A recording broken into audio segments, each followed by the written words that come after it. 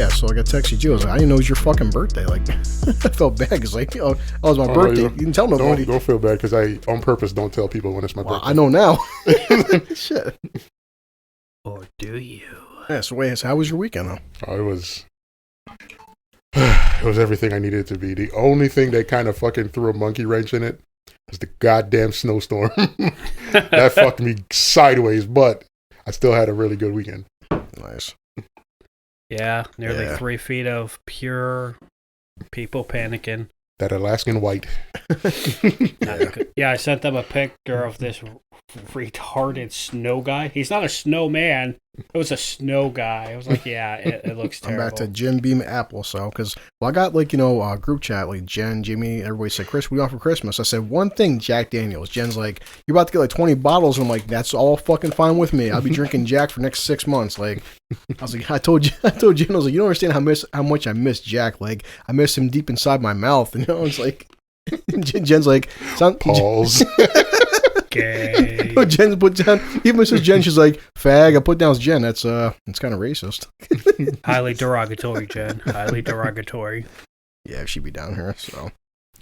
But, well, I'm about to fuck up one of your Mike's hard mango flavored goodness over here. Over there's calling you. So I don't know if you listened to the past one, but yeah, like the one funny news story I found was the whole freaking the super soldiers at China, and now fucking China's making the stuff in France. They're making a super soldier program. So, boy, we fucked. So I mean, definitely not with France. China, yeah. France, no. They're super good at making croissants. Yeah, we're fucked for a lot more reasons than just stupid shit like that. To be honest with you, so let's get into it, Junior. Let's go. You got to whip out the controversy. Let's Facts. Well, before we do Junior's that, so Al, have you been following anything about the whole? So COVID vaccines are officially here. In fact, I read this morning that like, you know, New York State officially, as of today, they're handing out vaccines to old folks' homes. So, what's your take on? Because I keep reading so many bad things about it. Like, fake news. Where'd you get that from? CNN? COVID isn't real. Why would they have a vaccine? Al's been on the internet for more than 5 minutes. He passed out like that one nurse. I'll be honest with you. With the COVID vaccine, as soon as they make it available in New York, I'm lining up. Yeah. Why? I am sick of this COVID shit, this whole lockdown, we can't do anything or go anywhere. I'm over that shit. I'm ready to be vaccinated. Give it to me. I hope you realize that that's still going to be in place even after you get vaccinated. Yeah, but it's not going to be in place for as long as it would be without the vaccine. I'll put it to you like this. Or would it?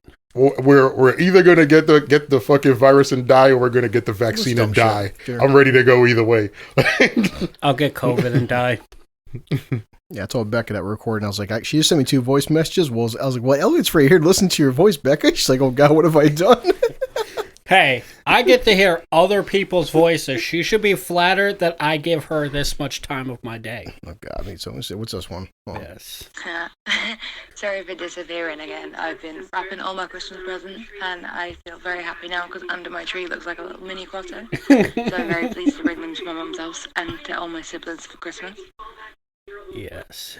Disappearing. That definitely was not me. What's this one? I was like, yeah, it's going to be on a podcast.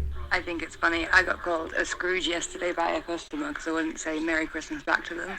But instead, I responded with Merry Christmas, you filthy animals. So I think Home Alone. But now I think I'm hilarious, and I'm trying to teach all my siblings to say it to everyone as well. Yes. Good. That's not creepy. Anyway. Yeah, Al said, yeah. Well, I've Becca bringing the stuff. I've shown Al some of the stuff she sends me. That chick is fucked up, man. Like, goddamn. Fuck goddamn British chicks. See, this is the first British chick he knows, so I'm shocked. Yeah. He's like, she's fucked up. No, most of them are that fucked up. Yeah, so. And it's kind of refreshing. Go over there, Chris. Your mind will explode. They'll be taking your brain matter off the airport wall at Heathrow. Like, damn it, another silly American. This makes me think of Elliot because it always does. But yeah, so it's not funny, but fuck it, we're fucked up people. So German nuns were pimps for sick priests, says sexual abuse victims. So why is it going to be the German nuns for? Like, Why every time he hears German, it's like, I thought of Elliot. Like, fuck. That's my legacy. Yeah, see. A child rape victim has accused nuns at a now shuttered Catholic children's home in Germany for pimping out orphans to priests, politicians, and other men. Jesus Christ, man. Like, only in Germany. The man who has struggled with post-traumatic stress disorder and depression since then was awarded $25,000 by German courts. Said he'd been raped more than 1,000 times. Jesus Christ. Oh boy. So anyway. By German nun pimps. So. Who are pimps. I mean, let's be honest about it. If you get raped 1,000 times, was it really rape? Oh, wait. I mean, 1 time, 2 times, 3 times, maybe. But if you keep going back, wait, that kind of reminds me. Was it American Dad where that little boy kept dancing with random strangers? Like, this is why you keep getting molested. I just watched that episode a couple days ago. Someone's up like, I fucking hate those guys. No, you love it. It's like when friggin' Dave Chappelle said that shit. It's like, when his one special pissed everybody off. Like, oh, like Michael Jackson, he raped these kids. He's like, yeah, well, what were they wearing? It's like, fuck you, Chappelle. So, were they trying to learn the moonwalk? The nuns were pimps, he said in court testimony. There was a room where the nuns served drinks and food to the men, and in the other corner, the children were raped. Jesus. So the nuns earned money. The men donated generously. Sometimes I would run back to the home in blood-smeared clothes. The blood ran down my legs. Before I left in September 1972, I had been sexually abused about 1,000 times. That is horrible. Oh, boy. So, fucking Germans. Let's see. Overachieving aliens likely annihilated themselves. And of course. Goddamn aliens. Yeah, did you see a thing out where he said, what was it, the, over in Israel, the head Israel, the ex-NASA guy, was saying that aliens are here? And, like, that... Yeah, I was reading something about it online. He said that they're here and just that we're not ready for them. But, I mean, listen, I'll be honest with you. I am ready for some blue-skinned and green-skinned strange. Let's do this. Let's get this party started. Calm down, Black Captain Kirk. I'm ready for an Orion woman. Yeah. Yeah, I told Al, you sent me a text like about 4 or 5 days ago, like, man, I'm waiting for the alien stuff, so I eat alien food and fuck alien women. I was like, Al's so full of shit. Like, he wants a damn pill. Like, you know what? Fuck going to the gym for 6 months. He's like, take a pill, drop 30 pounds tomorrow. Like, son of a bitch. If I was really interested in losing weight, I'd be working out. My doctor threatened me with death, and I'm still like, I'll be all right. It's only death. We have worse things out there. I only die once. I like being sizey. Oh, God. It fits my personal agenda. I played this to Elliot, and he started laughing because he's a sick fuck. But this is messed up, though. It says, a truck driver who was high on meth, he ran over cyclists on a Nevada highway, and the body cam footage from a cop showed him crying his eyes out, and he's just like, I can't believe I did it. Like, Jesus. I guess I fell asleep. I don't remember. I remember hitting these speed bumps. Holy shit.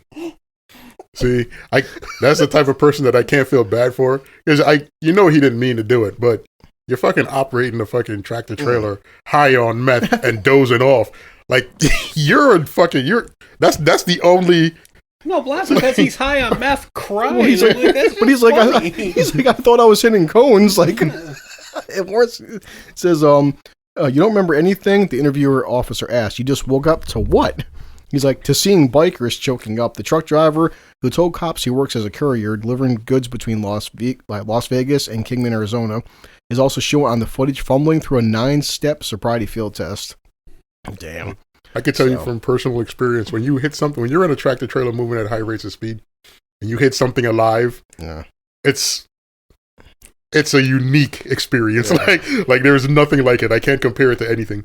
When I was a tractor trailer driver, I was a serial deer killer. Jesus. Like I murdered deers. There's like a list of deers missing right now. Because I was running them fuckers over. I killed at least 8 or 9 of them motherfuckers because deers. He was on purpose? No, it's not even that. Like, deers are dumb as shit. They are. Like, they will sit on the side of the road while you're 30 miles down, and then when you get 10 feet away, they'll try to cross in front of you. Yeah. And in a tractor trailer, you can't hit the brakes. You jump on the brakes, you'll jackknife that bitch. You can't. So yeah, you're right. it's like your options are kill the dare or kill the dare. And So out of the friggin' infantry that you slaughtered, is like the movies where like you hit them and they just fire, like did it actually explode? Listen, this is because I've seen movies like. And I'll tell you, every time I hit a dare, I hit him and he bounced off the front of my truck and just spun out under the road. Sometimes they died, sometimes they got up all fucked up, and sometimes they just got hit and ran away. But this one time, I got one just right. I hit him. The dimensions were just right. It was like a paradigm shift. I hit him, he popped like a balloon. He exploded. I left a long trail of like just bloody entrails on the fucking highway. Just a big bright blood spot. And the head of the fucking deer got stuck in the grill of my truck. So I'm going down the highway and people are driving by me and they're giving me all types of signals and I'm honking the horn. I'm thinking they're trying to get me to fucking blow the horn or whatever. And then I get to the fucking truck stop to refuel. There's a bloody fucking deer head stuck in my grill. So what do? I take it, I pry it out the grill, and I go to fucking throw it into the garbage. The guy inside the fucking truck stop comes running out at me full speed.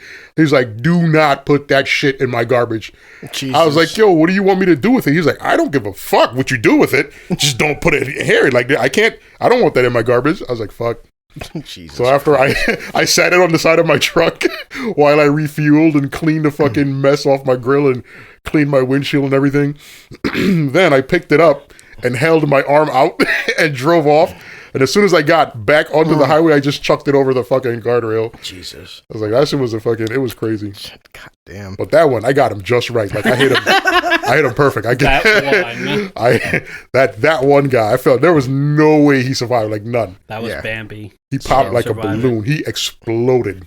So yeah, guts everywhere. Cops had initially thought that the wreck was a tragic accident, but Barson later copped to having taken methamphetamine that afternoon. Blood tests later found 9 times the legal limit of the stimulant in his system. Fuck. Yep. When 5 innocent people were out for a bike ride, lose their lives, the consequences of his behavior are so severe that it's hard to think about minimum sentences. So they're not even sure what they're gonna hit him with yet. He got 5 of them? He got all 5 people? He hit five people riding bikes, yeah. I thought he just crushed the one guy. No, sorry, he killed 5. Yeah, he killed 5. Holy that shit. Should be murder right off the bat. Let me try. He chose to take the drugs, and this is try to find a picture for the end effect of his choice. Fuck yeah, operating the vehicle. Holy shit. That was the aftermath of it. Yeah. 5 people on fucking bikes. They weren't even riding motorcycles, just regular bicycles and stuff. And yeah, it's like. And it was daytime too, so people can't use that shit. That shit is it's loading up again. Yeah. That is horrible. I'll catch you later. Well, you said the problem is like, dude, you're unfucking. Like, why were you driving? Like, I mean, is meth that much of an upper where that would? It's I get it. I'm never gonna know. I couldn't tell you to save my life. I'm never gonna know how much of an upper it is. Meth is a fucking one of them scary ass drugs. So, boy, let's see. Here we go. Bill Cosby stopped showering because of COVID-19. Fuck Bill Cosby. I think it's people have been doing a lot of crazy shit in jail to try to get out because of COVID. Yeah. Well, no, remember Bill Cosby. He said this shit a few months back. Bill Cosby wanted to get out because he said he felt that he'd be safer at home and healthier because of COVID. Doesn't matter. Like, yeah, he should have thought about that before he started drugging and raping women. Fuck him. Yeah. Don't try to give anybody no Jello pudding. COVID is about to do to him what he did to all the women. Like, fuck him in the ass. Fuck him. Here's the headline. He's washed up, but he's not clean. Jesus. So it says, the fallen comic has stopped showering behind bars because he is afraid of getting COVID-19. As of now, I've declined to take any showers, and I've decided to take wash-ups in my cell. This is the best way for me to stay safe and healthy. The 83-year-old pervert told the Daily Mail. So he says, he suggested he has extra reason to want to stay healthy. He said he is very, very hopeful that his latest bid to get his conviction overturned will be successful. So he still plans on getting out. So, yeah. So right now, currently he's serving a 3 to 10 year sentence involving his attack on Constant, argued December 1st hearing. So, yeah. For example, when Cosby admitted in a deposition that he drugged women before sex, he only copped to it because he thought it couldn't be used against him. since the two sides had a deal, his lawyer said. Jesus. Fucking idiot. You never say anything that can be used against. Even the cops tell you anything you say will be used against you in a court of law. Boy. Even the interrogation rooms have recordings, so any stupid shit you say, even when you think you're alone, is going to be used against you. Yeah, he's forever going to be a sore spot for me. Oh, yeah. Like, forever, I loved dude. you. I loved you, Bill Cosby. The betrayal. You were the father that was there for me when mine wasn't, you son of a bitch. The betrayal. You know what's really particularly bad for me is when this shit all first started, I went to the ground defending this man. Like, Yeah, I fucking got into some serious screaming matches with people. I was like, I was like really, I almost got into a fist fight over it. I was like, you are trying to defame a legend. Yeah, it's Bill and then he admits it. Then he admits it that I look drugged on him. your face, right? You're probably like, I drugged him. I'm like, shit. oh my god, this fucking idiot, fucking raping fucking bastard. It's not like it was one or two women either. Jesus. This whole mask shit too. People are really taking the mask thing fucking serious. God damn. So starting fights over that shit. Well, 3 men were kicked out of a packed California strip club for refusing to wear face coverings. They returned with AK-47s. Okay, I guess you really wanted a fucking lap dance. You won't get a mask, but you go get your gun? Nothing says being turned on like Christ, titties man. and gunpowder. Get the fuck out of here. Oh, boy. Getting a gun is so much more work than just putting a fucking mask on. Hey, should we put masks on so they don't know who it is? Nah, man, fuck masks. Okay. Well, that's the good part. At least they got them on fucking camera, so they found out who they were, because they came back with masks, apparently. So, yep, they were... So they came back armed and wearing masks. What the fuck? So you would put a mask on. Oh, fuck. Fucking dope. Yeah, so they came back. They shot 15 rounds into the club and wounding 2 employees and a customer.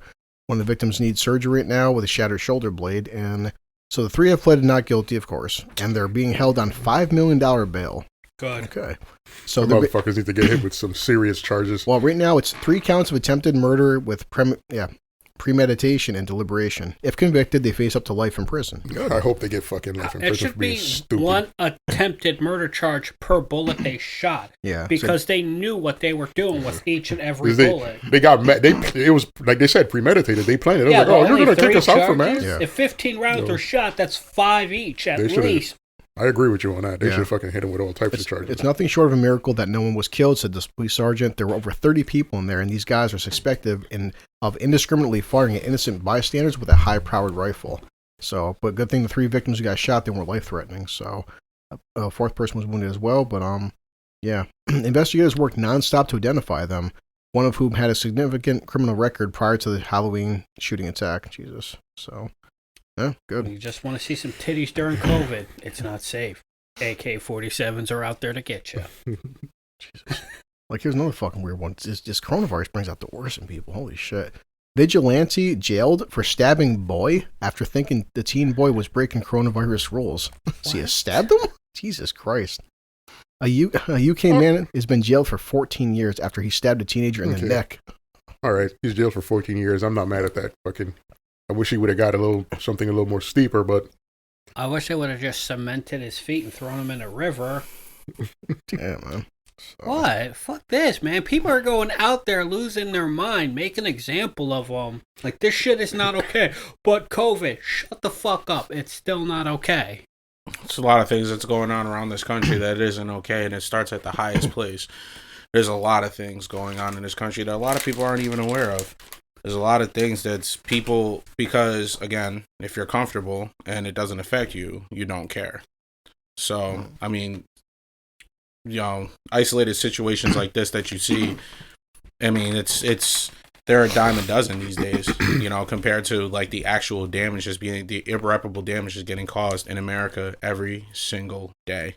well, And it all starts with what's been going on in America for a while. here's something for us here. Scientists say that they found a gut bacteria that could help you fight obesity.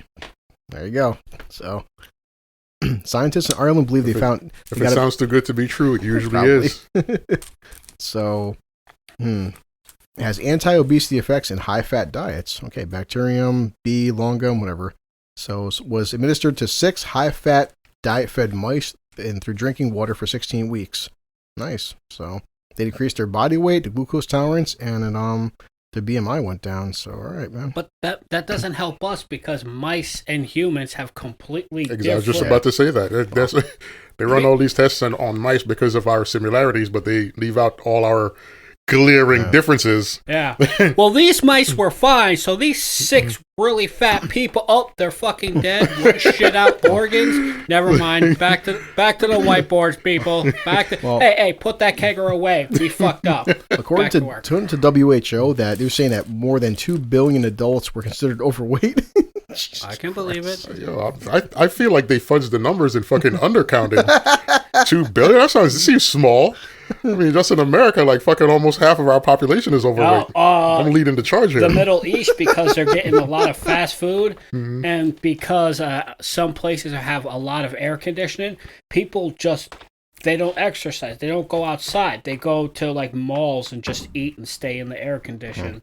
I saw it on a documentary. I don't know if it's real or not. Maybe it's real, because I promise you, if I could just eat delicious food and hang out in AC, that'd be my life. Well, they said it was happening in parts of the Middle East, but documentaries can still skew everything and make it look far worse than what it is. So. Yeah, that's true. Wow, this is crazy. So, Junior looks like he's about to explode. We should. I'm trying to hear what Junior got to say. Yeah, he's got my interest. Like his face is like, it's like, I'm gonna save this for later because this one sounds pretty funny. So, looks like he's got something to say about living in a van down. I got plenty to say today because it's just. Well, apparently, I just love ignorance. I love people's ignorance, and I love people when they act like they know what they're talking about and they don't. And it's just like, and one of the things that Steven Crowder said that I will forever stick with me is that people don't want to listen to the facts. They want to listen to their feelings. They don't want to listen to. Al said that before too. You know, they don't. You don't want. They don't want to listen to what's true. They want what they have to say to be true. And I've done a significant amount of research last night. I was up almost all night, and I learned a lot last night just from everything that I was going. And I'm going to start with what's going on in our economy today. What's going on in our economy today is even worse than the Great Depression. It's even worse than it right now, and I'm going to tell you why. They recently passed a bill, that's now going to be in the president's hands within, who knows how long, and $600 stimulus checks with $300 on unemployment benefits for the next 10 to 16 weeks. Yeah. So that's what's current on there right now. So again, nothing that helps people that's working right now. This is how you know that America is so far fucked as opposed to other countries, because our Congress decided to sit here and say that over the past 9 months, we can live off of $1,800 of direct aid. 31% of small businesses are now officially shut down and have no hope of reopening as of right now. 31%. That is huge. America started to branch off from corporations. Started to. A lot of corporations saw, obviously, places like Amazon, Best Buy, and other big name corporations have seen a significant rate of increase in their profits because of COVID-19. Now you would think, oh, that's great. Companies are making more money, so you would think workers are making more money. No. So specifically for me, I'm actually making less money now than I did when they were paying me hazard pay to work through COVID-19. So now I'm making less money. So how is any of this helping the American people? So there was some math that was done. Assuming every single American in America gets the $600 stimulus check. That totals almost $200 billion. The bill is for $900 billion. Yeah, that was approved on Monday. So Congress on Monday approved the $900 billion package and extends some parts of the CARES Act. The CARES Act in March was $2.2 trillion. There's 2 acts that was passed during this COVID-19 business that totaled $3.1 trillion. America has not seen 10% of that. I want people to understand that the American people, the blue collar people, has not even seen 10% of that money. So where did the other 90% go? Oh, I'll tell you. So, you know, you got people who are already worth millions of dollars, by the way. You know, or people already worth it. You know, there's already been proof that every single governor in every single state in the United States has ties to corporations. Every single one of those corporations has benefited off of it. Now you would think, which state benefited the most? That would be Arizona. I looked up how much Arizona got in terms of the amount of money that they received from the CARES Act. And from the initial CARES Act, they got $489 million. The one that was passed back in April. $489 million to a total of 5 or 6 different companies in Arizona. And then, now all these businesses didn't need this money. Like, for example, there was this one particular company called Mesa Air that got $60 million. Apparently because they were refunding people for their rewards because of the travel restrictions, and because, you know, they were expiring, which, you know, that was actually debunked by another website, and then they, you know, have yet to spend that money. December 30th is the deadline for most people who have gotten money from the CARES Act to actually show how they spent the money, to spend the money and show how they spent the money, or else they have to pay it back. There's a place in Howard County, Maryland, that got $56.9 million from the CARES Act, and yet they still have only spent 30% of that money. But yet small businesses are closing left and right. So how are you only spending a 30% of the money that was granted to you, but yet you're helping small businesses as much as you possibly can? There was like 6 or 7 different businesses that some small businesses were saved during it, some small businesses, but for the most part, small businesses around the country are struggling. Like food places, in terms of small businesses, are you know, they're doing pretty good because of Grubhub and DoorDash that are in a lot of major cities around the country. So that's why they're doing great. You know, that's why those small businesses don't suffer nearly as much as other small businesses. You know, small businesses that sell products that you could buy from a corporation. How it's crazy how, you know, even with all the unemployment benefits that America has gotten, I've only done enough research to show the top 11 states of how many cases of fraud there was and how much money has been lost due to unemployment fraud. The amount of research that I've done over the course of 11 states, there was 1.4 million cases of unemployment fraud, totaling $27.8 billion of lost unemployment funds. Yeah.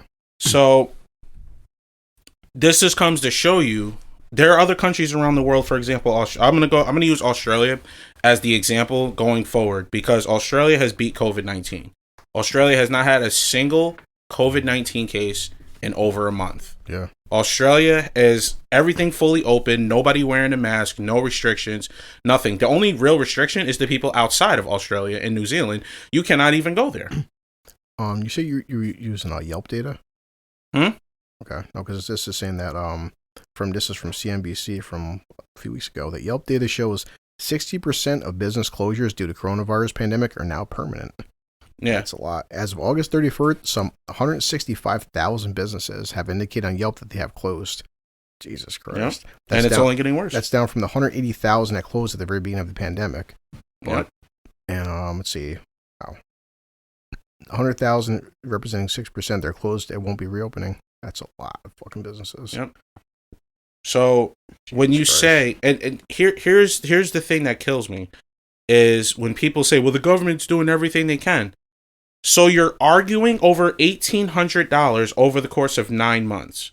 Nancy Pelosi said when $1,200 went to Americans that it wasn't enough. So she stood up in front of Americans again and said $600 is plenty. Can you make up your mind and decide which is which? Because how is $1,200 a lot, but how is $1,200 not enough, but $600 is plenty? This was on December 1st. Every You're day. missing out a key part of why we don't get the money we are going to get.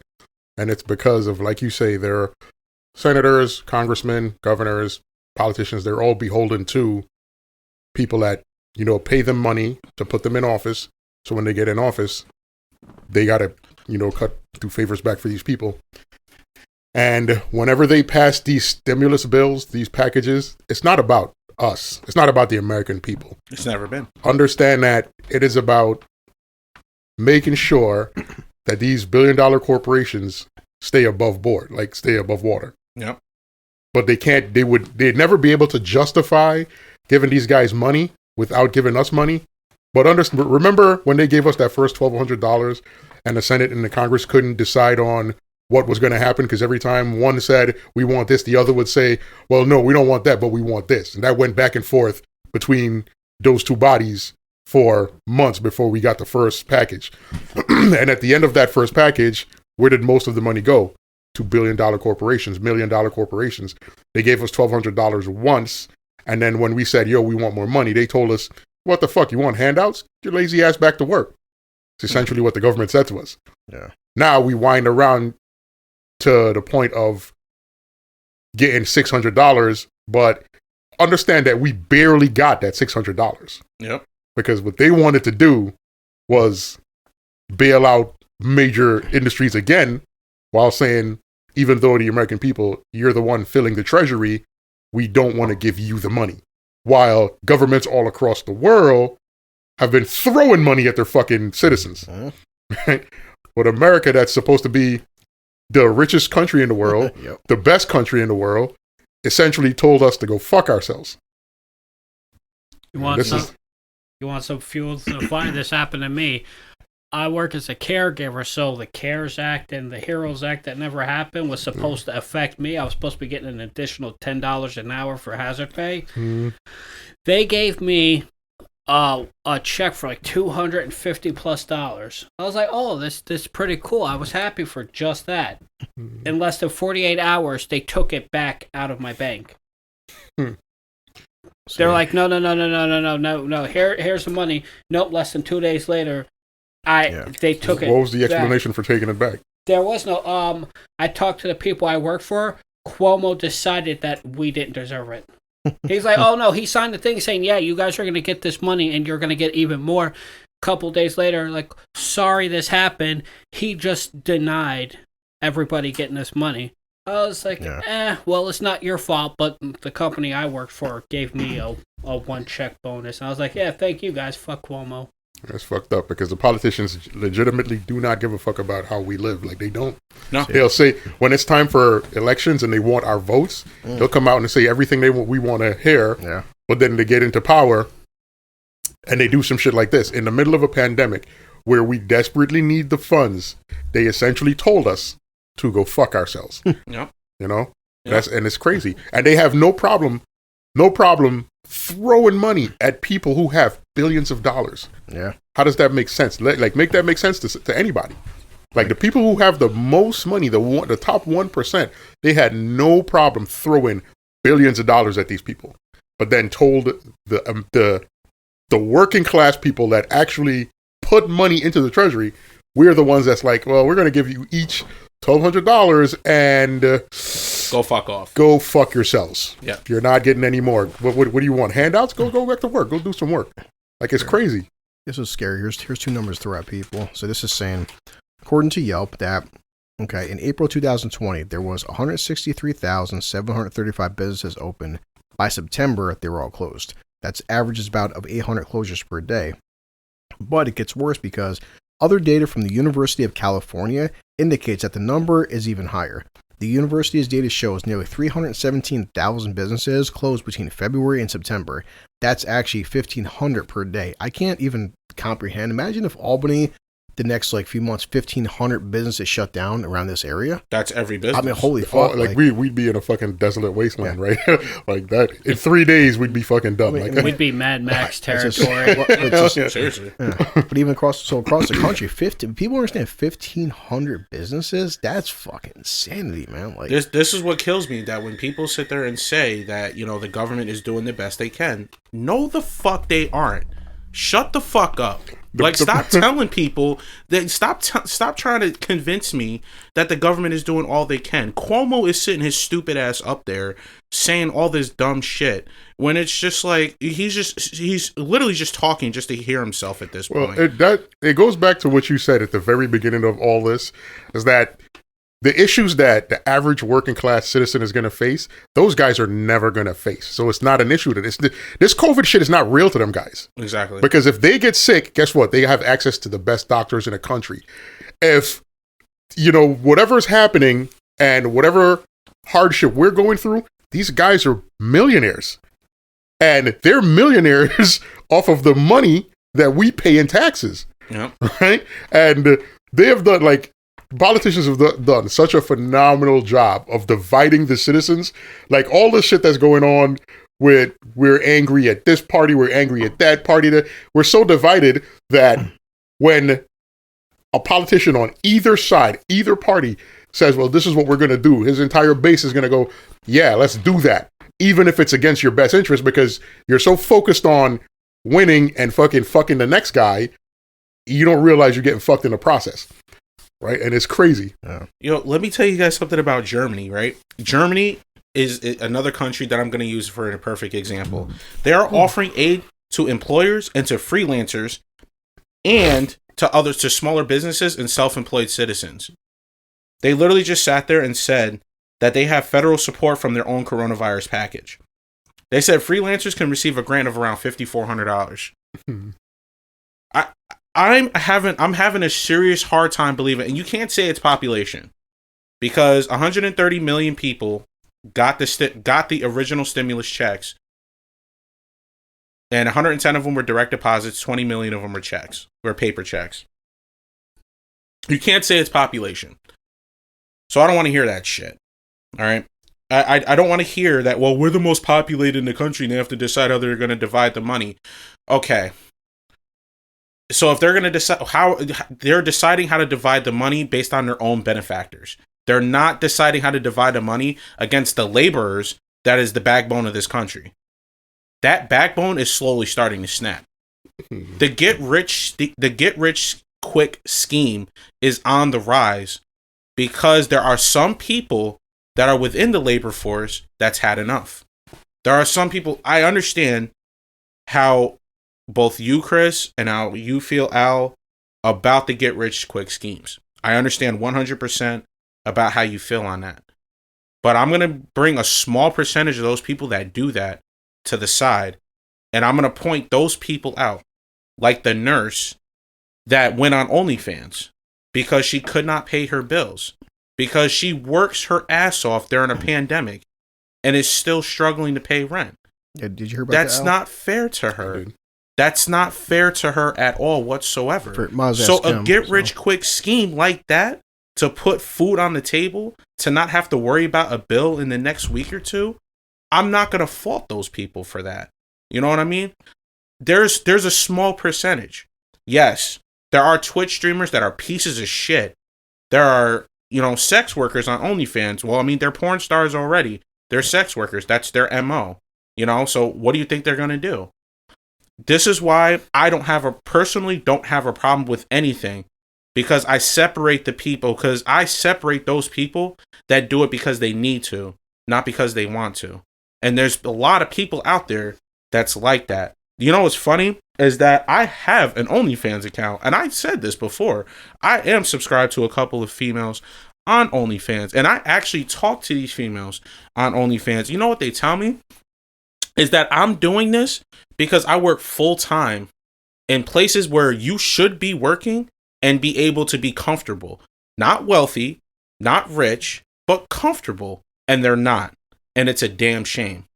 When you're spending years in medical school to be a nurse and you're still not able to pay your bills, so you have all this debt mounted up from med school, from college, from grad school, and yet you still can't pay your bills in a field that is supposed to have the highest job placement rate. It's a problem. This is, I've said this so many times before. As a full-time worker, regardless of your profession, you deserve to be comfortable. You know, maybe not as comfortable as other people depending upon their professions. Like, for example, a CDTA bus driver is going to be more comfortable and have more money in their pocket and more money to spend than somebody who works at Burger King. You know, that's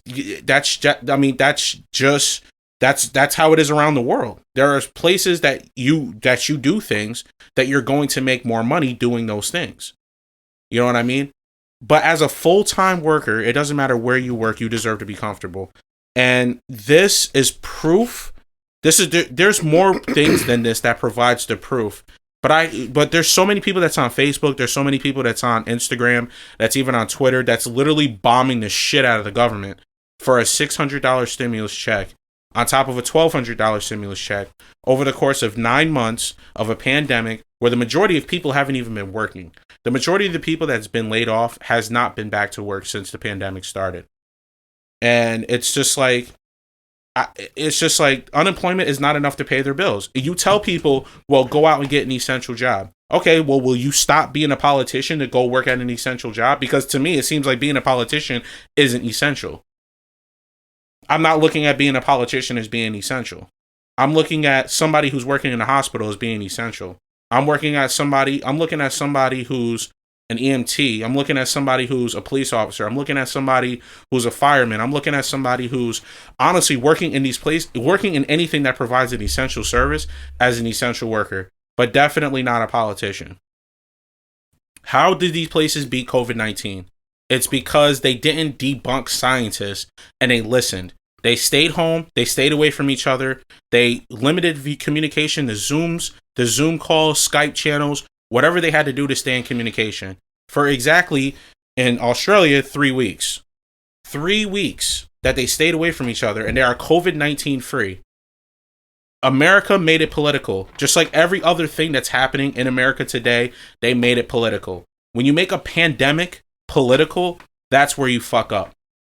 And I don't understand. Even Dr. Fauci, who's just a tool, made it political instead of scientific.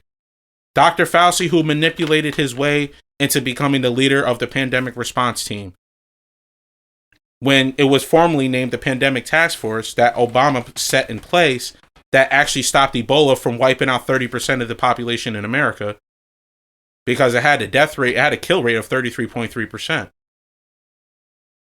He essentially stopped that from happening with only one person dying from Ebola in America. But, you know, let's not talk about, you know, I don't want to keep bringing up the past. I'll keep things current. You know, people, I just don't understand. People is just like, you know, there are people that are so stupid. I'm going to use this as an example because people are just this stupid. When they say, give us back the old president because this new president is broke because of the $600 stimulus deal. I say, you do realize Trump is still in office, right? Until January of 2021, Trump is still in office. The inauguration doesn't happen until the middle of January of 2021. So you do realize Trump is still in office. So are you talking about the president before this? So now you're talking about bringing back Obama because this president is broke?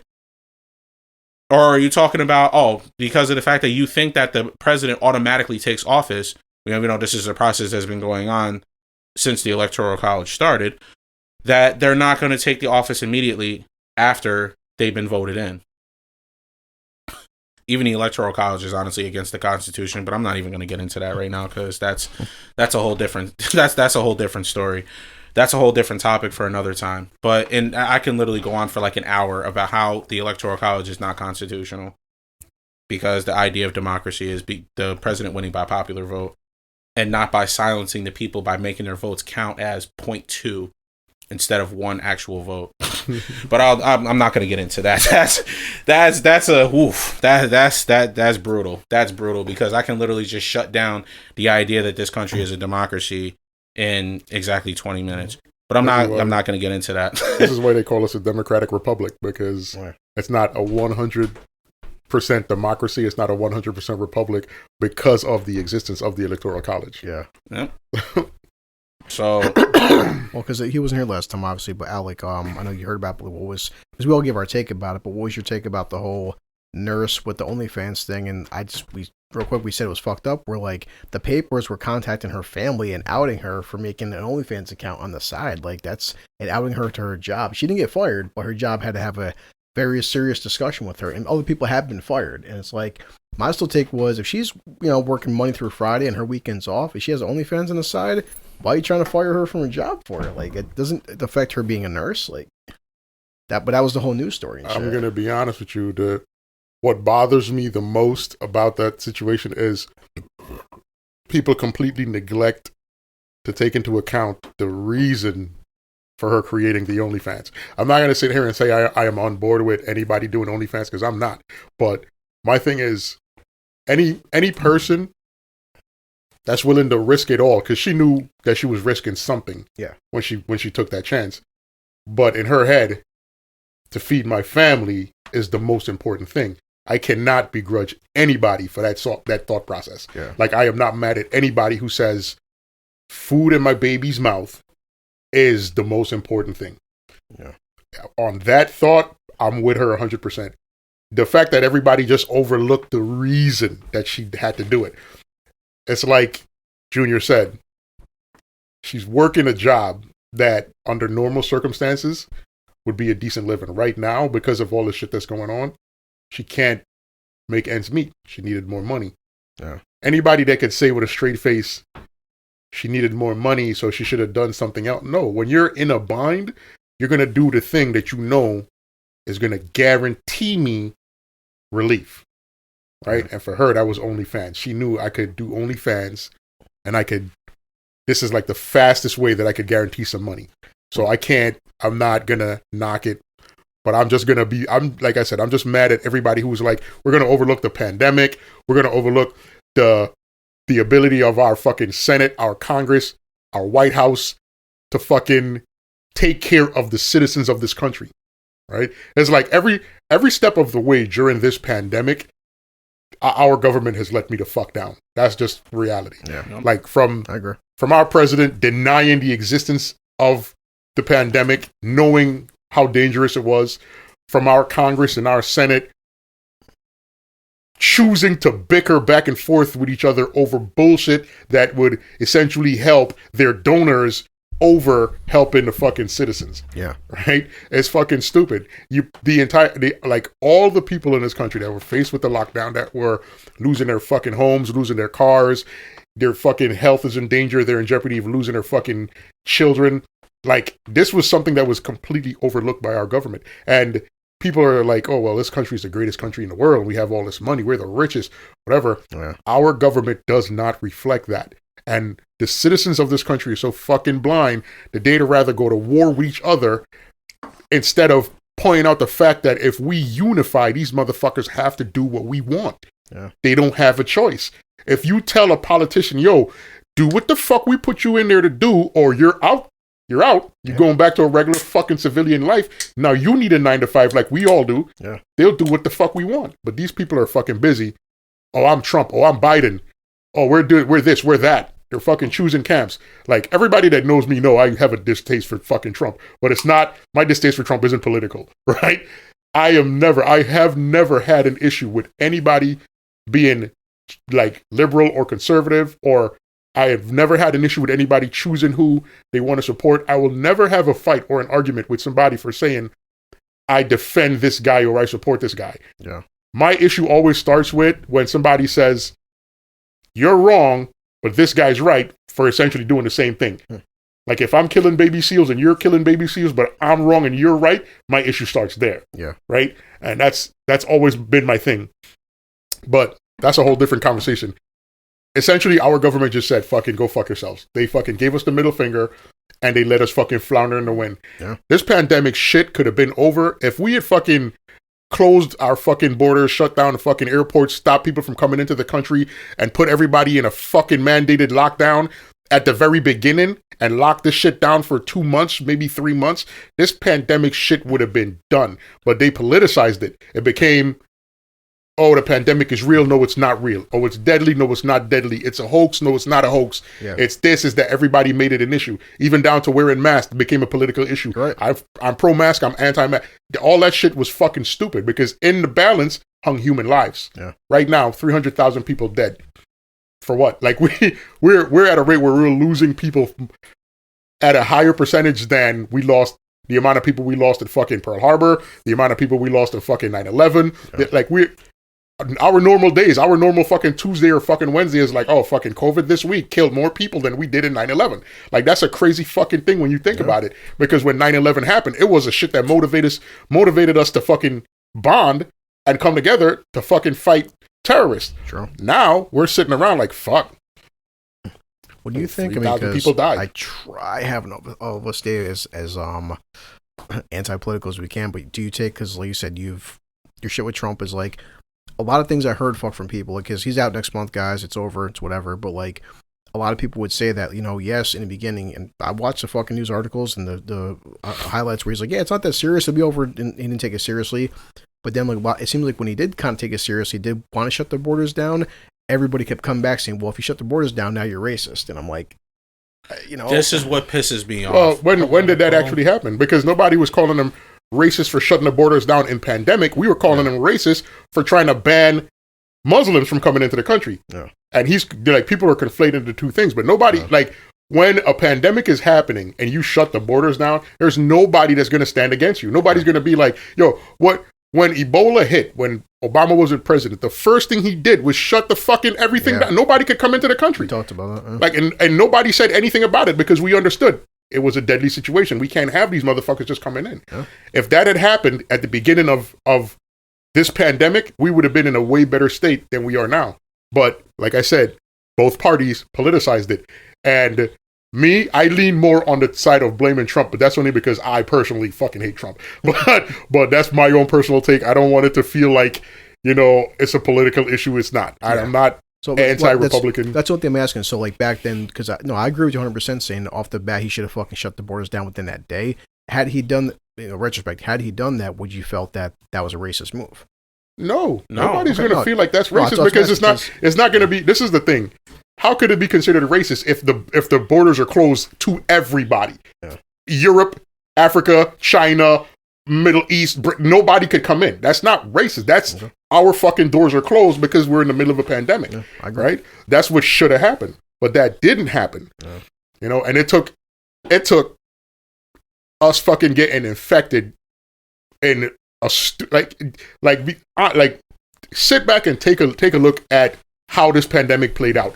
This shit did not have to happen the way it happened. No. This could have been done an entire different way. And I am honestly gonna say, all it would have taken was for people to say, let's take this shit serious from the beginning. Yeah. Instead of saying, nah, this is the flu. No, it's not that serious.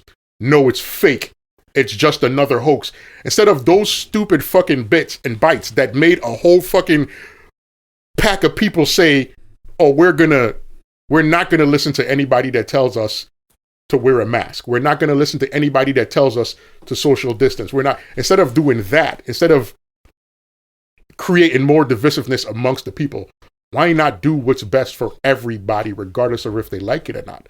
Because regardless of if you like it or not, if I do something that's going to save your life, save your son, save your mother, save your brothers and sisters, if I do something, if I say, Chris, you cannot come out of this basement for fucking a month, but then you come out of the basement next month, your whole family's alive, everybody's healthy, everybody's safe, you would have been mad at me for those first 2 weeks of that month. Yeah. But at the end of it, you're going to be like, fuck, this guy really fucking saved us. You come outside and you see dead bodies laying in the street, but you're safe. You're going to be like, this guy saved our lives. And that's what we needed to happen. We needed true leadership, and we didn't have it. We didn't get it. I definitely agree in that aspect because we've talked about this in this podcast, and the news doesn't lie. Like, in terms of the entire fucking planet, every nation out there, we are right now last. Like, and you say that, and this is just me still hashing onto my old point. But at the beginning of this pandemic, I went to work and I had arguments with people that literally told me outright to my face that the people that are dying all over the world, that the governments of those countries are killing their people and tanking their economy just to get Trump out of office. I had somebody say that to me, and I was like, if I'm hearing you right, let me hone in on the central thesis of the fucking conversation. Yeah. You're telling me that across the globe, countries everywhere are killing millions of people and completely uprooting their fucking economic system just so we could get an American president in an American country that has nothing to do with them out of power. That you believe that? Oh yeah, that's what's happening. All right, I'm done. I'm done with the conversation. There's no comeback to that. You can't really talk to him at that point. You can't even. What do you say? Yeah, because you can't. Because only on a side note, because with Friday coming out with, I just seen a couple of videos which is on the side about Wonder Woman 2 coming out, but like it's bombing internationally. And of course, the defenders of Wonder Woman 2, I haven't seen it yet, but like they're saying, like, well, the COVID stuff, this blah blah. Like, no, Tenet came out this year. Tenet did almost 400 million overseas. We mentioned remember Japan had that movie Demon Slayer there and stuff too. Every other nation but us, their theaters are doing just fucking fine. Let me tell you what's going on with Wonder Woman. And this is not for me seeing the movie. This is for me seeing the trailer. The movie does not look appealing just by the trailers I've seen. Yeah. And honestly, if you want people to watch a movie, you got to hype it up. You got to fucking advertise. You got to make the movie look amazing. The name, because of the success of the first Wonder Woman movie, just the name alone is going to pique people's interest. You say Wonder Woman and people are going to be like, well, what's going on?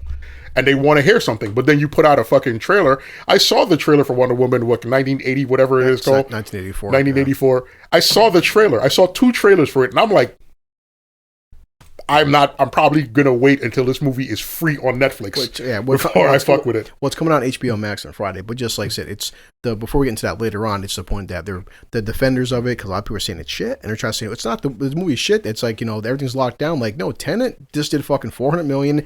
That Demon Slayer anime just did like fucking like whatever, $500-600 fucking $1 million in Japan. So other countries, their theaters are all going fucking just fine. It's only America having a problem. I tell you what, I saw the preview for Tenet once, and I was like, I'm definitely watching this movie.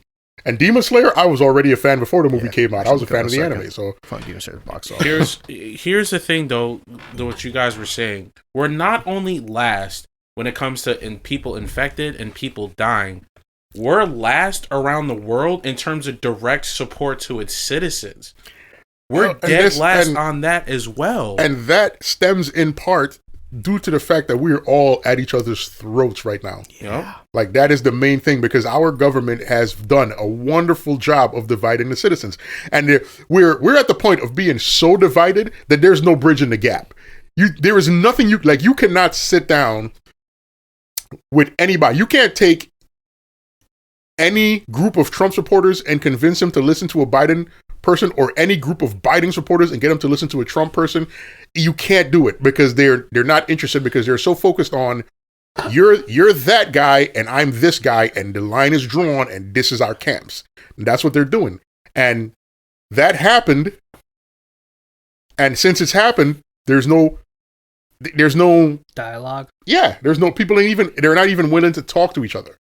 Like, and the fact is, as a country, it is best when the citizens are united. Yep. The fact that our government has so successfully divided us, the government is going to do whatever they want, because we'll never, as citizens, we will never come together and check these motherfuckers. It's never going to happen.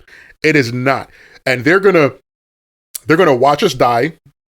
They're going to fucking pass stimulus fucking checks and pay the fucking millionaires and billionaires. And us, the citizens that are actually filling the fucking treasury, we're going to get a $1,200 fucking dollar check fucking 4 months ago and a $600 check now, and then they're not going to give us any more money. And I promise you, at some point, another stimulus is going to be passed, and we're not even going to be a part of it. That shit is going to be straight to fucking save businesses. No, they'll give us more. They'll give us promises. Like, no, if you support this party, we promise this or that, because those other people won't. Wait. That other party was just saying that so you'll not be mad at them when you get nothing. It's like, but nobody's doing anything but standing around like the bunch of old grumpy farts you are. Like, well, your dentures were falling out last week. Well, your diaper was full yet. I'm gonna tell you a beautiful thing. Bathroom. I'm gonna tell you a beautiful thing that this country did, right? That our government did. That is just a beautiful thing, because now people are automatically opposed to it. Now, I've heard people toss around the term Marxism, right, a lot within the last 4 years. And before that, I'd heard it like off in offshoot conversations, but never paid attention. But I've heard it thrown around so much now that I actually had to look up who Karl Marx was. And I did my little bit of research. I didn't go too far into it because you could pretty much get the gist of it off of like the first 6 or 7 paragraphs. Yeah. And I was like, in all honesty, if people read the philosophy of Karl Marx, right? Like, our government made it taboo to be considered a Marxist because it works against what our government is. It goes directly against fundamentally how our government is designed to work. Yeah. The Marxist philosophy is that when the people essentially get tired of the bullshit the government is doing, the people will get together and rise up. That's the essential tenet of it, right? It's a weird read if you've been told that it's wrong. Yeah. Right? But it kind of leans heavily on socialism, where it's like the government should perform to the benefit of the people. Right? This is how it is. Like, he believed like government should perform to the benefit of the people. Like, when a government is in place, all benefits should be for the people. The people should benefit on all levels. The downside is you give up a lot of control to the government in a purely socialist construct. Which I tell people all the time, socialism by itself can't, like, no system that they have that we talk about could work on its own, right? Yeah. No socialism, no capitalism, none communism. Communism on its face isn't a bad concept, but by itself, and given the nature of humans to be greedy, yes, it fails. The same thing with capitalism, same thing with socialism. These things, all these concepts are concepts that are not bad concepts. It's the fact that humans are what we are, why they fail. Yeah. Because humans are greedy and they're fucking selfish, and they don't ever consider, in large scale, you will never have a situation where the government is like, let's definitely put the people first. Because you will get a guy who will believe, he'll have an ideology of, I want to help people. But then he gets into a position of power and he sees all the wealth that he could pull into himself, and he sees all the things he could have. And that thought of helping people goes out the window, because now it becomes, I got to maintain power, because as long as I have power, I could have all these things. And that's fundamentally what happens. It's why there's an old saying that power corrupts absolutely. It's very true. The minute you give, like, you could see it on average everyday people. You could give them a little bit of fucking power and see what they do with it. Like, you could, at any job, you could take a random low-level worker and tell him, for the next month, you're going to be the supervisor. And watch him turn into an asshole. Yeah. Right. It happens because power just makes people act different. Yeah. And that's fundamentally the problem that we face. Yeah, I think that there's a lot more going on with there is. I'm oversimplifying it. There's a lot more. It's you definitely made you cracked the one point that I wanted to make. You definitely took the words right out of my mouth with that one. About how you have to incorporate multiple ideologies and beliefs to make a process work, and you can't just do one particular thing to do it. Now here's the thing. Now, what I wanted to get to at this point, when we started talking about all these things and stuff like that, I want to know, how could we fix it? If we look at we look at everything as it is now. You know what I mean? This is just a what if scenario. Obviously this isn't something that can come to pass and things like that. But in a situation like this, what the pandemic has done. You know what's going on. You know how many small businesses is suffering because of this and things like that. And it's funny how other countries and other sovereign states around the world, they care about their citizens. They care about their small businesses, where corporations are not number one. And these are other sovereign states around the world. It seems like it's only America where corporations are truly number one. Because capitalism rules supreme in America. That's why corporations are number one. Yeah. We worship money in this country. Yeah. Money is our God. Yeah. And it's honestly, money is the government. Money is... Every politician is wealthy. Think about that. Think about the fact that all politicians are wealthy, and there are citizens in this country that could wake up tomorrow morning not knowing if they're going to fucking drink a fresh glass of water. Yeah. Just consider that for a second. It's, for all the shit that they say about how great our country is, there's a lot of massive flaws that could be fixed if simply you apply layers of all forms of government. Like, instead of saying we're a capitalist government and we're like the number one democracy in the world, our democracy doesn't even really function like a democracy. You know, No, it doesn't. And No, it our doesn't. government, we are set up to worship money above all other things. Like I said, we have right now, America has over fucking 600 billionaires. Like, that's a record-breaking fucking number. Like, we've got more billionaires than any other country. We've got over 600. And right now, we have people like I could fucking a random Jeff Bezos or fucking Bill Gates. Like, these are two random names that could just by themselves fix like at least 20% of the problems in the country that's related to money by themselves, because they have the fucking capital to do it. Yeah. But asking them to do it raises a whole different set of fucking problems, because you're going to have the people that right away say, well, it's their money, they don't have to. And I agree, it is your money. You don't have to do anything. But as a citizen that's worried about other citizens, where's the moral obligation to fucking take care of everybody around you? Why gather more money to yourself than you could spend in your lifetime? You, your kids, your grandkids, your great-grandkids, it's like 20 generations of Gates couldn't spend the money that he has right now. Yeah. That's a fact.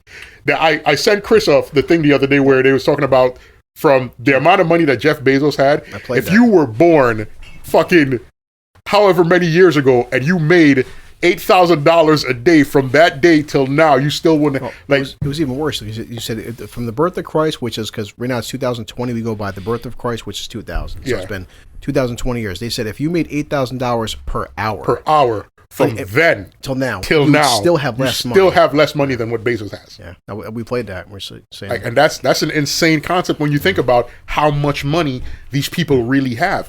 And in all reality, no one person needs that. I'm not saying that these guys should go out tomorrow and give every fucking thing away. What I'm saying is, I could definitively tell you that Jeff Bezos could give away 90% of his fucking fortune right now and still be wealthy. Yeah. Still be wealthy, untouched, and unaffected. Yeah, he would still have over $100 billion. He's a trillionaire. And he's he the would still first trillionaire in history. And he would still have a thriving business that would replicate that money in short time. Well, here's the thing too that you said before that sticks with me, Al. Mm-hmm. You said something that stuck with me. It's just that with a lot of things that goes on in this country, and human nature in general, is that we're insatiable. Is that no matter what we do or what somebody does for us, it seems like it's not enough, right? Mm-hmm. Even though we can clearly tell ourselves, and we can clearly tell people, and we can obviously based on bills and things like that of how much it costs to actually survive and then put food on the table and to have heat in your house and things like that. And to understand that $1,800 over 9 months just isn't cutting it. Yeah. You know what I mean? So we while the help that we've gotten from the government and stuff like that, it just isn't enough. And it's not, and I think I can speak for everybody in that sense that it just isn't enough. There's what was supposed to happen was there was actually a couple of propositions that I looked up that were shot down completely. One of the things that was shot down completely was called the Economic Rescue Bill, that was supposed to be to Americans $2,000 per month to Americans over the span of 6 months to help pay for bills, to help pay for other things. That was immediately shot down, and it was crafted by the Democrats, and it was shot down by the Republicans. People say, well, why did the Republicans shut it down? Well, because it was a 6,000 page piece of article that would explain all the details of it and exactly where all of that money was going and how much money was actually getting put into it. And it was honestly too much money for them to put into. I'm like, it just kills me how, but you never take too much money from us though. You don't take too much money from us, but it's too much money to give back. Exactly.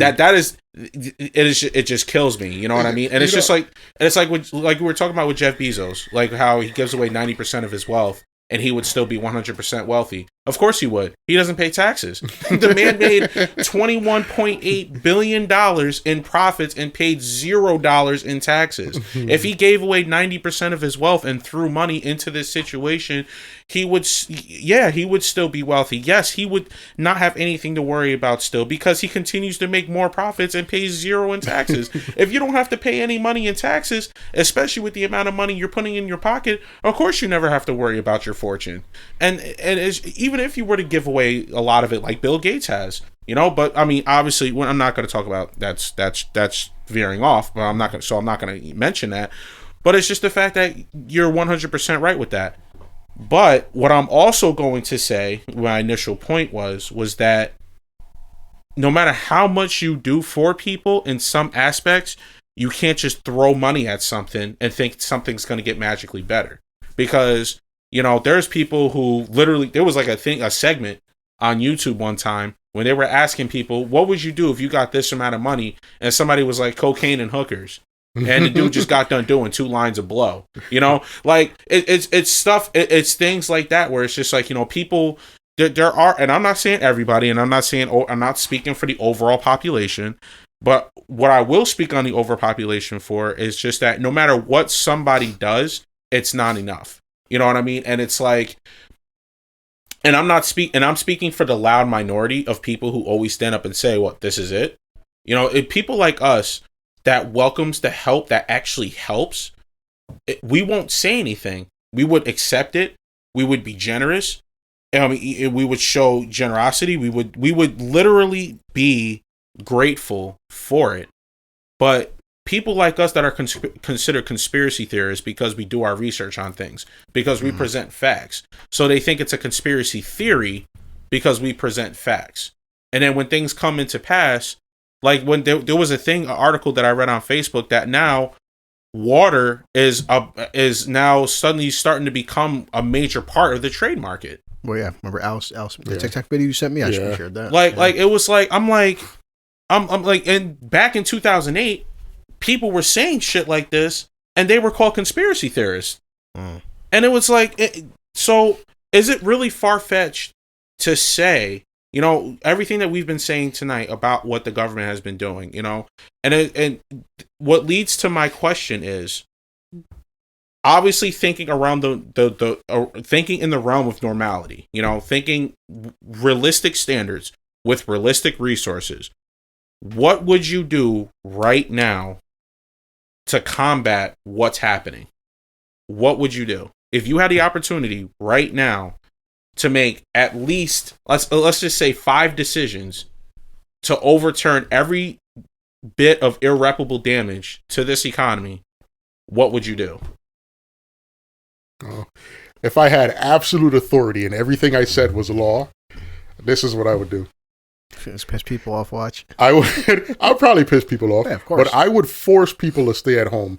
I would essentially make it so that landlords will get their money after my forced shutdown, right? Businesses that, like other countries, businesses that have bills to, businesses that have bills to pay, I would stop those bills. Like, this money isn't going to be paid to you for this time because these people aren't working. Everybody's locked down. Yeah. And then I would give everybody, including those mom and pop stores, the restaurants, the small businesses. I definitely am not giving money to $1 billion industries that could fucking afford to take a fucking 2-month hit. Like Kanye? Exactly. Yeah. Like Walmart and fucking all the major fucking churches. All the mega churches that don't pay taxes but still collect money from these fucking like these. Oh, don't even get me started on that. But like I was saying, fuck those guys. I hate them the most. I was saying I would definitely shut the country down for 2 months, mandated. I don't want anybody on the streets. You're going to be mad. It's going to be frustrating. After 2 months, you'll be alive, and this COVID will be gone. We'll be fine. I will fucking close the economy, but I wouldn't put everything in a position where when we try to reopen, everything can't happen. I'm going to make it so that businesses don't have to go out of business. Close down for 2 months. You don't owe any bills for these 2 months. I'm going to give you money for those 2 months. When you reopen, you owe the landlord, pay him. You owe the person holding your lease, pay him. You owe your fucking mortgage, pay them. You owe your car note, pay them. I'm going to make it so that after the 2 months are done and everything is back to business, you could walk out of your house, pay your bills, buy food, send your children back to school. Everything goes back to normal. We've been locked down for 2 months. That's been shitty. But now we could jump right into going back to normal as opposed to dragging this shit out for fucking a whole goddamn year from fucking February to now. Shit is unnecessary. So when it comes to things, because obviously within a 2 month time span, though, that you shut everything down, people are still going to need supplies because you need to shower, you need to eat. Well, they're going to be the places that are mandatorily open. Like you're going to have the essentials that can't be closed down. Like you're going to need grocery stores. You're going to need people are going to need to. Yeah, you're going to need hospitals. You're going to need fucking firemen. You're going to need fucking police officers. Like there's essentials that can't be shut down, but even those are going to operate in a limited capacity unless there's an emergency.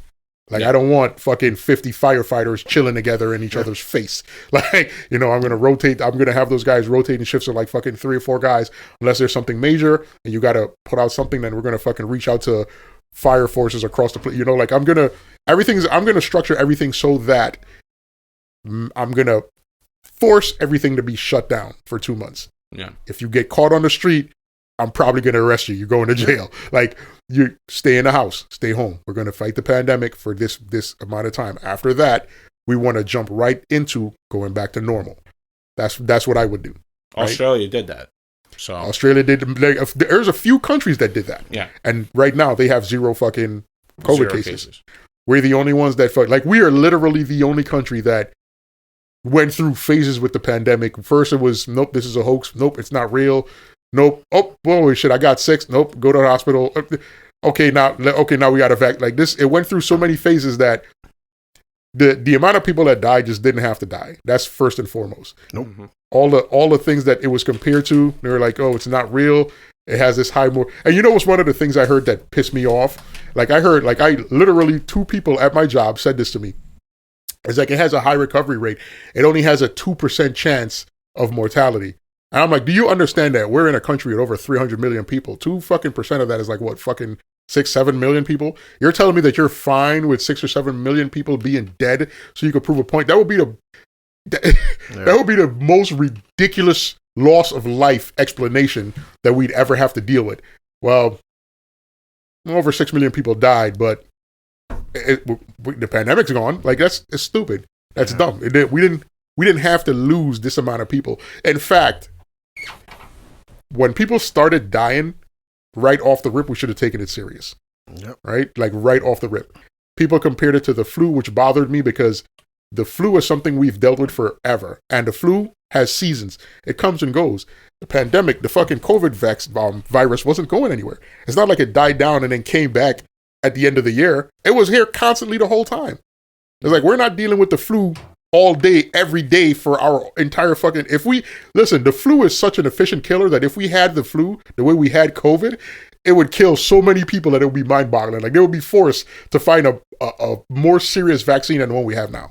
But because COVID was a steady actor, it didn't go away. It just got here, and just the fact that instead of listening to scientists and medical doctors, we as a fucking society decided to fucking listen to our politicians. And when you have a politician just straight up saying, I'm not wearing masks, I'm not social distancing, this thing is not real, and a solid chunk of the fucking population going along with it, it just dragged it out unnecessarily. It just dragged it out. And it didn't need to be drug out. We needed this shit to be over with. So, Elliot, what would you do? Mine's going to be the most unpopular opinion. Martial law. Yeah. Like, for a certain amount of time, no one's going out. And what if we're caught outside? You might get shot. Well, that's going too far. Is it? Like, oh, sir, well, people are going to be upset. Man, I could fart in an elevator and someone's going to be upset. Leaked audio. This man farted in an elevator. Well, he should be ashamed of himself for farting where other people are going to be unhappy with anything you do. You could just be like, I think I'm mad because he said I think, not I know. Like, oh, go fuck yourself. He didn't use my proper gender terms. Go fuck yourself. Which part of me needs to go fuck? Exactly, you're part of the problem. No, martial law. Yeah, You want to go out in groups? Nope. You're going to hear a shotgun cock in the moment you go out with like 10 of your friends. Get the fuck back in there. Well, I mean, they were doing that in China and the Philippines. They actually did that in the Philippines. In the Philippines, they were flat out killing people that went outside during the pandemic. That's why those places were able to control the numbers, because your life was literally in real jeopardy for fucking around. Yeah. There's no fear of consequence here. Yeah. That's why everyone's just like, fuck it. We'll march half naked down the streets and just break windows because there's no no fear of consequence here. That's why everyone's just like, fuck it. They recorded up to 1 million people for Mardi Gras. Why? There was no consequence. And then everybody went back to the other states, and it's just like, well, super spreader event. Fucked. And this is why I said this to one of my coworkers the other day. I said, you know why people are fucking not taking COVID serious? Because it's not a lethal killer. I wish COVID was a 100% guaranteed death. Oh, if I was in office, it would be. I'd be like, what? Damn. How many people at Mardi Gras? Think about it like this. Imagine if you contracted COVID and it was like highly contagious and it was a 100% guaranteed killer. I promise you, the shit that's happening now would not have happened. Fuck no. The first 3 people that dropped dead would have had the whole country shut down. You know why? Because now it's lethal for real, and we can't stop it. And Mardi Gras would just be a crater to me. If I was in office, like, wait, there's how many people? Nuke it. Sir, napalm the fuck out of it. Sir, but they have families and friends. They chose this. To that level. No, it's an unpopular opinion. I'm joking. But, he might be right, though. That would have triggered an uprising. That would trigger an uprising. But you know what it would have stopped? All these people going back to every state, all these cities, all these counties, all these towns.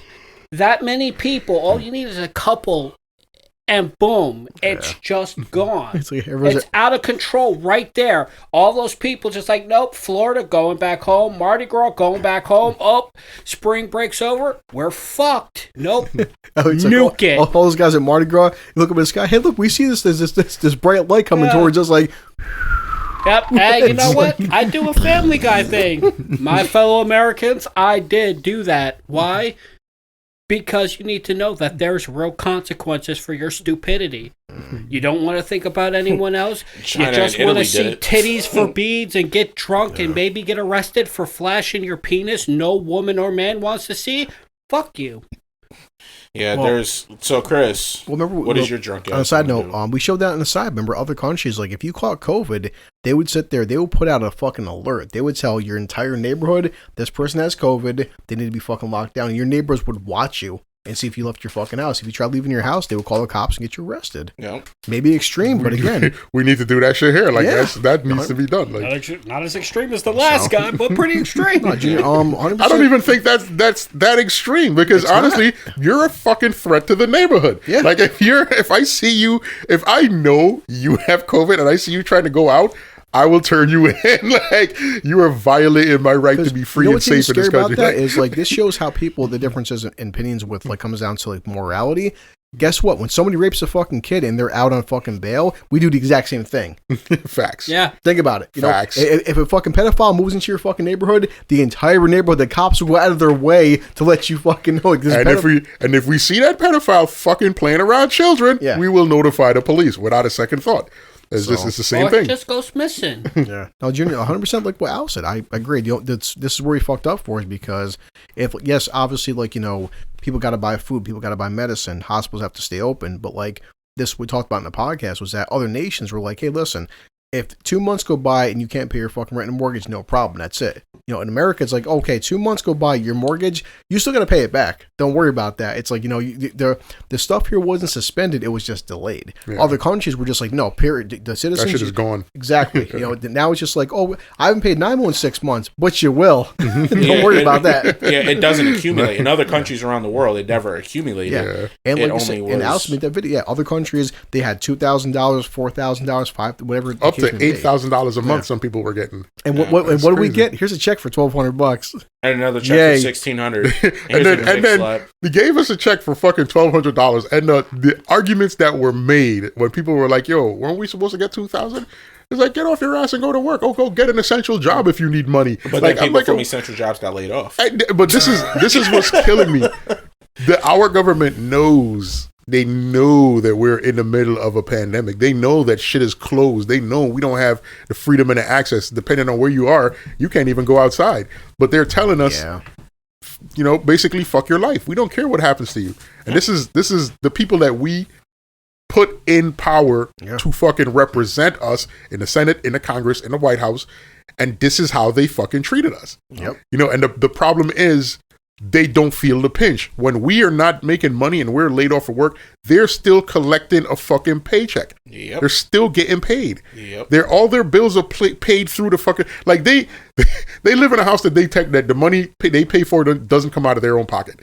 Like we're paying for their houses, their cars, their fucking kids to go to school, for them to eat, for them to live well, and then we still give them a paycheck, right? And if we're doing that, why would they fucking give a fuck what we're going through? Because they're not feeling it. What we need to do as citizens is we need to unite. We need to fucking put all the petty shit aside, all the stupid, well, I'm pro-rights, I'm anti-life, or whatever the fucking arguments, you know, I want to, whatever, all the stupid shit, because it's all stupid. None of the arguments that we're arguing about mean anything, right? It just doesn't. Like, people are arguing for the rights to be as racist as they want to be. Well, guess what, bro? You already have that right. You don't need anybody to tell you whether or not you should or shouldn't be racist. We got people arguing for all types of shit. There's some things that are worth fighting for, and then other things that are fucking just dumb. And we should put all that stupid shit aside. We should fucking bond together, which this is just fucking wishful thinking, because it's never going to happen. Because people are so bent on being divided. Like, people, if there isn't an enemy, they're not happy. Everybody needs an enemy. They need an adversary.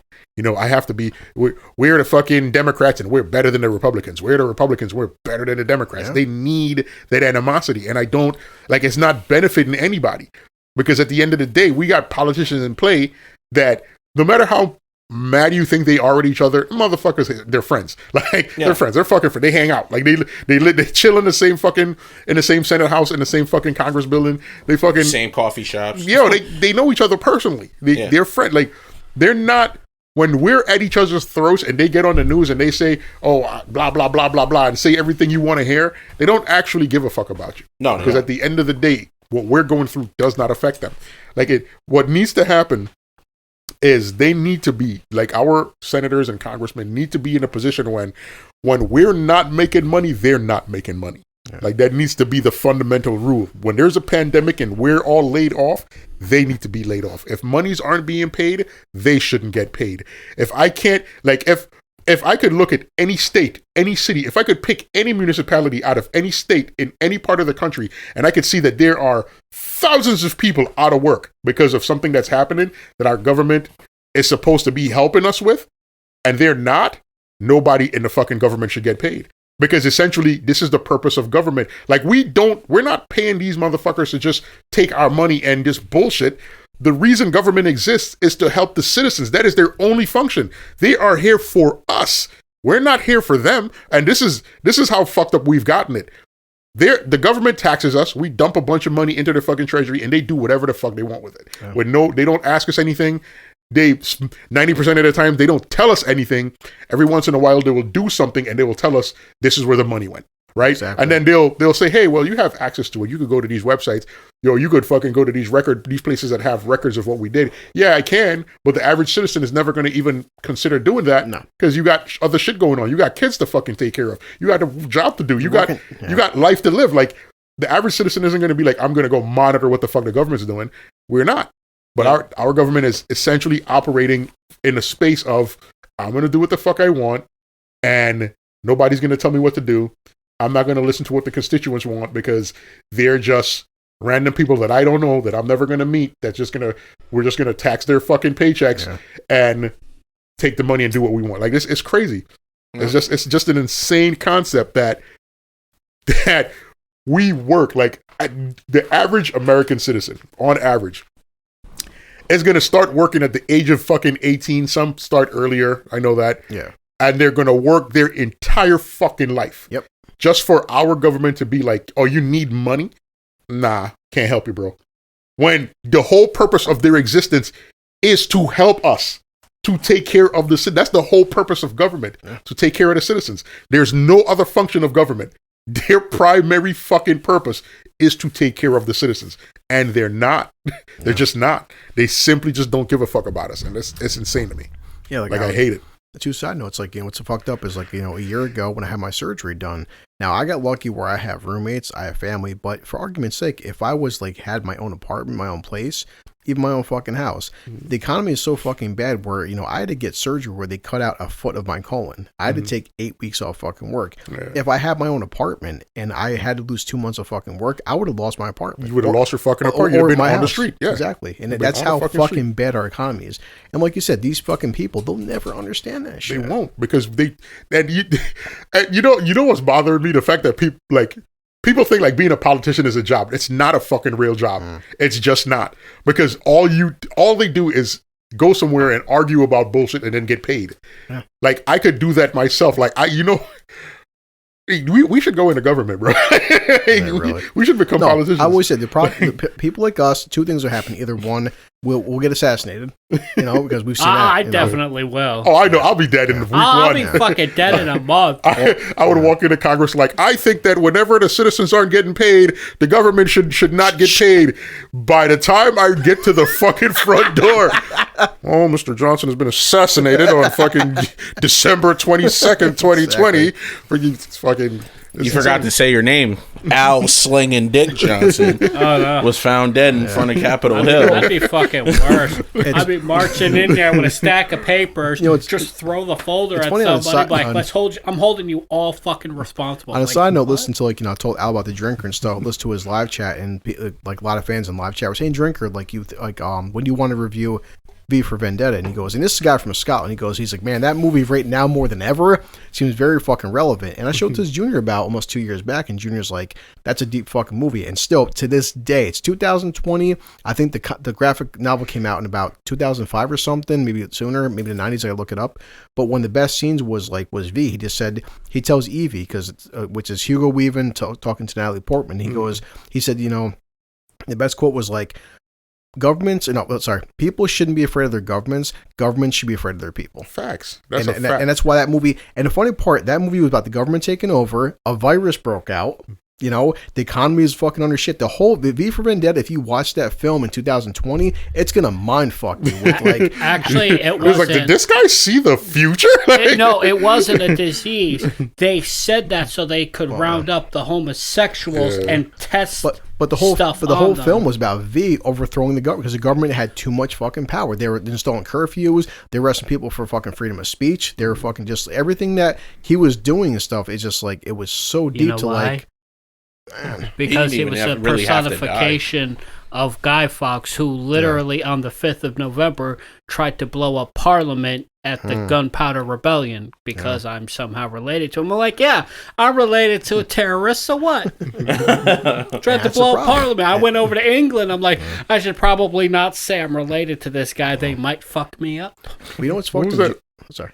What was that movie with Gerard Butler where he was fucking trying to fucking destroy the government? He was in jail and he would law-abiding citizen. Law-abiding citizen. Like, that's another movie where I just bought that actually. That was a good movie. I was like, did I have to see his ass in this scene? Did he have to just take off his pants? Yes. Apparently he did, because it's Gerard fucking Butler. I watched that in fucking prison. Every dude in prison was fucking. They were cheering for that film because it was so fucking deep. Or like how it's like. My favorite scene, but that whole fucking film, I remember that movie was the fucking judge. She had her cell phone. She's like, I'm a judge. I can do whatever the fuck I want. Her fucking blew her head off, too. It's like, yes, fucking blew her fucking shit right. I was like, that was such a good movie. Well, it was true. He was about to get away with murder all because he stated this one specific case that happened. It's like, yeah, he's like, I just sprayed out all this, and you're about to let me walk, and I murdered these guys. You're about to let me off the hook. Stupid are you? And it was legit, like, no bullshit. In the back of your head, you've had those vague talks. You might have even mentioned it to your friends or whatever. But to see him just so blatantly say it out loud on fucking screen, it was like, is this okay? Like, is he gonna be fine? Because I think they're gonna kill this guy. Like, because what he said in that statement, like when he was making that point, it's like, I literally killed this motherfucker. You let me sit here and throw some fucking blasé bullshit law terminology at you, and now you're gonna let me go, knowing that I did this fucking act. Like, and that's the situation we're in. Like, it's just crazy, dude. And that came out about 10 years ago, so it's still amazing. That's what I'm saying. Movie. It's like, that's why I keep saying, like, well, people would say with movies and stuff is like, good stories, good themes don't age. Whether they happen in 2005, 2020, back in fucking 1805 or some shit, these themes don't fucking change. And that's it's like, I be for that. We need to fucking tear our government down and rebuild it. The problem is, gotta be careful saying that shit, Al. I mean, there's legal ways of doing it. Like I said last time. The reality of us actually being able to pull it off is just, it'll never happen because, like I said, our government has done a wonderful job of dividing us. So, and as long as we're divided against each other, they're going to be able to do whatever they want and nobody's going to stop them because we're not paying attention to them. We're busy at each other's throats. Because you said this, and like I told you, like, I'm not sure when you watched him, or I've shown Junior and Elliot a lot of stuff the past 2 weeks, but like, I've been watching a lot of Steven Crowder stuff, and I like this guy, and he's from Canada, and he said recently, every day I watch one video. And I almost said this my fucking self that, he's like, growing up as a kid in fucking Montreal, Canada, that I never seen this, like, this whole racial divide. All my friends that were black or white or gay or men or women or Chinese and stuff. And he's like, I came from a very diverse part of Canada. And like, now he's in America. And I've said this myself. Al said this. We all have. I grew up with everybody. This fucking whole friggin' block, this whole city had Spanish people and Chinese people. And we had black people, white, biracial. This whole fucking racial divide. I'm like, where'd this come from? Because I don't remember growing up with this shit. Like, yeah. I'm gonna tell you where I think it came from. Now, don't take my word as the gospel. This is just my thought because I am getting ready to lay it at the feet of Trump. Not that he created it, but he made it okay to say crazy shit out loud again, right? Because racism never went away, and feeling those feelings about people, regardless of whatever your race is. Feeling those like derogatory feelings toward other races is something that happens in all races. But for the most part, people get along. Like, nobody lives, like, I could tell you this. I go to work and I work in a job where it's like predominantly white people in the particular place, the building I work in, right? Yeah. And I say shit all day long that if taken out of context, will get me fucking fired, right? But the people that I'm around, they understand because we make those stupid type of jokes, right? Now, I forgot where I was going with this because I started thinking about the building.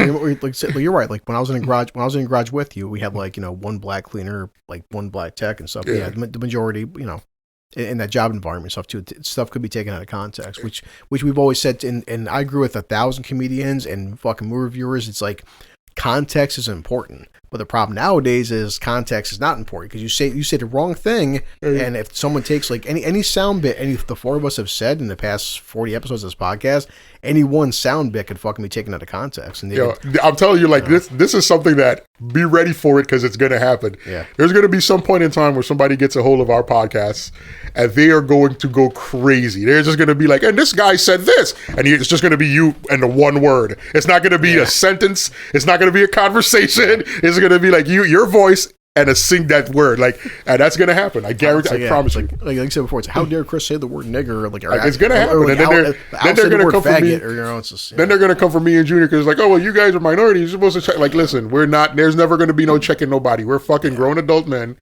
We're gonna say what the fuck we want. We don't get offended by every little fucking thing. I'm just gonna I'm not. This is one thing I'll say this and I'll stand on it. I'm never going to tell anybody what should or shouldn't offend you. You hear something you don't like and you want to be offended, that is fine. You hear something you disagree with it, that's fine. You have a difference of opinion, that's fine. But don't for a minute think that you're ever going to control what the fuck I do or say It's just not going to happen. As you could be mad at me, you could disagree with me, you could have a difference of opinion. Shit, if you want to, you could fist fight me. That's, I mean, but you're not ever gonna control me. Like that's just not. I did find a news article I want to bring up in a second with you, Al, but yeah, Junior, like I've actually been thinking about this past like actually, ever since we did the last podcast talking to Carlton, and like I 100% agree with Al. I've thought about this a lot the past few days. Like, you know what? If anybody asks, like, you know, what system works? Does capitalism work? Does socialism work? Does even communism work? And I'm like, you know what? I think at this point with our society and how much have changed, I think that on its own, all of them, even communism, call it what it is, has some good premises. The problem is like our society, our species, our human fucking greed is that we are so complex now. We can't have one. It's got to be a little bit of everything. And that's 100% truth. I say that, and I'm always going to say it because no matter what anybody says, how they feel, like me, I hate the concept of capitalism. But the only reason I hate it so much is because of what people around me are doing with it, right? Exactly. That's what it is. Capitalism on its face, the concept where you can acquire as much wealth as long as you're willing to work hard and grind and focus and do what you got to do. You could acquire as much money. There's no limit on what you could have. That is not a bad concept. The problem is when you force that concept to the point of, if I have got to kill Elliot, Chris, and Junior so that I could be wealthy, so be it. Yeah, right? This is where we're at. And that's what's fucked up about it, because greed becomes a driving force. It's no longer people willing to say, I'm going to be innovative. I'm going to be an asset to my community. I'm going to find a niche that I could get into that's going to make me some money. People are like, nah, I want to be rich by any means necessary. And it's and like the old adage of money is the root to all types of evil. It's very real. That's people will do atrocious shit for money. That's just a scary thing. Yeah. And that's just what it is. Like the communism and socialism on their faces are not bad concepts. The problem is because humans control communist governments and socialist governments, they go overboard with it. They go too far. If you have any government where you have those three things in play in any part of the world, like even look at any country where it's like a communist government with capitalistic ideals and socialist ideals, they're not great because they essentially fall prey to the same traps, but they work sort of better, right? Yeah. Like if you look at there are places in the world that are socialist governments with capitalist ideals woven into the socialist government, and they work. They're thriving countries, right? And in America, we're failing as a society because we put capitalism above everything else. Yeah. And in our country, there are people that are just at the bottom rung of society. We have people living in our country that if I showed you videos of it, you wouldn't even believe it's in America. I had this. There's this guy on YouTube. I forgot his name, but I'll send you the link when I get home. Okay. And he's got videos on his YouTube page of places in America that when you see it, and that's another thing. Like I had an argument with a friend of mine. This girl that I met, she's African, from Africa, right? And she gets pissed at me because I make stupid remarks. And I mean, they're shitty remarks, but I do it on purpose just to get under her skin, right? And I talk about how I was like, oh, Donald Trump was right. You come from a shithole country, right? Like I say stupid shit. Yeah. Like I don't really mean it, but I know it's going to bother her, so I say it. I know it's wrong, but I just be fucking with her sometimes. Yeah. But she shows me like all these fucking cities and these fucking places and shit in Africa. And it's like, honestly, if you've never met a person from an African country and you've never actually been to Africa or seen these places, you would think Africa was just like one barren, desolate wasteland with nothing but poor, starving people. Yeah. Because that's the image that they pump on Western TV all the time. You fucking see little starving kids with their stomachs distended. Yep. But the shitty thing is, those little kids exist everywhere. They're even here in America. It's just that in America, they're never put on TV. You never hear about them. If you live in America, you're going to live most of your life not even thinking that homeless people exist. That's just something that happens. The story that we tell to ourselves and to the world is completely different to what's actually happening. what's fucked up is like we how many times this podcast if I pulled up news articles, oh, child labor and child raping, that doesn't happen in America. Hold up a second. Let me pull my fucking phone. Oh wait, in Florida 65 children were fucking on child trafficking and raping, but it doesn't happen over here. What happens in other countries? And that's the thing, because people are just out of touch. They're out of touch with reality. No, you're right. Because like Carlton's not here. Like I wouldn't say defend himself, but like I listened to the last podcast again. Carlton made the point, which told him I don't disagree with that aspect, but here's the part I disagree with. Because Carlton's like, well, if you put a cap, like say a communist mentality, you put a cap on how much I can earn, I can strive for. Why should I feel obligated to work hard and work 65-hour weeks and be a CEO? But I said to him, Carlton, so if tomorrow, if I had you win the Powerball, right? He goes, yeah. If I give you $50 billion, could you spend that in your lifetime? He goes, no, I couldn't spend $50 billion in my lifetime. I go, okay. So then what's the problem then if me putting a cap on how much you can make then? Because you're admitting that like you can't spend this much money. So why is a cap a bad thing? And we've seen it. I told this to Junior on Xbox. I'm like, not us, but Americans are so fucking greedy where it's just like, I will sit there, I will buy 10 loaves, like I told Junior, I eat about 1 loaf of bread a week, with some sandwiches, peanut butter and jelly, whatever and shit. That's normal. I could go out there and spend 10 fucking, for just greed purposes, buy 10 loaves of bread. And the kids next door are like, hey Chris, I'm really hungry and stuff too. And I'm like, yeah, you know what? Not my problem, you're fucking hungry. And take 9 loaves of bread and just throw them in the fucking garbage. Instead of actually feeding the kids in my neighborhood, I could say, then they're like, well, why do you keep buying 10 loaves of bread for? You don't need 10 loaves of bread. I do it because I can. And that's essentially the problem. And that's the fucking problem. Yeah. These people said they have so much fucking money. And I read articles, I hear news clippings, I see fucking videos where like so-and-so is 75, 76 years old. If you're 76 years old and your net worth is $46 billion, do you plan on spending that in the next 10 years of your life? Like, prime example, we mentioned Steve Jobs and stuff. Steve Jobs died at 52 years old. Steve Jobs was like the second wealthiest person on earth. Did his $60 billion fucking buy him the fucking Fountain of Youth? Did it buy him immortality? He never spent all that. So you spend so much time getting greedier and greedier and greedier. When the fuck is it enough, man? Here's the thing. Here's my thing. To answer that question, I'm going to answer this question with my own question. I'll pull it up a second. What do you want for America? Like, if we look at the image of our country, because we're living in it, and we know the image of our country, we know what's there. We know what's going on. You know what I mean? What I want is an impossibility. What I want is something that I know would never happen. Like me, what I want is just to be comfortable. What I want is when I get paid, yes, take your taxes. Let me pay my dues. I'll pay my bills. But I got money to either spend or I got money to save and invest. That's it. So, sorry, on a side note, yeah. Steve Jobs died at 56 years old. His net worth was $10 billion. And that $10 billion just went right back to the government. Or the company, if it was in stocks, they could just recycle the stocks and just nobody would even bat an eye. You know, sorry, Jimmy, cut you off. Like Al said, and most people get a job at 16 to 18 years old and they're forced to work until they're fucking 70 and they never get a chance to like enjoy their wealth, enjoy their retirement. These people, I could retire at 30 years old and I'm like, then why don't you? It's exactly. like if at 40 years, even Steve, if you're at 40 years old, if you're worth $1 billion, why not just stop? Well, why do you have to? Okay, well now I'm worth $1 billion. Fuck it. Now I can be worth $2 billion. Now we're $3 billion. Now $4 billion. Now I'm worth fucking $10 billion. I'm like, then you're dead at 5 years old. Why didn't you stop 10 years?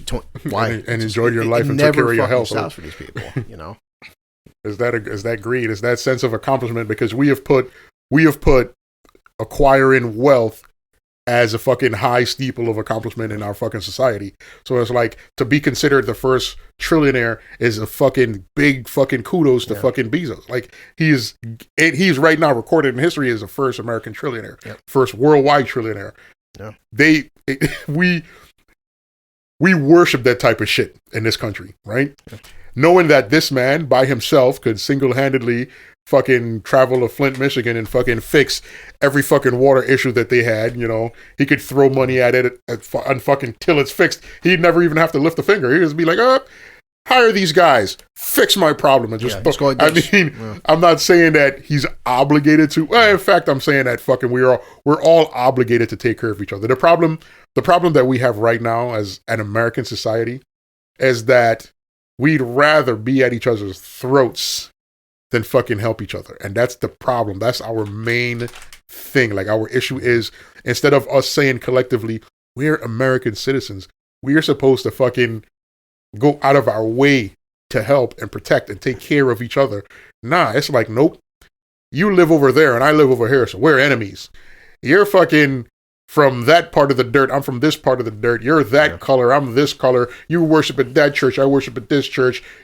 Stupid shit. You wear that flag. I wear this flag. Yeah, dumb shit. Yeah. We're at war for stupid shit that doesn't mean anything in the long scheme of things. And, it's just, I don't know. It's like a constant civil war. You know what I mean? Like, it's like the civil war that really never ended. But it's because it's human nature. Like, it's our drive to belong. Like, every fucking body is born with a need for a purpose, essentially, right? We need to have something that governs our everyday existence. And some people dedicate themselves to church. Some people dedicate themselves to all types of different fucking things. And once they find their niche, they fucking go all in. And once they're in, is the reason so many fucking young kids get fucking drafted into gangs, is because when you're floating around and you don't have anything and these guys offer you a place to belong, it seems like a great idea. It's a place where, as a group of people my age or sort of like me, with interest that these aren't really my interest, but they will become my interest. And, I could rely on them if I get into trouble. So that becomes a thing that they dedicate themselves to. Now you're a fucking full-time committed fucking criminal because you want it to belong. That's just what it is. People want to belong. And people just choose stupid sides. Like, I feel like if you want to belong to something, belong to the concept of being a fucking American. Belong to that ideal. Well, what's funny? It's just that the number one successful country in the world, by standards of its citizenry, is Singapore. The country is Singapore. They was actually wondering, like, there was a video that was on Facebook, literally just describing. It was like a 7-minute video of like 10 different ways of how Singapore is named literally the best country in the world, and the number one reason that it's there is because of unity. The number one reason is unity. Because everybody works together, is because people understand, like you, Al, they have the same exact mentality as you. They come together, the government listens. You know what I mean? Their government, obviously, in Singapore is different than that in the United States. Yeah. But they come together as a unit, as a country, and the government listens. They have the world's least amount of homeless in the world. Their jobs, you're able to take care of yourself in no matter what profession you work in. There is, you know what I mean? Like, there's more people living on their own than not. That's not like that in America. I don't remember all 10 of the reasons, but I can tell you that those are the major reasons. In America, it's like, in America, it's like, at 31 years old, living with, you're in your 30s, sometimes even people in their 40s that never leave home, that constantly living with their parents, are living at home because of the fact that they can't afford to live on their own. Because the way how our fucking economy has become in the past, like, a fucking decade and a half or so, leaving home has become fucking exceedingly difficult. That's just a fact. Like, you can't afford to fucking be on your own. You have to be making stupid amounts of money. And the average people just aren't making stupid amounts of money. Like, the average people isn't making the average salary. That's because true. The average salary is $63,000 a year, and the average American is not making the average salary. That happened. That transition happened somewhere like around the late fucking 90s, early 2000s, where fucking the corporations decided, like, like when, like every so often the value of money changes. Like, money used to be worth more the further back you go. What you could afford with $9,000 and fucking in 99, you can't buy with $9,000 in fucking 2020, right? No, hell no. So it was like they decided to just make these moves where, you know what? I'm gonna walk away from this one because this shit like this, it bothers me to the core, dude. Like, I'm telling you, like, it's like we're being played by a handful of men in the country. Because understand that the people that run our government, honestly, how many? It's like fucking like 500 people responsible for 300 million people. Yeah. Right? And making all types of stupid arbitrary decisions that don't affect them but affects us. They cut all these deals with businesses like. Yeah, but what's scary, Al, but then how many millions of their citizens support them emphatically. Like, and this is the thing that becomes scary. It's like I don't understand how people get to the point of hero worship, right? Yeah, because I agree. I seen the same thing. I seen they did the same thing with Obama. Like people worshipped Obama, and I was never opposed to Obama because I could honestly say I could point out everything that Obama has done that bothered me, and I could count all those things on one hand. Now, granted, those things were major things, but it was a very small amount of things. Yeah. So I'm not mad at Obama, but I definitely saw a lot of hero worship with Obama. Then Trump came in and it was essentially the same thing. There was a lot of hero worship. Now, I'm not even going to get into my tirade against Trump because everybody already knows where I stand, but it's the same. People just make a decision like, I am for this guy, period. Yep. This person can do no wrong, no matter what wrong they do. Yeah. Right? And no matter what happens, I am with it. And that goes back to the whole concept of needing to belong. It's like gang mentality.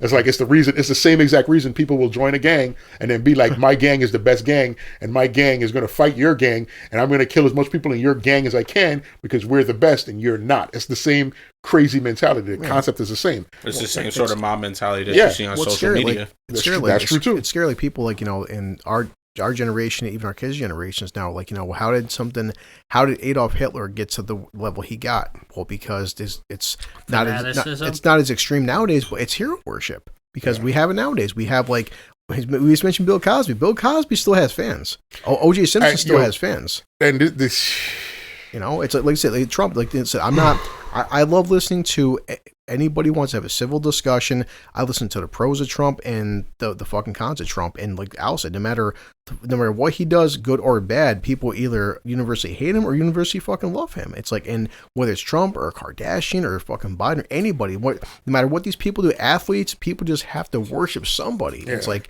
no matter what these motherfuckers do, no matter how much horrible shit they do, you still defend them. And it's like, I don't get it. Because there's no more level-headedness in America. The level-headedness, overall, there's no more level-headedness. You are right. The level-headedness went out the window. Because of the fact that it's now, you're either extreme left or you're extreme right.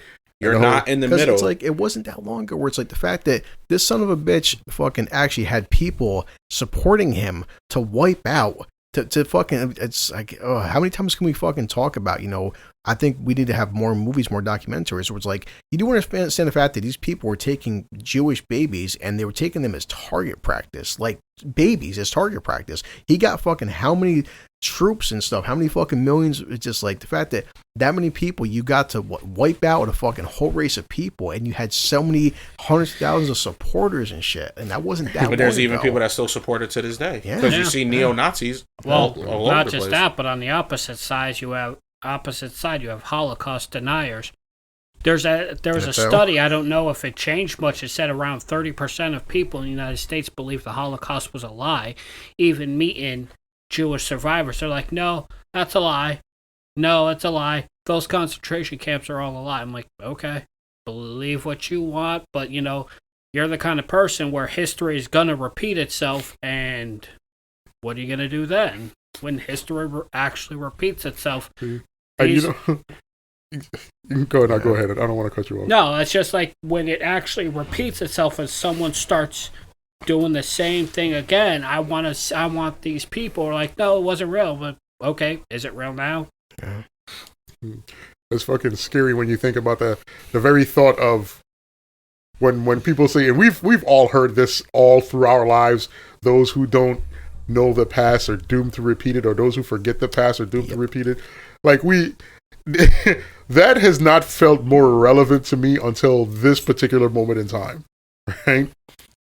But I just seen yesterday how that, like, I guess in one New York State museum or something, they took a statue of Robert E. Lee and took the statue, they removed it, and like some people said that, like, we're not worshiping the motherfucker, but like a lot of past seems to be fucking constantly forgotten and stuff, and like I definitely, it's a hard sell with that, but like if I seen a statue of Hitler, I don't so much like want to worship the guy, but I do want some kind of recognition, because even now, like, oh, the Holocaust didn't happen. Wait, what? What do you mean it didn't happen? Like, what's dangerous is because people destroy records. Yeah. That's the problem. Those people that are fucking Holocaust deniers is because a lot of times when they go to look for information, certain chunks of information are just gone.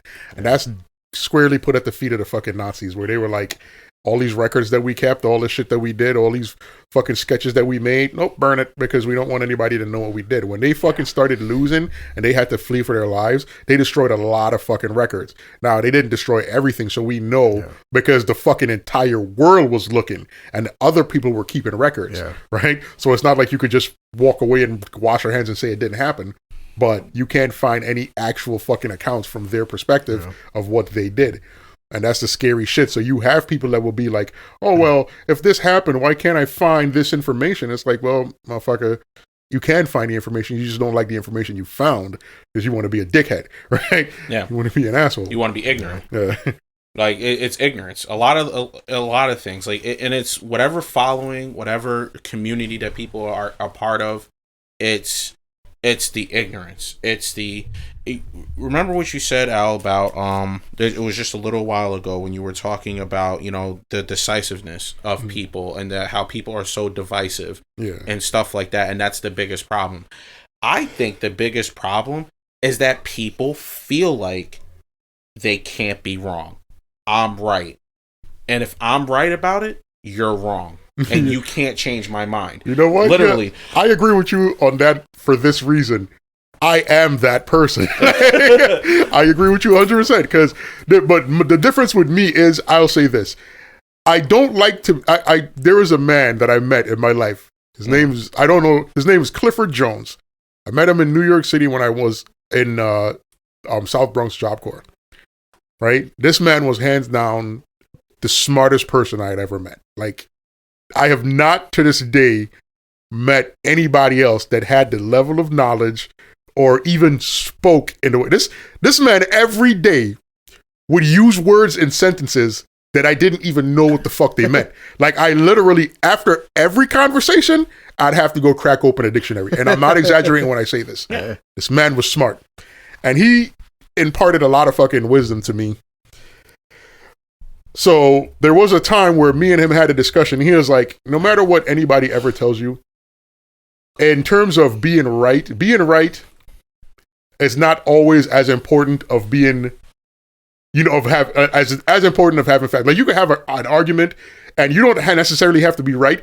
You just have to know that what you're saying is backed up by facts. Okay. Even if the other person has a different perspective and they have a different set of facts, because ultimately, if you're both arguing something and you're both right, there's going to be a point in time where you could both prove why you think you're both right. Okay. Right now, there are people who go against that grain. But what I learned from him is it's always important to have facts. And he has, on several different occasions, made me look stupid.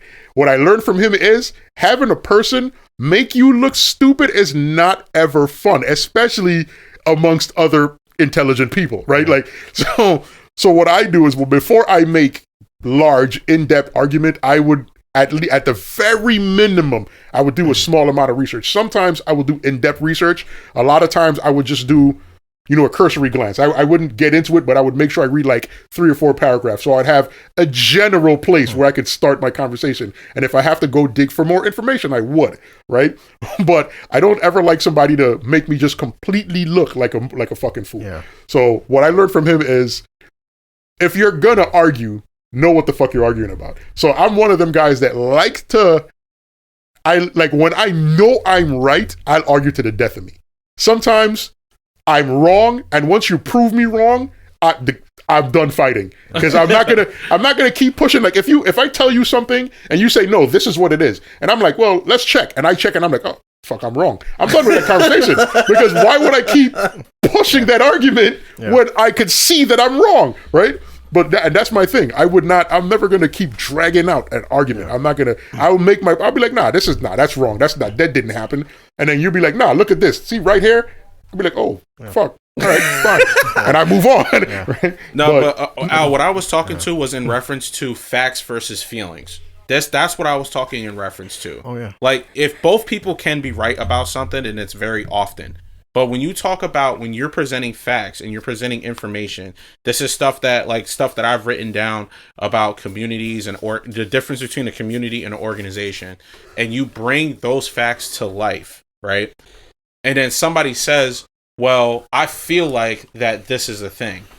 Well, your opinion doesn't trump a fact. Like, and when you get into an argument with somebody that has an opinion, you're talking to a brick wall. Because this is what happens a lot. Like a lot of these whole presidential, like a lot of these the political parties, the majority of the time that you're talking to people, it's literally facts versus opinions. Yeah. Because of the fact that it's like, what proof do you bring to the table to tell me that this is a fact? You know what I mean?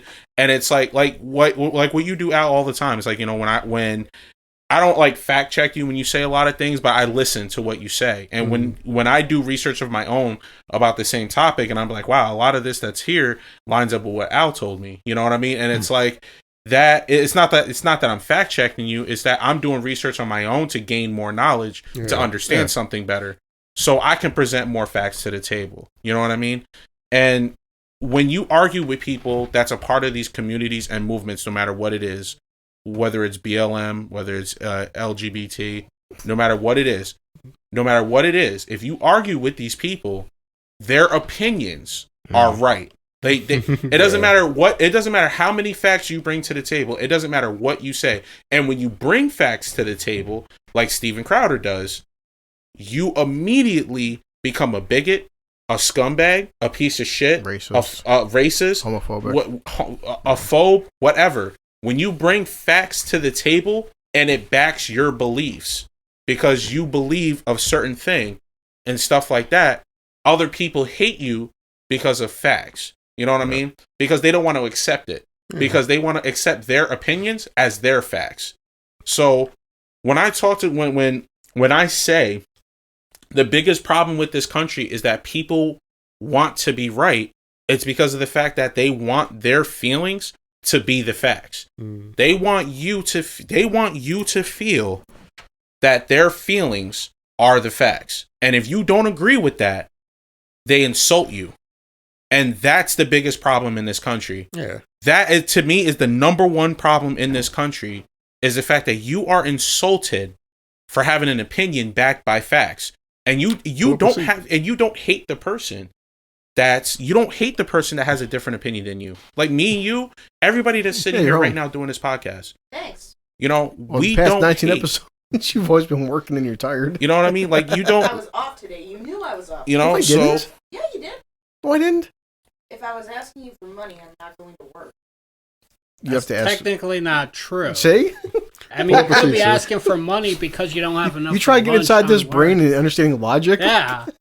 Chris is obsessed with one thing right now. One thing.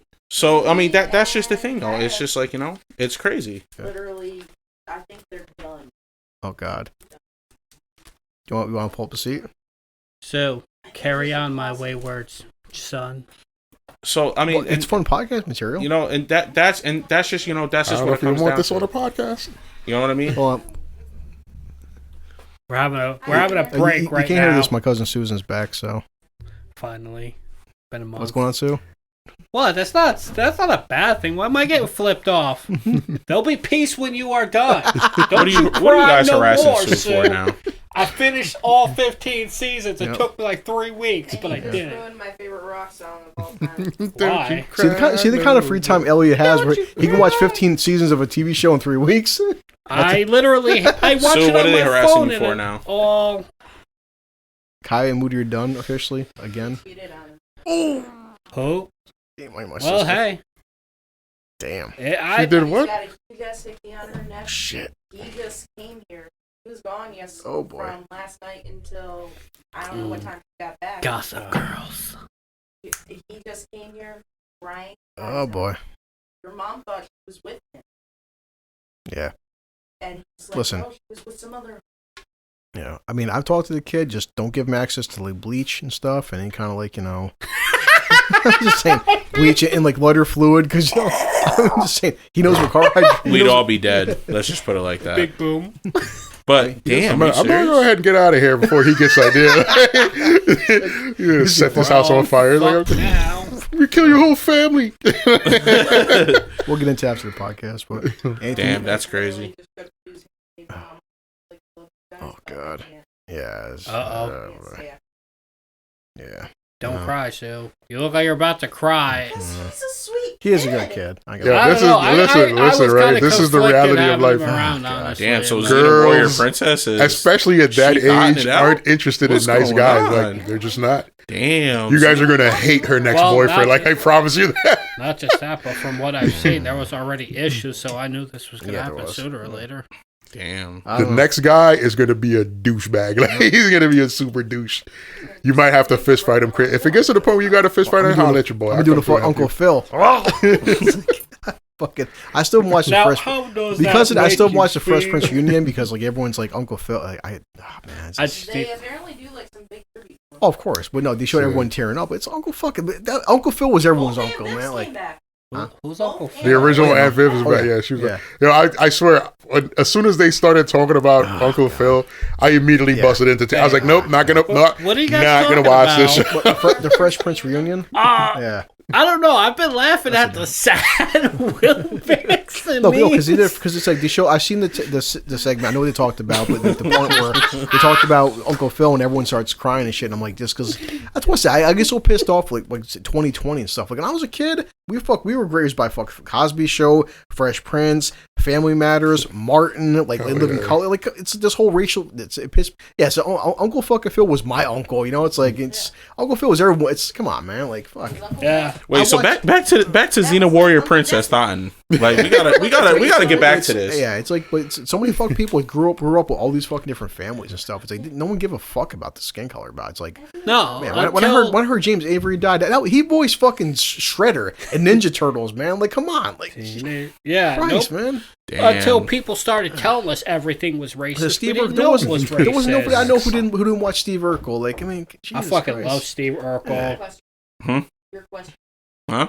A question about what? Xena's Warrior Princess. About Xena? God. No, I was just wondering. I was like, because Chris was telling me how much Xena was laughing, and I was just like, what? She was laughing, being happy? I could see why. She was Why was she laughing and happy? When he called me one time about Christian being upset. When he called me one time about Christian being upset because he was yelling at Christian. Believe it or not, that should actually happen. When he went upstairs, she was always laughing and stuff like that the entire time he was talking to his mother about yelling at Christian because of the situation that happened. Oh yeah. Yeah, and she was always laughing and cheery and stuff. Like, she's laughing and cheery? Oh, she's getting some side shaft. Jesus Christ. We'll get into that later. Y'all better check on him. He's gonna go home tonight and kill himself. Or worse yet, he's gonna go home, strap on a bomb, come back and kill you guys. $20 on like for Christmas presents. Oh fuck! Damn. Like he's. Oh, my wife flipped her upside down. That's good. That's actually good. He's like, he's some asshole. Damn. Like the last thing he said to your mom and me was like, they're like, stay. Yeah. Calm down. Work this out. He's like, there's no working out. He's like, some other dick's been inside her pussy. I'm not going back. And it's like, you just said that to her parents, dude. And he was like, nope, you're done. Bye. Yeah. Damn. Sorry. Wait till. Yeah. Then Will Smith. This guy, you guys aren't going to meet this guy. This guy is just I'm having fun guy. He's the like, next boyfriend, her next boyfriend is gonna. That's the guy you guys are gonna collectively have to fist fight him. We're gonna be looking at him going, we wish you were moving. Boy. Anyway. No, I'm gonna look at him. No. I mean, I'm gonna look at him and be like, we'll talk about it later, but like doing right now, something. there's not much we can do about it. She's 19. She's gonna live her life. Live her life. Let her do a thing. Yeah, just hold up a sign. Thing, Just like, run. Dude. I know. But then again, look at her older sister Jen. So. yeah, that's a shining example of loyalty. well, Jen's only for Christmas. Jen's like for Christmas. Hey, Chris, like just buy him socks and stuff, maybe like a T-shirt. And I'm like, okay, Jen, it's like her, whatever, on and off boyfriend. Well, it's like remember like last year they got engaged and that lasted all of like 2 hours. Like, it's coming up on 2 years ago. Yeah, there Damn. it is. Wrong footsteps to follow. And so, Gossip Girl hour now. Yeah. So, Anyway, no. On the side note, I actually did pull up because we got off topic on that. Demon Slayer tops their Japanese box office did $320 million. A fucking anime, an anime movie did $300 million. So, yeah, box office still not out in America yet. Actually, said it's coming in 2021. It'll be in America. What about the new My Hero Academia movie? Two heroes. Heroes Rising. Attack on Titan season 4. Don't even talk bring about any other that. shit to me because I'm watching that and it's amazing. So, so basically moving on from that, Junior, like, country's fuck, capitalism sucks, and okay, we're screwed. And I want to see some naked nurses and EMTs on OnlyFans. No, I'm joking. I mean, it doesn't. It's not even just the fact that the country is fucking. We shouldn't come to that conclusion. Like, that shouldn't be the conclusion we come to in a country we live in. Like, they come to that sort of conclusion without any sort of like up. I mean, we've all gave our opinions, which is we're valid. Halfway fucked. I'm just saying, no. Like, everyone here's opinions are valid, whether it's you or Sue or Al or Elliot. But like, in all reality, it's like there's nothing we can do about it. Valid. Susan wasn't invited down here. You knew. So I'll let you guys get back to it. You can stay if you want. Don't talk to me again, any of you. Well, you don't talk to me. The past 9 times you said you were I'm never giving up on you. Yeah, he's never gonna give you up. Never gonna say goodbye. Never gonna run around. Yeah. Or desert you. Or desert you. Never gonna make you cry. Never gonna say You can stay if you want. I legit didn't know if you had to work today. That's what a text is for. Chris. Huh? So I'm gonna be honest. I would really like you to stay. It's okay. Come back up to the attic. You can't make it up those stairs. I'm on my way, Sue. I'll be up there shortly. He's gonna have a stroke mid-step. Why go back up to the attic? It's like that's like Black Christmas type stuff. No, it's like this. It's gonna happen, Susan. I've always said this is why we do a podcast for. Our opinions are valid, and what like I still say, drinking. Listen, we besides getting some alcohol and having fun and shit down here, we can't do shit because, like, if something for real change to happen, it's gonna take more than just the 4 of us in this basement. And this reminds me of fucking. As funny as it sounds, prison.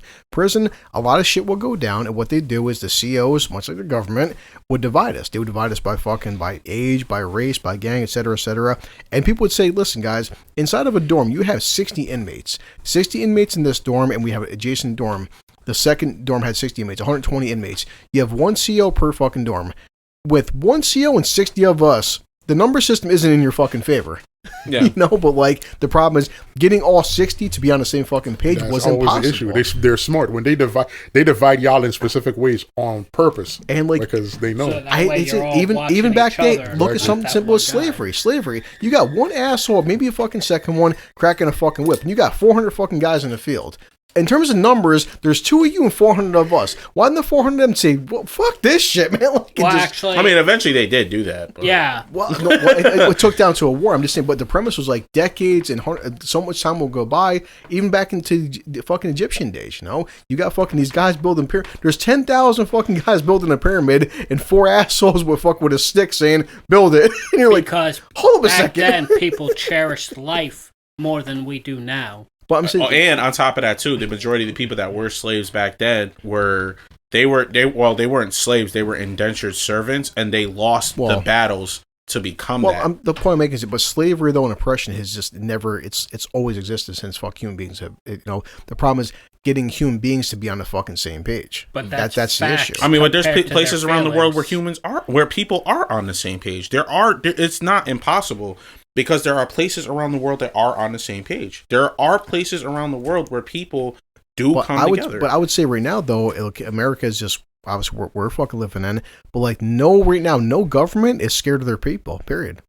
Well, I mean, not necessarily. I will agree with you on that no government is scared of their people. But there are places around the world where governments do care about their people. Yeah. There are places around the world where... It's obvious where it is and where it isn't because of the fact that there's places around the world where people have gotten more money in the last 9 months than I make in a year and a half. And these people, they're still working and they're still getting money on top of that. So they're working and getting money from the government. And it's just the fact that they and the government that we live with, it's just because we live in our bubble doesn't mean the world's image is represented through our bubble.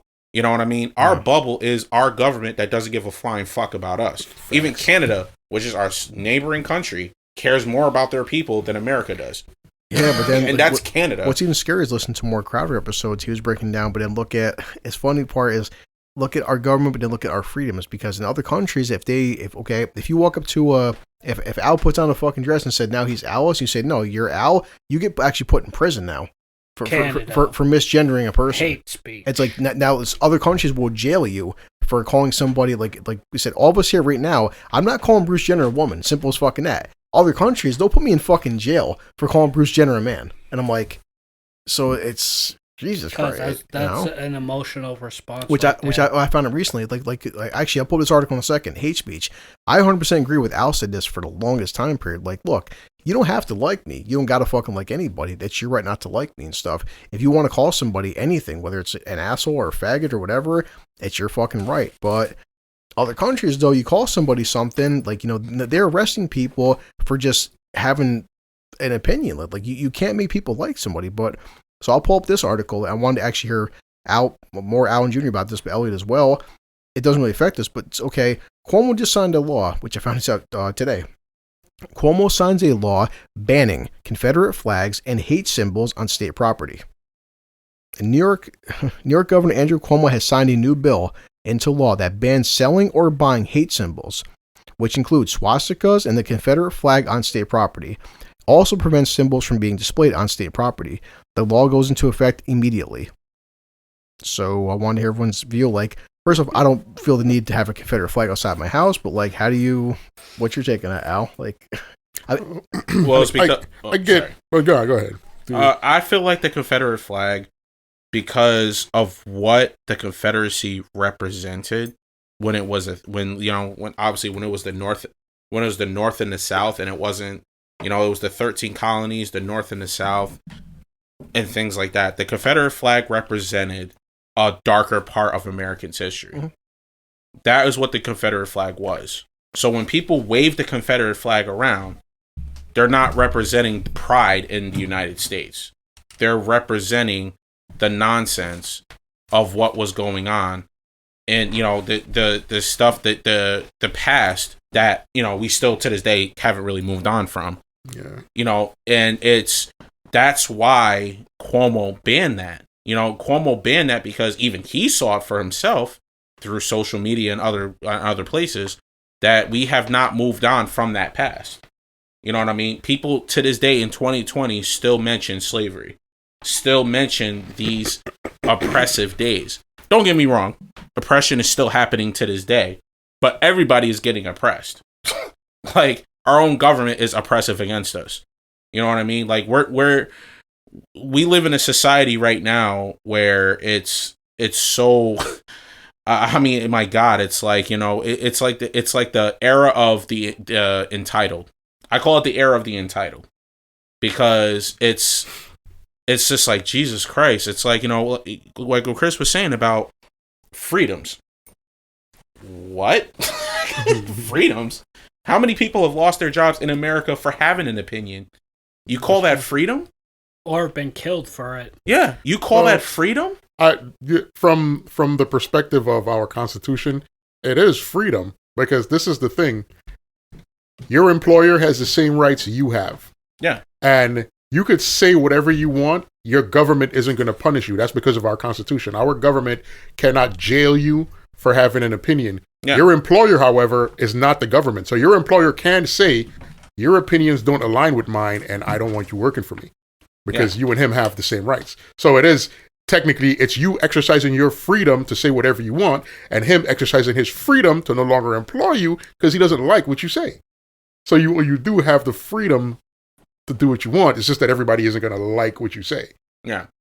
But for me, my perspective on him making those rules, I feel like I'm not against it because I don't support the Confederate flag on any level. I don't support it. I don't care what excuse or whatever reason anybody says. I'm not for the Confederate flag. Yeah. I'm not for swastikas. So I'm not against him banning it. However, I feel like he's banning it for not because it's the right thing to do, but just because of the climate in the air right now. Yep. Because right now, because of all the things that's going on, because of the marches and the protests and all the stuff that, the the brutality of police and stuff like that. And I think he's making a push to appease the black demographic so that, you know, they see he's making attempts to not be a part of the system that oppresses them. Yeah. So I feel like I get what he's trying to do. I feel like he's politically motivated. Is just all I'm saying. I don't feel like he's doing it genuinely to be like, I'm this guy and I want to help you guys. I feel like he's thinking of it from a term of, when I want to run for governor again, I want them to remember what I did. Well, I guess what I would ask for you and Junior, because I wouldn't say this would affect me and Elliot as much as like, okay, if for argument's sake, you know, your neighbor puts up like if he puts up a swastika, okay, like that wouldn't affect me because, you know, I don't fit the demographic against that. But like, I guess what becomes like the thing between free speech and hate speech, and like if he puts up a swastika, obviously he's an asshole. But like it's like shit, you know what I mean? I'm not sure how to ask the question, but like if your neighbor puts up a fucking swastika, you know, it's here's the problem. Here's the problem with your neighbor just fucking deciding to fly a swastika one day. What does it mean? Like is your neighbor trying to send that message to you? Is your neighbor trying to say, this is who I am, and don't come around me on my property because this is how I feel about? Like what is? So it becomes problematic because I know what the swastika means. Yeah. He knows what the swastika means.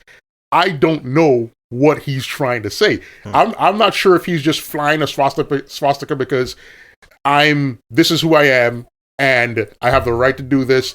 I'm not directing it at you, but I just want everybody in the neighborhood not to be surprised when my guys show up and they're flying these flags or whatever. You know, it could be something as simple as, this is just, I want to do this because this is my property and I have the right to do it, right?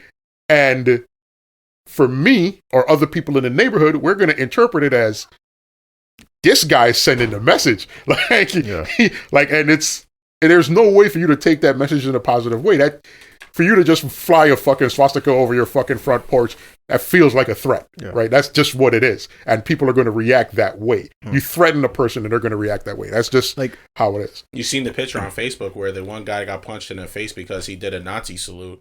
Like it was that one guy, he was like, I don't know exactly where he was. I know he was in some city and he just did like a Nazi salute and this dude just like cocked back and punched him dead in his jaw. I think I got to be careful how I word this because people could take it, but like, I've always said that. I remember, okay, prime example, when I was in county jail in Plattsburgh, I was sitting there, and it was Sean. The guy Sean reminded me a lot about Al. Very older, wise, had a lot of stuff, and he's sitting there one day, he's playing chess, and this guy was a fucking skinhead. He actually had fucking, what was it? I think it said Nazi on one hand, and the other one said skin, so Nazi skin, and the guy just had a fuck swastika on his friggin' neck, and I'm like, oh shit, now you see a friggin' black dude in Nazi playing fucking chess. And I said one time, pulled him aside, Sean, I'm just curious, why would you like, is that okay with you and stuff? And he goes, honestly, Chris, and I know Al said this in the past, kind of similar. He's like, I'd rather have that be like out in the open versus like the person that's closeted. Yeah. You know, he's like, you know, he's like, me and him will obviously never agree on a lot of things, but like at least I know what he is and he knows what I am, obviously by my color of my skin and stuff. And I kind of feel like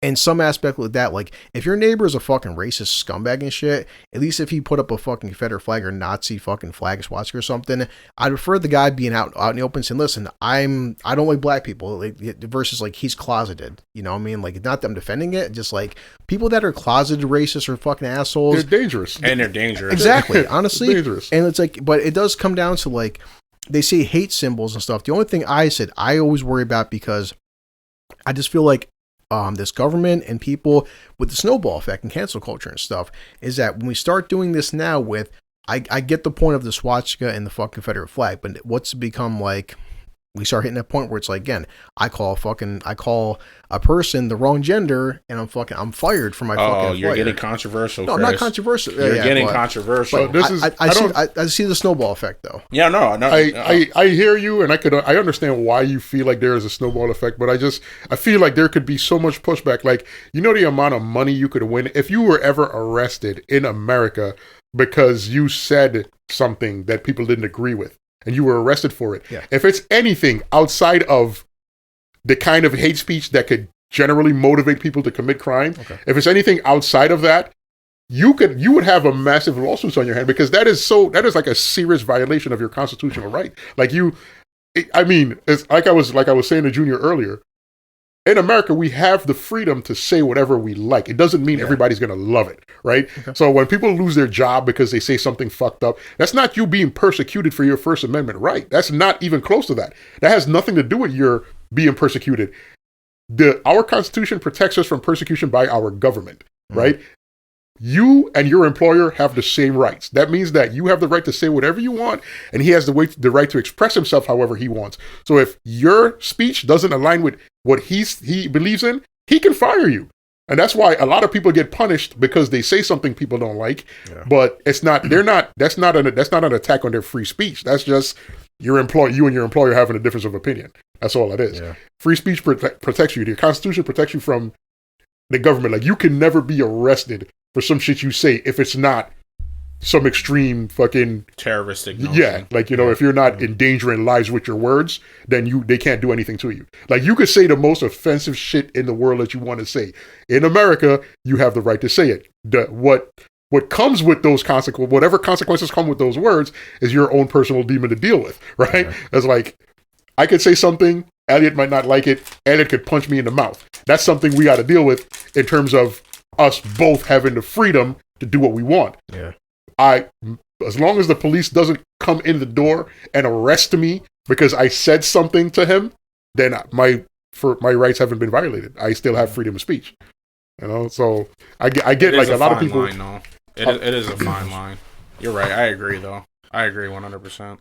But I don't, like I said, I'm not a fan of censorship. I don't believe anybody should be censored. And I get that. We're in a culture where people want to be super sensitive about everything, even if they know it's not really that big a deal. Like, they take things that aren't a big deal and make it a big deal, right? Yeah. There are things that are big deals that you should stay away from, but then there are other things that I feel like I tell people all the time, and I can't stress this enough for anybody that ever listens to our podcast. I can't stress this enough. I am never telling anybody how to feel about anything. Yeah. If you want to be upset about anything I've said, that's fine, right? So my personal beliefs should not affect your personal beliefs. I'm saying that a person can't offend me with words unless I give them that energy to offend me.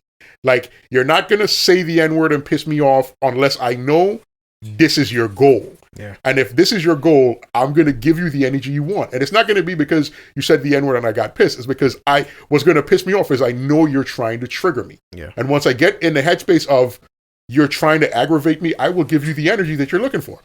Now, I've had conversations with several people throughout my life, right, where people have said derogatory things, but not in the way of being derogatory. They've said words that people would consider, oh, that's a bad word. This isn't new to me. I've been doing this shit forever. Yeah. Nobody's ever gonna offend me with a word simply by using the word. You're not gonna say, oh, I saw a group of faggots or whatever, and then blow it out of context in terms of, oh, well, he was using the word, and the fact that he used this word pisses me off and he should be canceled, whatever. Do your thing. Be mad, be upset. I'm not going to tell you not to be upset. I get it. It's one of those words that triggers a fucking emotional response. I get it. I'm never going to say accept what I'm saying. I'm never going to say look past it. What I'm saying is, me personally, that shit doesn't affect me. Yeah. So if anybody wants to be mad, it's fine. Be mad. Challenge us. Fucking talk. Let's have a conversation. Let's have a fight if you want to. But it's not going to change the perspective that I'm at. My perspective is, you're not ever going to trigger me with a word. If we're having a conversation and you use a word, the word itself isn't going to piss me off. You're also not going to trigger me if we come into a disagreement about something. Yeah. Like, just because you don't agree with me on something doesn't mean you're an ist or a phobe. Like, I'm not going to sit there and I'm not... And then this is when it brings us to the difference between a community versus an organization. Because if you can look directly on social media to find that difference. You know what I mean? Directly on social media. And that's where you're going to find the biggest difference. When you go and you sit there, you look on Facebook and you talk to people about these sensitive topics. Like, for example, the LGBT community. You know? Yeah. Well, that's why... Sorry. No, go ahead. I'll say that's why the podcast for I've been doing this, because like whether it's YouTube, especially fucking Facebook, like I've been seeing Facebook getting worse and worse. We're just like even having open discussions. Like that's what I said. When we get the YouTube stuff going, we have to be very, very selective in what the fuck we say. Even if like we say, listen guys, I don't think Johnny Depp is a wife beater. You can't say that because you're bullying Amber Heard. Like, wait, what? Like I've seen like a lot of stuff like in Facebook. I've had conversations with people like defending Johnny Depp and people like your comment has been flagged for hate speech. Wait, for hate speech? What? Like, yeah. So it's it's getting really fucking bad with Twitter's so far. But they've been making alternatives like this thing called Parler. YouTube's got a competing fucking thing, but YouTube and Facebook have been getting really bad about like not, and like I've even said like I'm not even fucking swearing. I'm not insulting you. I'm just asking questions or saying basic like grade school English or something, and people are like, well, you can't. And I'm like, holy fuck, like, yeah. That's why I say this podcast for. We can, as of right now, we can say whatever the fuck we want to say, and and I'm gonna enjoy it while I can. Yeah, I mean that's just the thing, though. It's like, you know, like a lot of people spring things onto us, and we're just supposed to be immediately accepting of it. Yeah, and you're nobody's gonna be. You know what I mean? We're just supposed to just accept things the way they are. Shit, black people still aren't accepted. Like it's 1968, the Civil Rights Movement, the Civil Rights Act came into play in 1968. It's 2020, and we still face racism as if it never left. And it's just like people still don't accept it. So when there's other groups and there's other communities that come out and try to force their ideals down our throats and we're not immediately receptive of it, how are you calling us isphobes and bigots because we're not immediately, you know, accepting of it? And we ask questions. You know what I mean? Especially if we're trying to learn. Like, that's why I did my research last night. Like, remember when you was talking to me about Final Fantasy VII Remake? Right, the video game, okay. About how the LGBT person said that it needs to have an LGBT representation. Yeah, Elliot, I found this article. Like, I know articles, anyone can write them, but I found an article saying, like, you know, with Final Fantasy VII Remake Part 2, there should be more representation. Everyone's like, for fuck's sakes, of course what? There is. The LGBT representation. They're saying that because it's a remake of a game that already existed. It's not for 30 years. It's not a new thing. Like because you can't just the problem with anime in general, and the problem with first off, Final Fantasy VII was made in Japan. They can do whatever the fuck they want to do. This shows too the other countries they don't do with this political bullshit. But like, you know, why doesn't Final Fantasy VII have more LGBT representation? Are they fucking? Do they not understand that Asia has had so much representation of that? Yeah. Do they not know that a lot of the people who portrayed women in theater and hundreds, if not thousands of years ago were men? Like Al said, the problem is this is a remake of a game back in the fucking 90s. Back in the 90s and even 2020. If you want to make a game that doesn't have a single gay character or a single black character, it's your fucking game. It's your story. Do whatever the fuck you want to do. It's like, you know, if you don't like it, don't fucking play it then. That's the point. It's like this whole article was going about, like, you know, how Cloud and stuff and Tifa and gay characters and trans. Oh, shut the fuck up! Like, it just shoving it down people's throat. It's exactly. Gonna make you hate Junior. them that much more. The fact that it said people, it's like if you want a Final Fantasy game to have more gay characters, go make your own Final Fantasy. And don't be shocked if you get sued for using someone else's idea. Like, Cloud and Sephiroth are gay. Here's a lawsuit because you don't own these properties. Oh, but that's hysterophobe. No, it's called you stole. Copyright infringement. Yeah. The thing that bothers me about that whole thing is the fact that they're mad at a remake not have, like, it's a remake of a game that already existed. All they did was change the graph. They didn't change the story. They didn't change the people. No. They literally only changed the way the game looked. That is it. Expanded on everything. That's the point, Al, expansion, crazy. I honestly thought Sephiroth was gay with how obsessed with Cloud he was. I'm like, is he gay? Well, I said it before, and I'll say it to the fucking day I die. I went to take my kid to see 2 years ago Dragon Ball Broly inside Crossgates Mall. You know how many there was men, women, black, everybody was watching Dragon Ball fucking Broly. How many gay characters are in fucking Dragon Ball Z? I don't care about Broly how many transgenders? It's nobody gives a fuck. It's like, here's the thing. When it comes to that community / organization in general, I'm indifferent. Whatever you want to do, whatever your mindset is, I don't care. It doesn't affect my life for you to decide how you want to identify yourself. I don't care. But what I had a lot of questions on things like that. So what I did my research, because it feels like when you ask people questions about it, they look at you like you're an asshole because you should already know. Wait, I'm sorry, what? So instead, I decided to do my research. How did it all started? How did this community come into play? Well, I looked it up, and it was from numerous sources. I wrote down a couple of the sources because there was like a total of 35 sources on this page. I only wrote down a couple. The major ones was from the U.S. Department of the Interior. Gary Gates comes from the UCLA School of Law, and Craig Knopf from the Yale Law Journal was three major references that I wrote down on this. The LGBT community started in 1947 when the UK adopted the Universal Declaration of Human Rights. Now, what is that?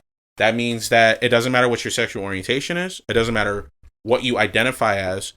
It's you have rights as a human being. Like, it doesn't matter what it is.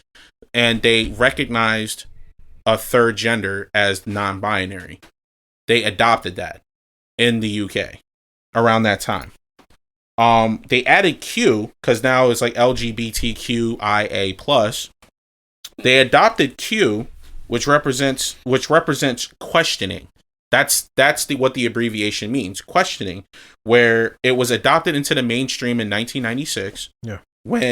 And the idea of it is the fact that you can't if you're not decisive about how you want to identify yourself, so you fit into the Q part of that community. Okay. The population of the LGBTQIA+ population is 250 million people. Now, that comes as a shock to a lot of people. Like, damn, that's a lot of representation. 250 million people. All right. One thing that I wrote down that I wanted to talk about, I got a little bit off topic when I was given a little brief description there. The differences between inclusive and intrusive. When you look at, to be inclusive in something, to represent something, how, Miles Morales is in the Spider-Man game. Yeah. You know what I mean? That's inclusive. When you can put a vagina on a guy in Cyberpunk, that's inclusive. You know what I mean? Yeah. But what's intrusive is when you say things like, well, why doesn't Final Fantasy VII Remake would be better if it had my representation on it? That's intrusive. I agree. When you ask a question, because it says, well, if you represent yourself as non-binary and, you're a woman, so as a woman that is involved in my life and you consider yourself non-binary, how do I introduce you to my mother? You know what I mean? Because I would introduce you as my girlfriend, but then you take offense to that. But if you ask questions, right? No, seriously, no, I'm so serious. If you ask a question, but if you ask a question, you're an asshole because you're mocking them. But you could be so serious about it. That's intrusive. If you can't even gather information from the same people that expect you to accept them, that's intrusive. You know what I mean? The difference between being inclusive and intrusive, that this is what these people, this is what a lot of these radicals and extremists don't even understand. Like, they don't understand it at all. Like, they literally say this is an inclusive era. Well, explain to me how you can be inclusive if I can't even ask you a question without thinking that you think I'm a bigot or you think that I'm a transphobe or something like that. If you're so proud of what you identify as, why can't you say what you biologically were before? You say that, but that goes so much deeper, because I was watching this thing on TV the other day. Yeah, where there was this trans woman, a guy that decided to be a woman. I don't want to mislabel it because I don't know what the correct term is, right? But trans woman is a guy who is. It's just the look at Al's face made it. Priceless. I give a fuck, like, whatever. But was involved with a heterosexual guy, right? God. Mm-hmm. Yeah. And the heterosexual guy said that he wasn't into guys, but he was into the trans woman because he was on porn sites and he would see trannies having sex. He was like, it kind of turned him on. He was interested. Damn. So he decided to get involved and try. Found this girl. They hooked up. develop some sort of a relationship. Now, I spun the whole roundabout thing to get to this point. When he decided that he didn't want to do it anymore, she got offended. She decided to out him to his friends and family. Oh boy! Oh shit! Now, my thing is, it went bad. It went sideways. But I don't even want to talk about that part of it. The part that I want to talk about is, as a trans woman, right, that wants to be accepted as a woman, why do you think it's okay to use the fact that you and this guy were seeing each other as a weapon against him? Because if you think that him being with you is bad, then why are you mad at me if I say him being with you is bad? Right? Like, because in your mind, it was bad. Because you used it against him when he didn't want to mess with you anymore. Yeah. You were like, she decided, I'm going to use the fact that you were sleeping with me against you because you don't want to be involved with me anymore. Yeah. Now, I'm in a place where if you could acknowledge that it's a bad thing, right? Yeah. Why is everybody down my throat if I say it's bad? Now, I don't actually feel like it's bad. I legitimately don't care. Like, if somebody is trans or whatever side it doesn't bother me. I don't care. You're indifferent. Yeah, I actually have homosexual friends that I hang out with regularly, and at any point in time that they listen to this podcast, one of them is probably going to punch me in the face. But what I'm saying is, from the perspective of a trans person, if you could acknowledge that this is something that you would use to degrade a man, then how are you upset at other people for doing the same thing? Like, if you hear a man say, I would never, like the other day I heard this trans girl on TikTok say this sentence, and it bothered me to the core. God. Said, if you're a heterosexual man that doesn't like trans women, then you're homophobic, right? That was the statement. And for the life of me, I can't make that make sense in any way. There's no logic there. Yes, there is. What's the logic? They are admitting that they're not actually a woman, that they're a man. So you would only be homophobic because, as a straight man, you don't want to fuck another man, which what that trans woman, quote unquote, identifies as, is literally pointing out the fact that they really know they're a man, and you're homophobic because as a straight man, you don't want to fuck a gay man. But how does that make you a phobic, though? Because it's a mental illness. And my dude, this is the thing. That question that you just asked is what had me on it, because I'm like, let me get this straight. I need to get it straight. So you're telling me, right? You in that statement, you acknowledge that you're a man. And you're telling me that if I don't want to date a man, as a heterosexual man that doesn't want to date a man, you hate fags. I hate homosexuals. This is the conclusion. And I'm like, this, you understand how extreme that is. Yeah. That's me literally telling a woman, if you don't accept my penis in your vagina, you hate straight men. Like, it doesn't. It's a stupid thing to say out loud. Yeah, it's dumb. It doesn't make sense. It's like, if would it be okay if I found a lesbian that is 100% only into women and be like, well, since you're attracted to women, that must automatically mean you hate men? Is that a fair assessment? No, it's not. It's a ridiculous thing. I don't know, dude. But that should trigger me in special ways. Because it made the logical part of your brain go, what the fuck? They admitted what we all know is true. The other part of your brain was just like, I can't handle it. Fuck it. Boom. But the thing that made it confusing, you basically laid it out correctly. But the thing that made it confusing to me is that when you meet trans women, they want to be acknowledged as women. Thank you. So when you hear one of them say something like this, it fucks you all the way up. Because you're like, as a woman, because it's crazy, because the logic is all skewered there, but you hit it on the head. You know what I do in that situation? I walk away.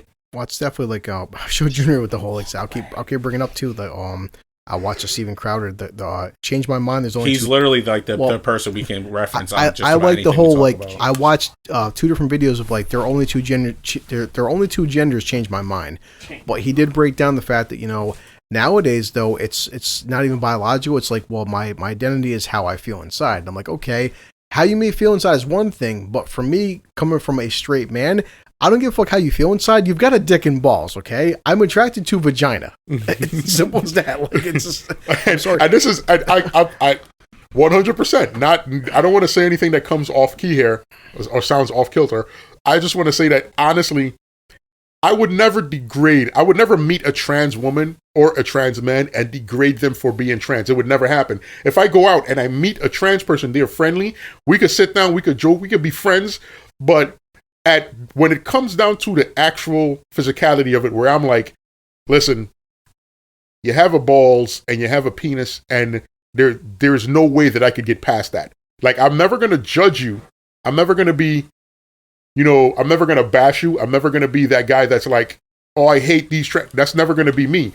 But what I'm saying is, in terms of a relationship, it'll never happen. I'm not attracted to the parts that you have.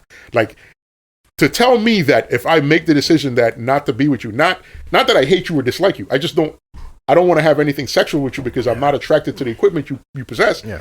How does that make me a homophobe? Like, how? Yeah, well, it doesn't. But these extremists, these people that go on social media to out people who have something to say against them, they're the problem. Yeah. This is what I said before about the difference between community and organization. Yeah. I will keep going back to this because of the fact that the community was founded because it was founded because it was people who were legitimate homophobes, who were legitimate transphobes, who legitimately hated people that identified, their sexuality was identified differently than the average population. Because back in the 1950s, how many times have you ever heard of gay people in the 1950s, 60s, and 70s? You barely heard of them. Back in those times, it had to be a secret because culture was driven by, just like homophobia was okay. Like to outright hate homosexuals was perfectly fine. Yeah. Right. And that was taught to you in church. It was taught to you by your peers in your schools. Everybody told you, like, if you went out one night, got drunk, saw somebody that was gay and just beat the shit out of them, damn near beat them to death, it was okay. Nobody would bat an eye. And it's when you think of it from the perspective of you are going to take a human life because of their sexual preference. It's outrageous. It's it's ridiculous. Yeah. But this shit happened all the time. So now we come into 2020 and we know that, we see that. See, people like us that are, again, level-headed. This comes down to the fact that there's no more level-headedness with this. Yeah. The fact that we're level-headed and we can accept you for your sexual preference and your own identity. But we're not going to accept the idea. Like, I'm not going to accept the idea that there's more than 2 genders. I'm not going to accept that idea. I agree. You know that? Sorry. But I will accept your mindset and respect your mindset for what it is. And that's the only thing I could say that I would 100% offer any member of the LGBTQ community this as my olive branch. This is the best I could offer you. I will accommodate you as much as I can in terms of what you want to be called, how you want me to refer to you. I mean, it's going to take some time for people to get accustomed to it. That's obvious because not all of us are hip to the lingo, right? But to ask me to accept things that I know are scientifically not real is just not going to happen. I would never disrespect you. That's plain and simple. Like, if we are to move forward as a society, we've got to accept that they are here. They have rights. They're human beings. Yeah. They're not different from me. 100% I'm not better than them. Right? They and I are the same in terms of us having life, us having rights, us being equals. We're the same. The only difference is, and this isn't, I don't even want to say the only difference is, because this shouldn't even be considered a difference. They just have different sexual taste. Like, when you think about it from the perspective of everybody has a fetish. I don't want to I don't want to offend anybody and simplify it as a fetish because I know that there is somebody that's going to be triggered, but I don't want to. They're going to be triggered by this shit. I'm triggered in a good way. I don't want to offend anybody and simplify it as a fetish, but I'm saying it's as unimportant as the difference between a man who likes girls' feet and a guy who likes lips, or the guy who likes butt and the guy who likes tits. I definitely like ass. It's as unimportant as that. It's not important because as a group of straight men down here, we don't give a fuck about. Whoa! Chris is questionable. He's that I think it's part of that queue in that community. It doesn't matter to any of us what the other one likes in terms of girls. Like, you know, in terms of what girls we like, you will never hear me bashing Junior because he likes girls with nice asses. I'm not gonna be down here like, asses? Are you out of your mind? Like, that's not gonna happen. It wouldn't make sense. Like the conversation, like anybody that heard two straight men having a conversation about, oh, asses are gross. That is sick. Titties? What the hell are you gonna do with? Like, it's a stupid conversation to have. Like, I would personally slap both those guys and keep it pushing. Like, be like, you guys need to be slapped because this is a dumb conversation. So yeah, it's just that. But like I said, it just kills me. You know what I mean? Like it literally just kills me. Like it's just like, how do you try to gather information and you're still called an asshole or ignorant when you're trying to get information? Because people are. This is what happens when you are online, right? If you go online and you ask a question and they can't. If they can't actually hear your voice or see your facial expression, they can only apply their own imaginary tone to whatever sentence you send. Exactly, which is hatred. And and they're just going to assume you're being an asshole. It's like if I send you a text, like I could send you a text that's like, "Yo, what up, Junior?" You'd be like, "What up? The fuck you mean? What up? What you want to do, son?" Like I could mean one thing. Now you know damn well that's not me. I know, what I'm saying is, I could mean one thing and you could interpret it another way simply because reading text doesn't convey emotions, or like if you can't hear my voice, see my face, know what I'm actually asking you. If you read it from a text, it leaves your mind open to interpret that text however you want to interpret it. So you can actually be ignorant then. Because if if I say an opinion and I back my own opinion with facts, you know what I mean? And hey, listen, not everybody's happy with like I can tell you this is something that we've seen with our own eyes. We've all experienced it. People will reject facts outright if it doesn't say what they wanted to say. Yeah. Exactly. Like you could literally have a sheet of paper that says 1 + 1 is 2. Yeah. This is a mathematical fact. Well, science has proven this. But if this 1 + 1 = 2 answer doesn't fit the narrative you're pushing, you're going to fight against it, right? And you will convince other people to fight against it. Yeah. Like, and that's what people do.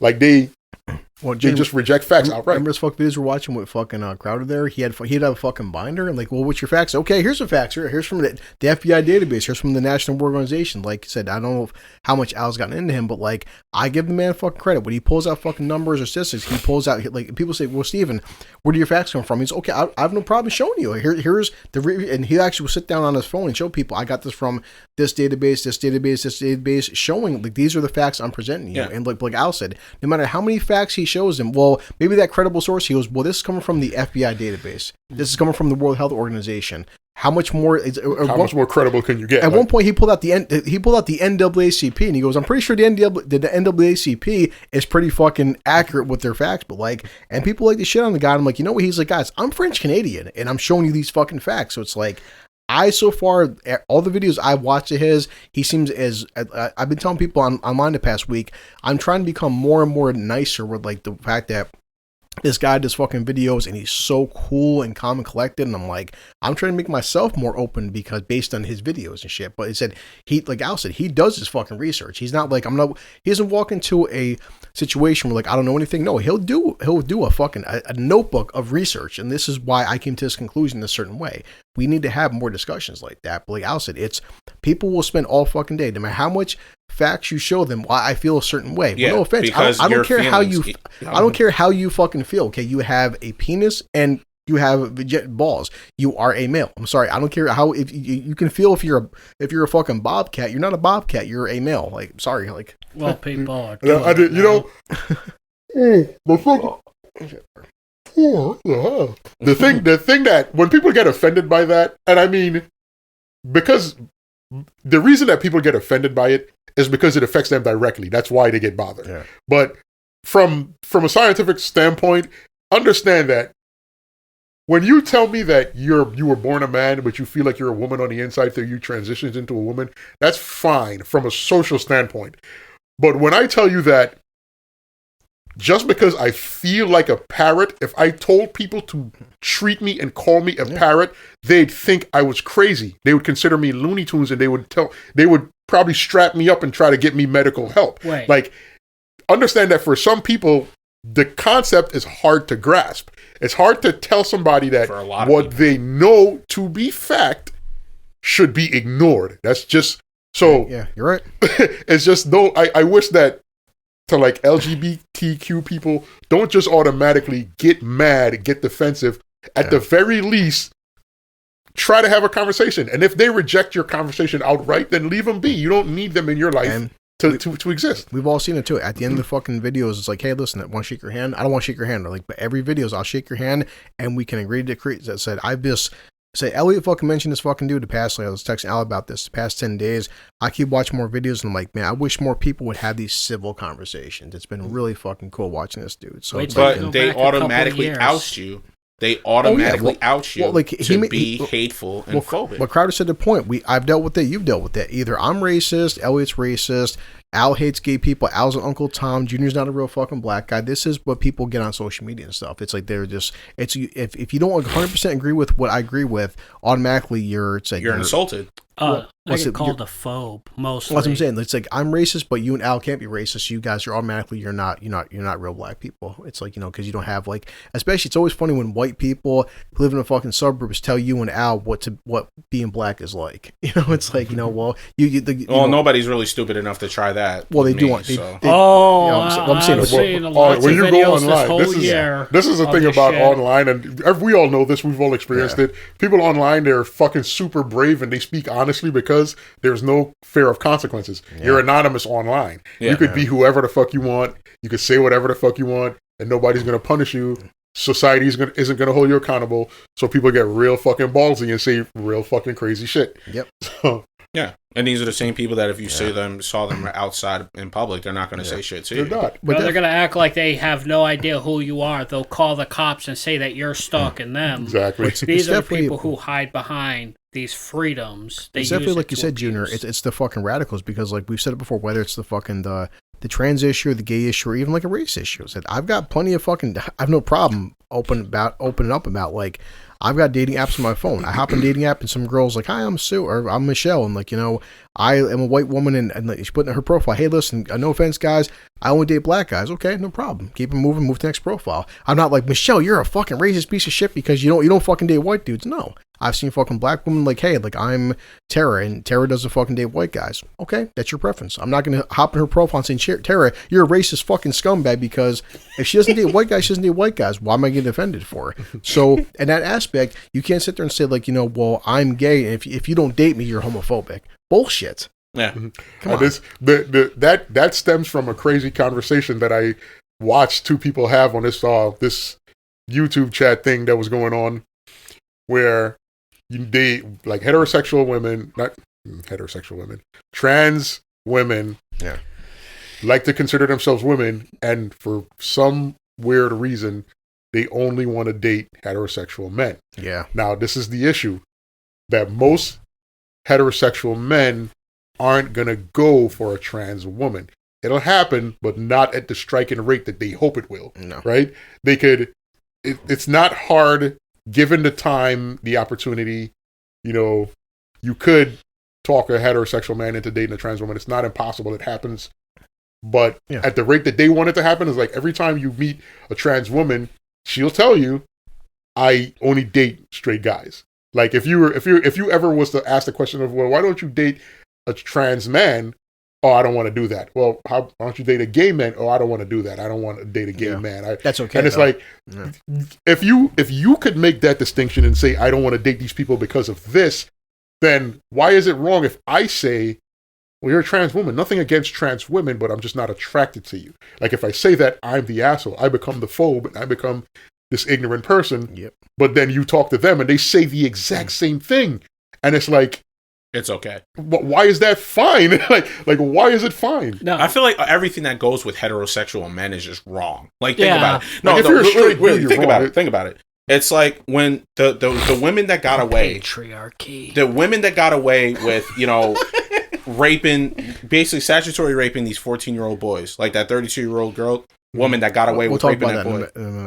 I'm just saying. No, I'm just saying.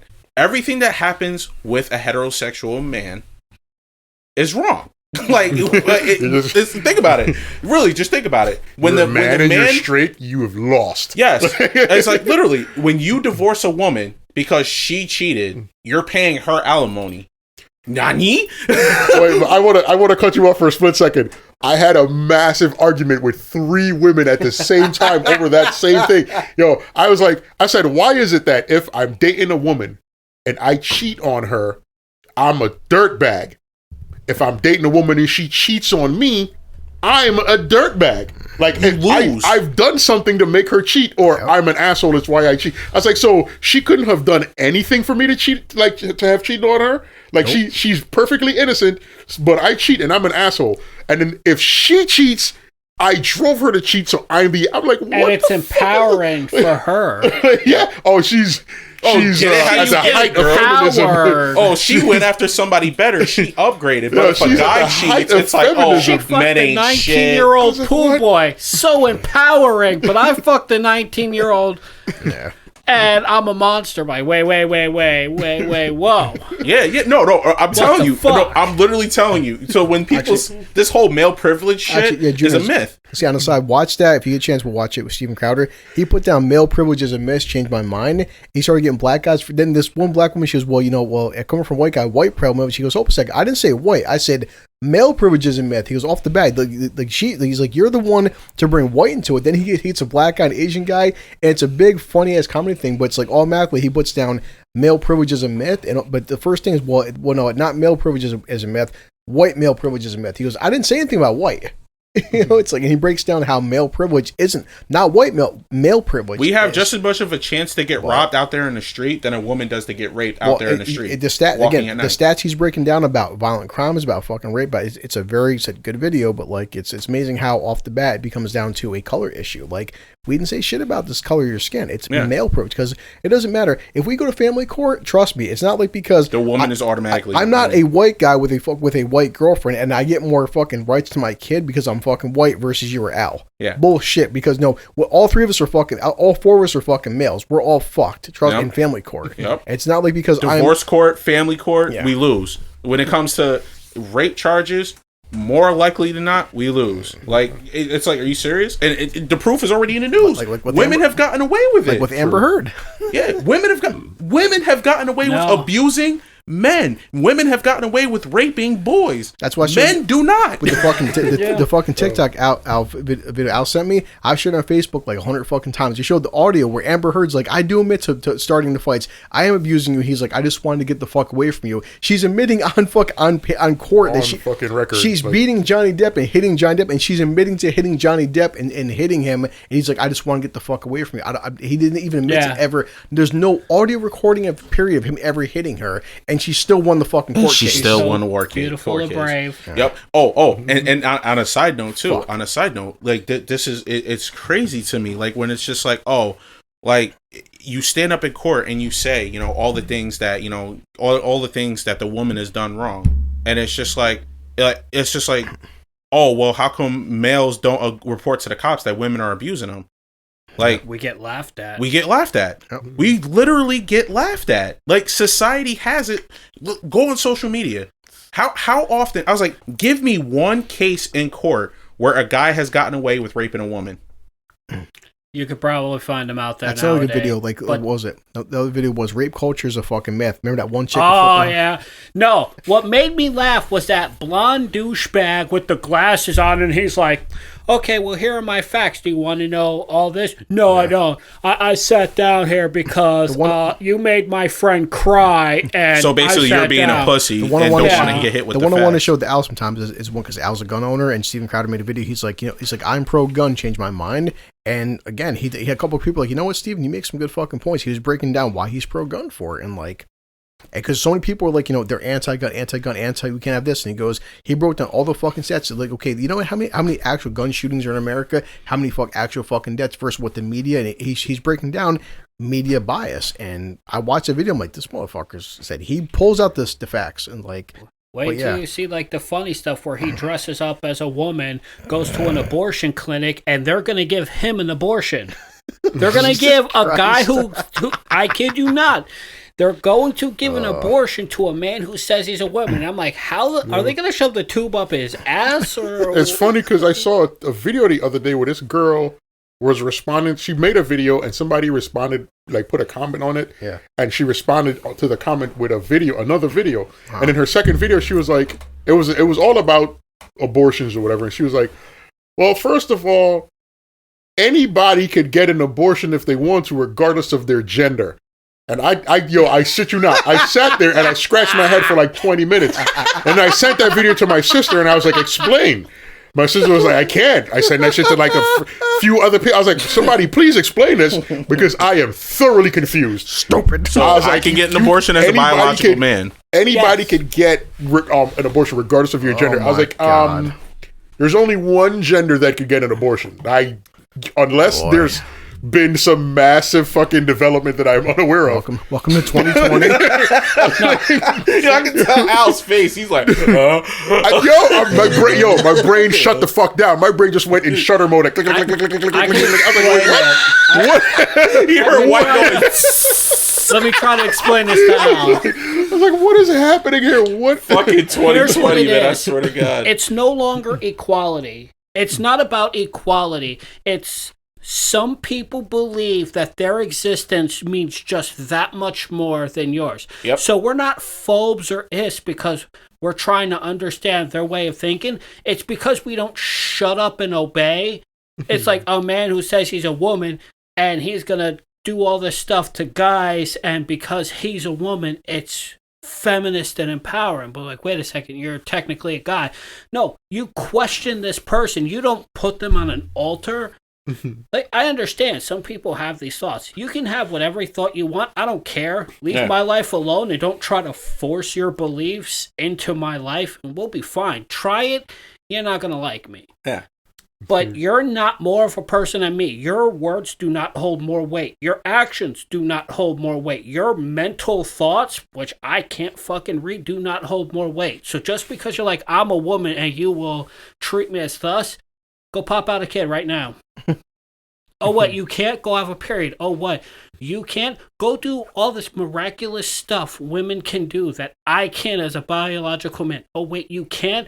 But I'm supposed to treat you like fucking Aphrodite? No. Fuck you. You're not some magical unicorn that just popped out of the water. Just because you want your life to mean that much more, guess what? You're so insecure. You use hatred and fear and these...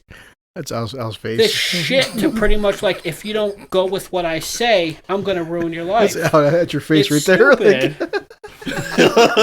Like people, but people need to have a dialogue, not just this, well, I said so, so it is mentality. Yep. Your words don't hold more weight. And the terrible thing is, it's not everybody. Yeah. It's a majority. But the thing is, everybody's now starting to get tired of it. Yep. You're 100% right. Like, get some mental help. If you're just this angry, you need to talk to somebody instead of trying to ruin someone's life because we're not going to simply bow our heads to you. Well, Elliot, to combat to actually add on to what you're saying is that to get the mental help, it's actually been tied, and I did research on this too.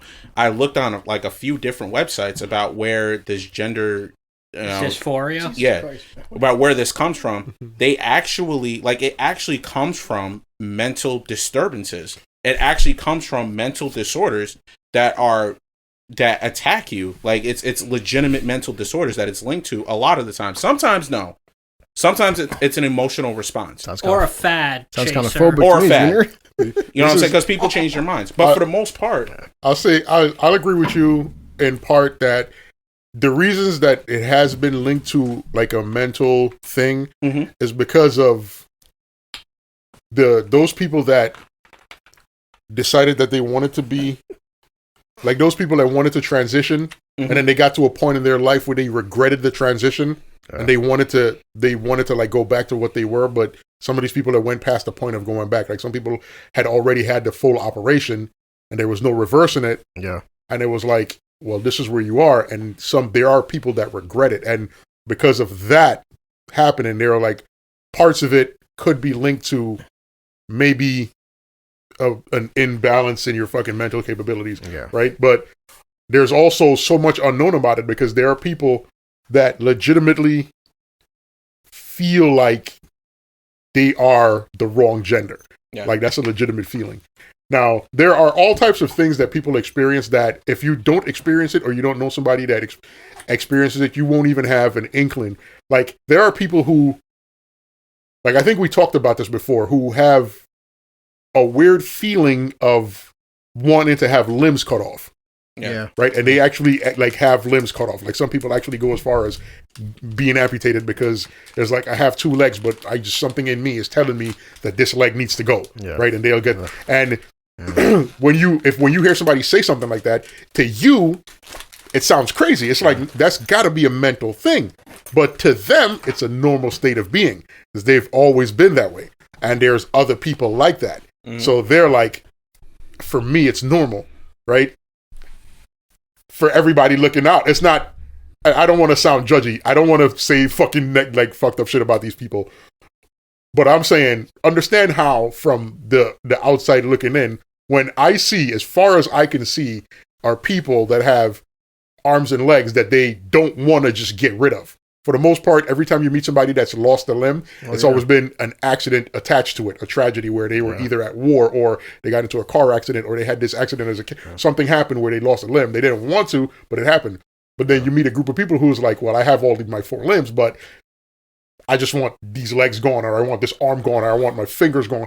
It sounds crazy. It's hard to accept. It's hard to just with a straight face be like, this is normal. Yeah. Right? But they want to be seen as normal. And it's kind of, I kind of equate it to the same thing with like the trans and the like homosexuality, where it's a normal thing to them because they've always been that way. Yeah. But to the rest of us, when all we have seen is heterosexuality, homosexuality looks weird, right? But we're at the point where we could accept it. We know that it is what it is. It happens all throughout nature, and we can accept it. But it's just understand from the perspective of why people feel certain ways about it. Yeah, I hate it when people use the phrase social progression. Social progression pisses me off because it's just a fancy way of saying feelings. Like, why? It's literally like social progression is feelings. Yeah. Like it was like, I feel like that this is what it is, so we need to evolve into this, and that's just not how it works. Well, the only reason, I mean, I won't debate you on that, but I feel like the only reason that people use the terms, because you, like, at some point we have to acknowledge the fact that we can't just oppress people because they're different. Like, it's just, we're just at a place where it's just morally, it's fucking wrong. Like, I can't just be mad at these people and want them dead and want to fucking oppress them and have them downtrodden just because of a sexual preference. That's just, it just feels crazy. Like, from a modern day standpoint, when you're aware enough and when you're smart enough to understand that this is a human being and this person has feelings and this person deserves to be alive and have a robust, full life, to just arbitrarily decide, I want to oppress this person because they're different and I don't like it. Yeah. That's essentially how large swaths of society have acted for centuries across the planet, and the people on the other end of it get the shaft. They just get fucking shitted on. Yeah. And it's just, it's crazy. It's just, and that's why these communities and organizations come to be, is because of that. That's going to be a topic for another time, for a long debate. But like, so far, what the videos and the articles I keep watching is that the only, I guess, flack, and even for myself would say that, like, you know, do what you want, be who you want, I don't care. But like, even you said this, Al, is like, if you want to, like, fucking celebrate Hanukkah, celebrate Christmas. It's fine. I don't care what you do, but don't tell me I have to do it, and I like I have to support you. It's like you said with the whole like, you know, I'm a woman and stuff. I don't agree with your woman. Do you have to call me a woman? I'm like, what if I don't? Well, I'm gonna get you fired from your job. And I'm like, I don't agree with that. Or it's just like like you said with the whole it's a gay thing and stuff too. If you want to be gay, be gay. I don't care, but don't walk into my face, tell me you have to date me. Well, why for? Well, because you're homophobic. No, I'm not. I'm just not gay. Like, and that's why a lot of the stuff too is coming from a lot of people is like now we're getting to the point now where it's with the Me Too thing, it got so fucking overboard. Now it's like innocent guys are losing their jobs or going to fucking jail because of Me Too. Because now it's just women can't lie. Bullshit. You know, that's now it's a fucking trans thing. They're better aligned than we are. There's been people that have lost their fucking jobs because they didn't. They recognize that they feel that there's only two genders, and well, I don't think there's more than two genders, and it's like, well, now I'm gonna fire you from your job. Like that's bullshit. Like it's, you know, like I said, there's a difference between sitting there and saying people exist versus people like they're trying to shove their fucking beliefs down your damn throat. Like, I mean, if you want to be Jewish, say Happy Hanukkah. I'll say Happy Hanukkah out of respect, but don't tell me you have to believe in Hanukkah or else. Like, or else what? I don't have to believe in anything. I don't have to be a fucking Buddhist. I don't have to be a Christian or Catholic. But like, because I just find it funny where before we move on, people are so against fucking shoving religion down your throat, and I feel the same way. You shouldn't shove your religion down somebody's throat, nor should you fucking shove your homosexual or fucking gender identity politics down someone's fucking throat. And Al said before, if you don't like somebody because they're black or white or gay, whatever, it's your fucking right. You can't make somebody fucking like you. You can't make people call you a gender because it offends you or something. Like there's too much now. A lot of this, like we have to make people believe what we believe. No, a lot of us believe in reality and believe in science, believe in fucking numbers. You can tell me all fucking day that 2 + 2 = fucking 5. It doesn't, but I feel like it does. Well, I feel like it doesn't because 2 + 2 = fucking 4. Well, you know, I'm gonna get you fired from your job because you don't agree with me. No, it's not how it works. Apparently, it does though. It's becoming that way though. It really is though, and that's why I keep saying like in terms of Americans and at least blue collar people, this is why we keep saying like, you know, we do have a lot of fucking flaws compared to other countries, but other countries are doing this shit to their citizens. They're telling their citizens they're burning fucking books, they're taking down statues, they're arresting people for misgendering somebody as hate crimes. Exactly, and like I shouldn't go to fucking jail because I said I'm not calling Ellen Page a fucking dude. Like Ellen, you're not Elliot. You're a woman. Sorry, but like, as an Elliot, I agree. Ellen Page, shut the fuck up. Yo, Elliot. Oh my god. I can't even tell you how many YouTube videos I put that I'm like, as an Elliot, I do not accept Ellen Page into the Elliot Club. Right, now you have to call me fucking they or them, and like that was with Cyberpunk. Some of the flack was that you make a character in Cyberpunk, it's either a fucking male or female. Well, we need more representation because they didn't fucking have they or them or pronouns, and like it's either you make a male or female. If you don't like the game, don't fucking buy it. Then like they're not going to go through 5 years of coding to understand your gender political bullshit and stuff. You either make a male character. It's bad if you can make a guy with a vagina. Make your own game. Yeah, it's like do your own. I mean, this game has thousands of fucking hours of dialogue. They're not going to re-go through the entire code to fucking make it they and them or here or fucking whatever there. It's like just stop this. Goddamn. Like Jordan Peele, like he made his own movies. Why? Yeah. Because of the fact with an all black cast, basically. I'll say this to that point. I don't disagree, but I don't agree 100% either. I feel like if people want to see representation of who they are or what they are in games or in movies or in, you know, comic book or whatever, I feel like it's not bad for them to say we want to see representation. Like to say go out and make your game, it would be great if they could, but for the most part, most of them won't be able to. Right? So, and some people just want to relate. Like, it's like I'll put it to you like this: how would you feel if, from now until the end of time, every comic that you ever read was based off of something that you couldn't even relate? Like, there was like they just decided no more white men in comic books ever. Like ever, forever, no matter what is happening. How would you feel about that? Honestly, like it wouldn't. I'd have questions. Does this mean Irish, Italian, Scottish as well? Because they technically be white. Just white across the board. No white people. Regardless of your nationality, they just decided we are done with white people in comics and movies and music and everything. We're never going to show another white man in entertainment of any form like that. Go broke. But it wouldn't be cool, though. It wouldn't be cool, it's though, not is what my I'm saying. money, though. So they can go broke, and I'm cool with that. But here's the thing. What if they're not going broke? What if they create an industry and the industry is thriving, but there's no representation? Yeah. Like, it's just, at some point you're going to say, hey, like, this is where it's going to start. It's going to start with the youngest kids. That's going to say, well, how come nobody looks like me? That's where it's going to start. That's where it always starts. Yeah, but it just is what it is. That's a debate for another time because that's long. Well, then I want Nazi representation in Cyberpunk 2077. Listen, hey, do it. Hey, you got African I promise things you and stuff. Why not? Listen, I promise you that at some point in that game, you're going to see a motherfucker running around with a swastika. No, but I promise you. But the point is, it's a very dangerous road for representation because then you're going to get some crazy fucking people who are just going to make everybody uncomfortable. Well, no, this is the thing. This is what happens when the people that control the industry get to make the decisions. Like it's like, why do you think when this whole Black Lives Matter push started, all industries decided we're going to support Black Lives Matter because they get to make those decisions. Yeah. They didn't have to. They could have said, fuck you guys. Like, they could have did that, but they decided we're going to support.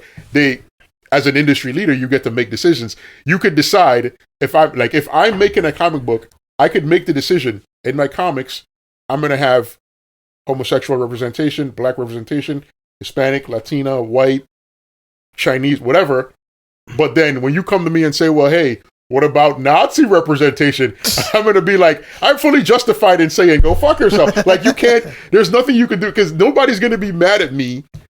Like the majority of the planet is gonna take my side when I say fuck Nazis. Like, but see, people are gonna be like, why is that guy bringing up Nazis? Just because it can be a dangerous slope to go down. Because what if some kids just don't want to be around specific people? I put it to you like this: it's a dangerous slope. It can get very dangerous. I get the point you're trying to make, but I could say this. Specifically about Nazis. I understand what you're saying in terms of like a different aspect. But in terms of Nazis, this is where I'm at. I promise you that whenever anybody says fuck Nazis, like if I say I'm never going to have Nazi representation in my movies, my comics, my songs, the world is going to be like, yes, we agree with you. And when the Nazis stand up and say, why can't we be represented? The world is going to say, go fuck yourselves. Nobody likes you. Like, that's what's going to happen. Like, that's just, I don't know. The zombie army games, I need my zombie Nazis. Call of Duty made a living off of Nazi zombies. Hey, Junior, can you pull Florida Man? So I pull this up. So this made me think about Al. I'm gonna change topics now because this is funny. But so Al, because you've said in the past you will eat anything. First of all, no. I know. Second of all, I said I'll try any food if it's cooked properly. So don't go fucking handing me a shovel full of fucking snake manure. Slop. Like you'll taste this. Fam. It's funny. It's funny how you said snake manure. So this is in Florida because why wouldn't it be? So Florida. This says pythons might become a new menu item in Florida. If scientists can I'll definitely eat python. See, there you go. I'll definitely eat you said python. Snake manure. I wouldn't eat python manure. Close. But Very close. yeah, so scientists in Florida have to confirm if they're actually safe to eat. I'm like, why are they not safe for? So people have been eating snakes forever. Poison glands in their throats. Well, they're saying okay. No, not in pythons. They're constrictors. They don't have. Well, it says the Burmese pythons, an extremely invasive species in the Everglades, are safe for us to eat. The Florida Fish and Wildlife Conservation Commission is collaborating with the Florida Department of Health to investigate the mercury levels in pythons. to determine if they can be safely consumed. If so, the snakes may soon end up on restaurant menus and dinner tables across the state. Nom, nom, nom, nom, nom, nom. Well, I mean, come on. People eat catfish, and those things are kind of disgusting. Pythons are non-venomous constrictors, primarily found in South Florida, where they pose a serious risk to native wildlife in the region. The snake is not native to the state and began appearing in the Everglades in the 1980s, when it's likely introduced as an escaped or released pet. Wow. Oh The FWC encourages residents to remove and humanely kill pythons when they can at any time during the year. Humanely season him down and barbecue his ass. Oh my god! So they're gonna keep studying the python and maybe go get python burger until a scientist gets eaten by a python. Then it gets shut down. Well, this is nothing like some good old python jerky. When pythons are safe to eat, they can actually be quite delicious. Python tartar. Python on the glass. God. Python over easy. Wow, Jesus yeah. Christ. Just picturing that python fucking skin. It does look like bacon, so I gotta admit. So, it's really good when you can cook it right, she told CNN. This would be a wonderful way to get more people involved with helping us remove pythons from the environment. It would be a good thing for people to hunt and eat them, but we need to make sure that they're safe first. So, well, we just do the Rick and Morty thing and send them to their own planet. Because they're too delicious. Tasty python. So, I like controversial topics. what's the Florida man? Oh my god, We're this coming one's up, bad. we're coming up on 3.5 hours, so I want to get ready to head out soon. This is bad. It's A customer got arrested for calling the cops twice for complaining that his clams at a restaurant is too small. I feel like this is Al getting arrested. You better believe it. I would be in a restaurant throwing a fucking fit like, excuse me, waiter, come here. Look at this. What is wrong with this picture? What is wrong with this picture? You see these clams? They don't look like clams. You know what they look like? Fucking mullets. Get me a fucking plate of clam, you son of a bitch. So much anger. Oh, man. Sir, these clams are not fucking clams. All right. There was one that was even more fucked up. I'm about to read it to you right now. All right. This one's funny as fuck. So I got one last thing for our head now, because I'm not sure if we're going to kill a half hour, an hour, but this is going to be because Al sent this to me, and it's going to be a very controversial topic, which I can't wait to talk about. Well, I'm pretty sure me talking about Nazi representation is already fucking controversial. Because this pissed Al off, then it pissed me off, then it pissed Junior off. So I've been. That's why I said certain ones I wait for Al to get her, because if Al brings this up to me, I gotta wait for Al to like break this down with me, because I'm pissed off reading this shit. So I'm like, cool. I was waiting for Al to fucking show up for this one. Let's see if Elliot gets pissed off, or he just you will. chuckles. Trust me. This will piss off any man. Trust me. Hey. December 22nd, 2001.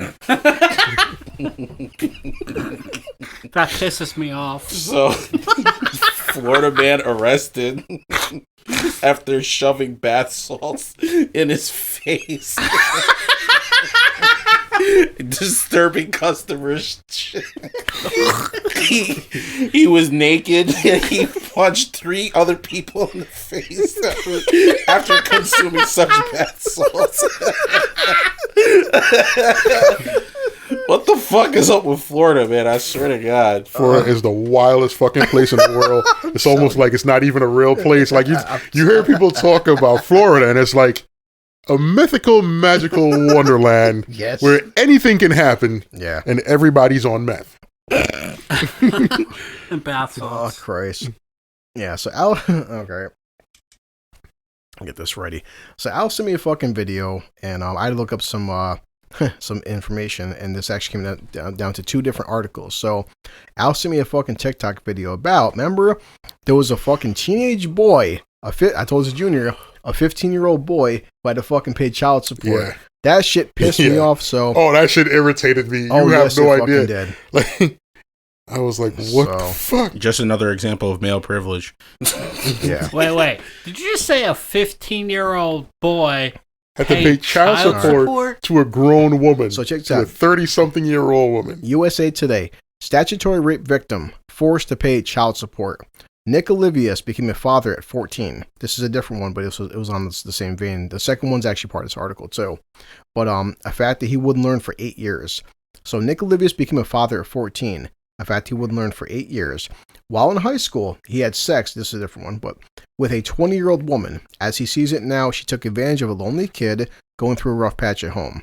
State law says a child younger than 15 cannot consent with an adult under any circumstance, making him a rape victim. He didn't press charges, because why would he? But it says he didn't realize at the time that was even something to consider. The two went their separate ways. Now at 24 years old in Phoenix, graduated from high school, went to college, became a medical assistant. Good for him. 2 years ago, the state served him with papers demanding child support. That's how he found out he then had a 6-year-old daughter.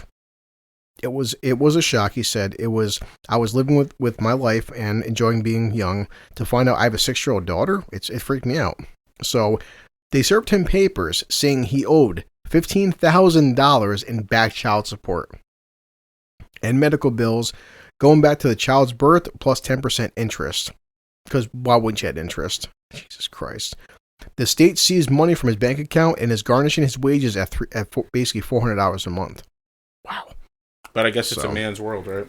I would have straight up and down fucking patriarchy. pressed charges like I was raped at 15. Like I would have ruined her life. God, yeah. So, oh boy, well, everyone discussed that. I'm trying to find the one with. Okay, here it goes. California issued this one. Al told me issued a similar state court ruling a few years later in the case of a 15-year-old boy who had sex with a 34-year-old neighbor. In that case, the woman had been convicted of statutory rape. Okay, so she was convicted. Now, off the bat, she's 34 and she fucks a 15-year-old. Okay. And like Carlton said, and we all been there, if I was 15 and a 34-year-old woman was sucking my dick, I wouldn't say no to it, but what fucking teenage boy would? But in both cases, it was the state social services agency that pursued the case after the mother sought public assistance. The Kansas court determined that the rape was irrelevant. So the rape's irrelevant? Okay. And that the child support was not owed to the rapist, but rather to the child. All right. So, said Mel Feet, director of the New York-based advocacy group in the National Center for Men. Yeah, so he's 15 years old, and he was a victim of statutory rape, and he's paying child support to a 34-year-old fucking woman. This is just an isolated incident. It's still a man's world. That is exactly what feminists would say. Why didn't they take the child away from the woman who obviously has a thing for underage children? Yeah. Well, the first time Nick he said because that would make too much sense. Like, why would you apply logic? Like in both of these cases, it's like you're a sex offender, you're a predator. You shouldn't have a kid because you obviously like to fuck underage children. The first guy Nick said that he wants to be in his daughter's life and is willing to pay child support going forward. But he says it's not right for the state to charge him for fees incurred when he was still a child himself or for the years he didn't know the girl existed. Exactly. Anything I do as an adult, I should be responsible for, he said. But as a teenager, I don't think so. So you're telling me this fucking kid, well, this guy now, is 24 years old, has a 6-year-old daughter. So for the past 6 years, she's been told that she doesn't have a dad, or probably who knows what this psycho fucking bitch told her kid about him. And he didn't even fucking know he was a father. And now he owes $15,000 in back child support for a kid he didn't fucking know about. Like I would say, make this make sense to me. You can't. It doesn't. That's going to be the most awkward thing. Daddy, why weren't you here? Well, when your mother raped me and then we separated and I didn't know about you until she became a greedy hoe. Well, your mom likes to rape underage people, so I just want feminists to make it make sense to me. I don't want anybody else to, because I know nobody else can. Yeah. I want feminists the radical feminists, who would probably defend a woman, make it make sense to me. There you go. That's how it makes sense to them. Well, especially at 15 years old, I can know at me myself, 15. What full-time job do you plan on a 15-year-old getting? Mowing my goddamn lawn. I see snow. You shoveling that motherfucking snow, my bitch. Driveway. Get the fuck out of here, or you're fired. You better know how to push a snowblower, you fuck. This'll teach you whipping your dick out. I see leaves falling. Get them up, bitch. So she's 34 and she fucks a 15-year-old, and now he's got to pay child support. So I bet you these feminists think that's still okay. Get it how you get it, girl. The fuck out of here. If you're a man, empowering. That just means anybody still wants you. So I posed this question to Junior about a couple days ago on Xbox Live, and I wanted to ask Elliot and Al about this. What's really weird is like it almost fucking begs the question of like what defines fucking rape. Now, obviously, if a 34-year-old woman, right, if she's having sex with a 15-year-old boy, it's considered statutory rape. But like a woman cannot force herself onto the guy in the sense that she can't make you, unless she roofies you or gives you a fucking shoves pills down your throat, she can't make you get a hard on. It's like, so in a sense though, it's like okay, a 30-year-old fucking woman cannot be raping a 15-year-old because like she can't forcibly make his dick hard unless he wants that. A guy though, let me stop you right there. Because the reason that the concept of statutory rape exists, it makes it wrong for you to have sex with a certain person based on their age. Yeah. So regardless of if this boy is horny or not, you are breaking the fucking law. Yeah. This is the equivalence of me saying, as a 40-year-old man, if I'm having sex with a 13-year-old girl, even if she's horny, I'm fucking wrong. Yeah. I am absolutely wrong.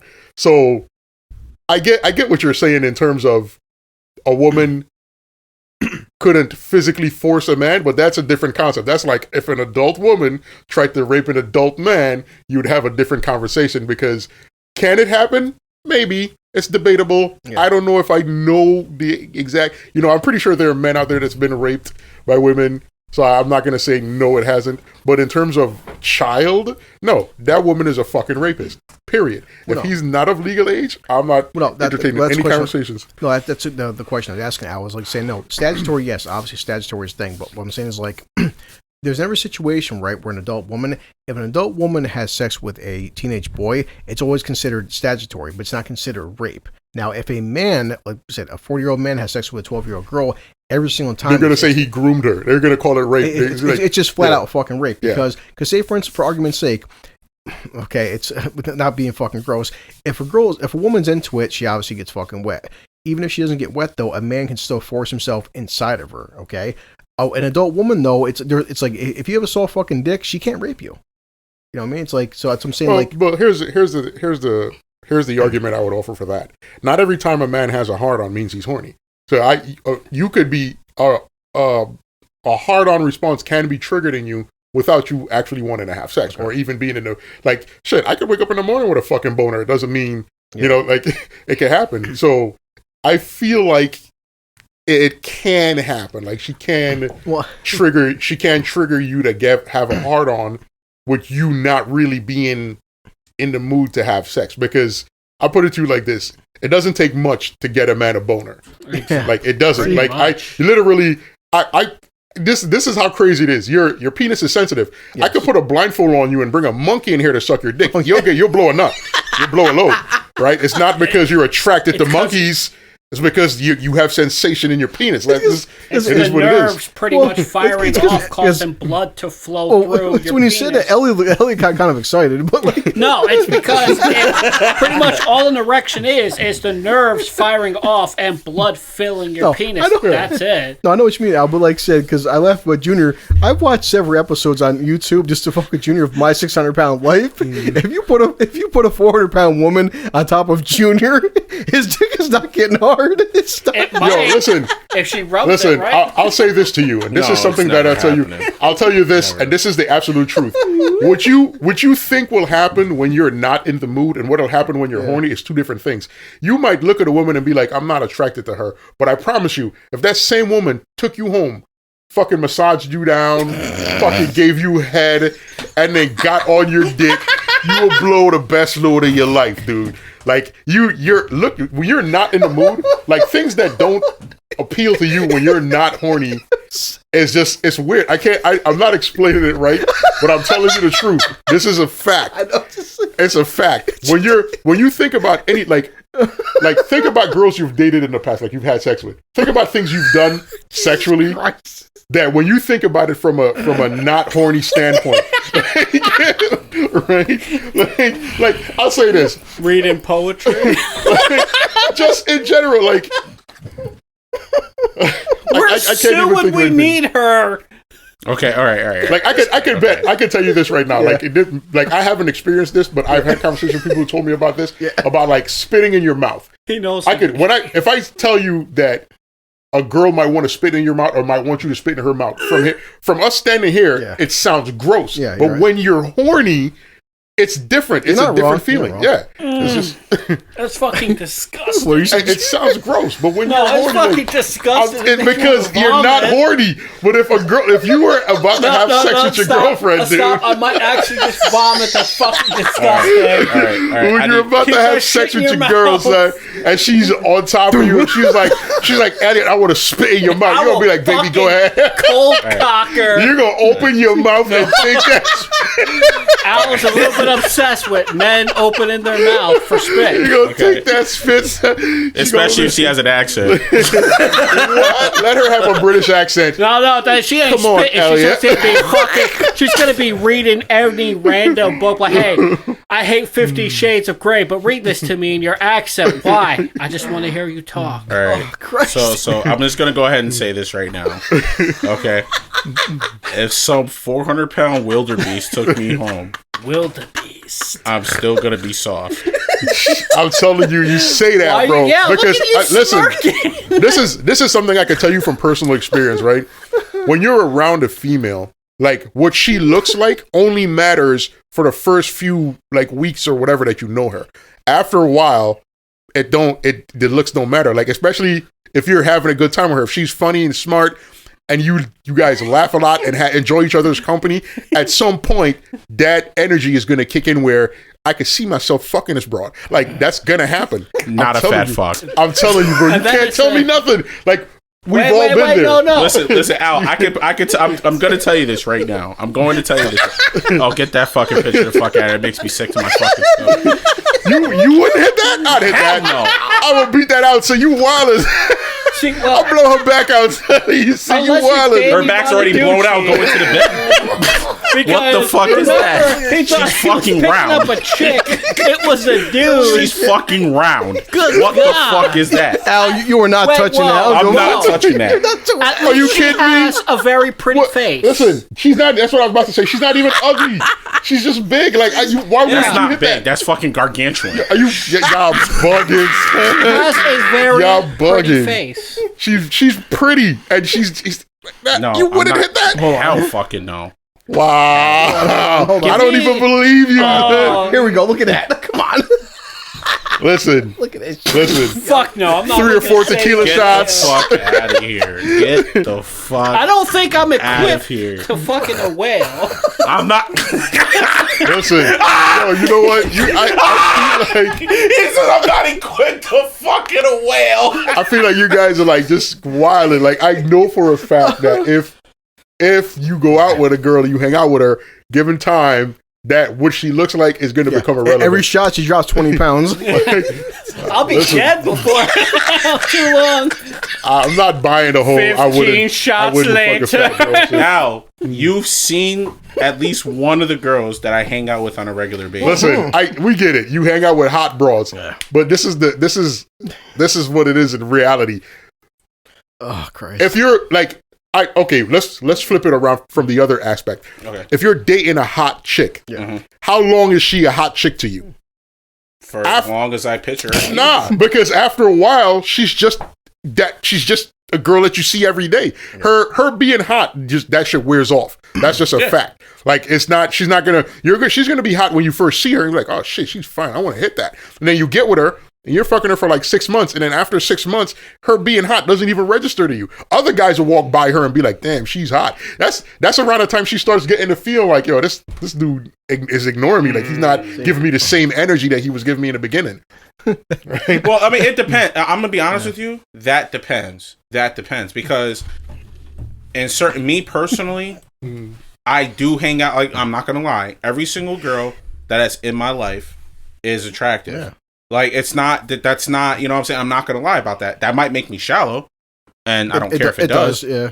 I don't care if it does. I mean, if it does, it does. But every single female that I hang out with is attractive. But that's just me, though. Like, and it's just like, with me personally, I find looks in certain aspects of a woman to be very important to me that I hang out with. Like her back fat. Now, you already know, Chris, If there's any hangage under her ass. Listen. I don't care if a girl's thick. I'm okay with it. Like I mean, I hang out with a couple of thick women. Like, I'm talking about thick. I'm talking about hangage. That's not attractive to me. Like a thick woman, like a nurturing thick woman. Oh hell yeah. You mean any day. Like, used to I'm sorry, but women are the same way. Women are exactly the same way. Like they have their physical requirements for guys, and those physical requirements don't go away. Like, here's the thing, and I can tell you from personal experience that that's just not real. Like no matter what anybody tells you, like if girls were stuck on a dude has to have a six pack, or he has to be skinny, or he has to be fucking 6 feet, whatever. Dude, I'd never get laid, like ever. Be real. Revenge be real about it. They're gonna fuck the next guy just to piss off their ex, and it's not gonna be what they normally go for. I was like, I'll never get laid. It's a fact. Like if girls were stuck on the You're Al slinging Dick Johnson. You are the exception to this rule. There's no exception to the rule, dude. Like yo, you are the exception. I'll put it to you like this. There's just a difference in dudes have a different quota to meet when it comes to dating girls. And the only thing that we got to bring to the table is really confidence. Like, dude, how many times have you went out and seen a dude that you know, this motherfucker has no rights flirting with the girls that he's flirting with in here. And you see, he doesn't give a fuck. He's like, oh, this bitch. I get those sort of looks. This is the baddest bitch in here, and I'm going to try to back. And you see it happen all the time. Women are different because women a woman will be beautiful and still be mad insecure. Dudes will be straight fucked up looking and be like, I'm bagging this bitch tonight. Like, it's just, it's weird, but that's just the dynamic. Ask Chris the couple of times that he actually came out with me, and I was talking to probably like, you see a girl that's over there, I'm like, oh shit, let me go say hi and see what she's up to. And it would be like, and Chris would look at me and be like, damn, she ain't gonna talk to you. She's fucking like, look at her and then look at you fucking ugly piece of shit. And I'm just like, this is what this is my friend. Like, watch me work. Exactly. Like, watch me work. I may not be Al slinging Dick Johnson, but I'm still sliding dick in her direction. You know what I'm saying? Like, fuck that. I gotta go out with Chris one of these days. See how hard I'm in the corner laughing my ass off. I'm telling you, Chris, seriously, he tries to play this fucking card everywhere he goes. This fucking victim card is so fucking annoying, but it works. And it's the most annoying. That's the reason he keeps fucking all these bitches. It's because he plays that fucking victim runs card. This games.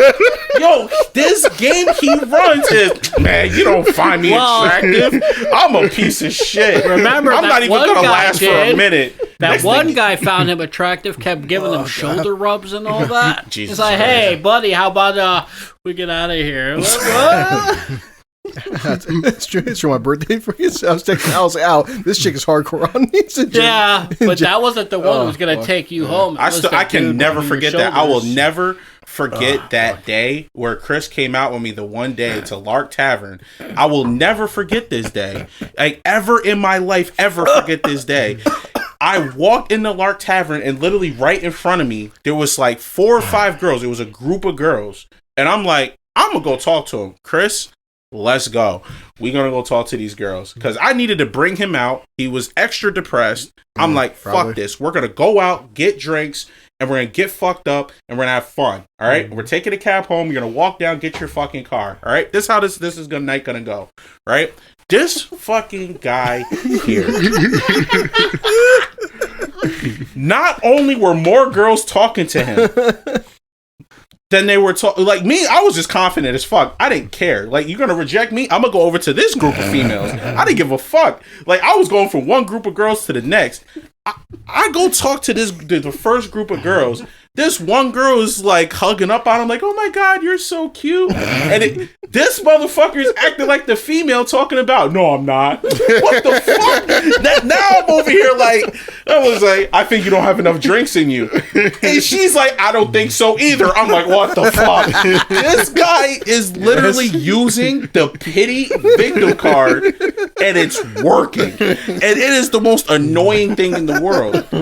It even happens in the animal kingdom. No, seriously, like I when I saw that shit, I was like, this man better not ever bitch again about coming out to a bar and thinking he can't talk to a female.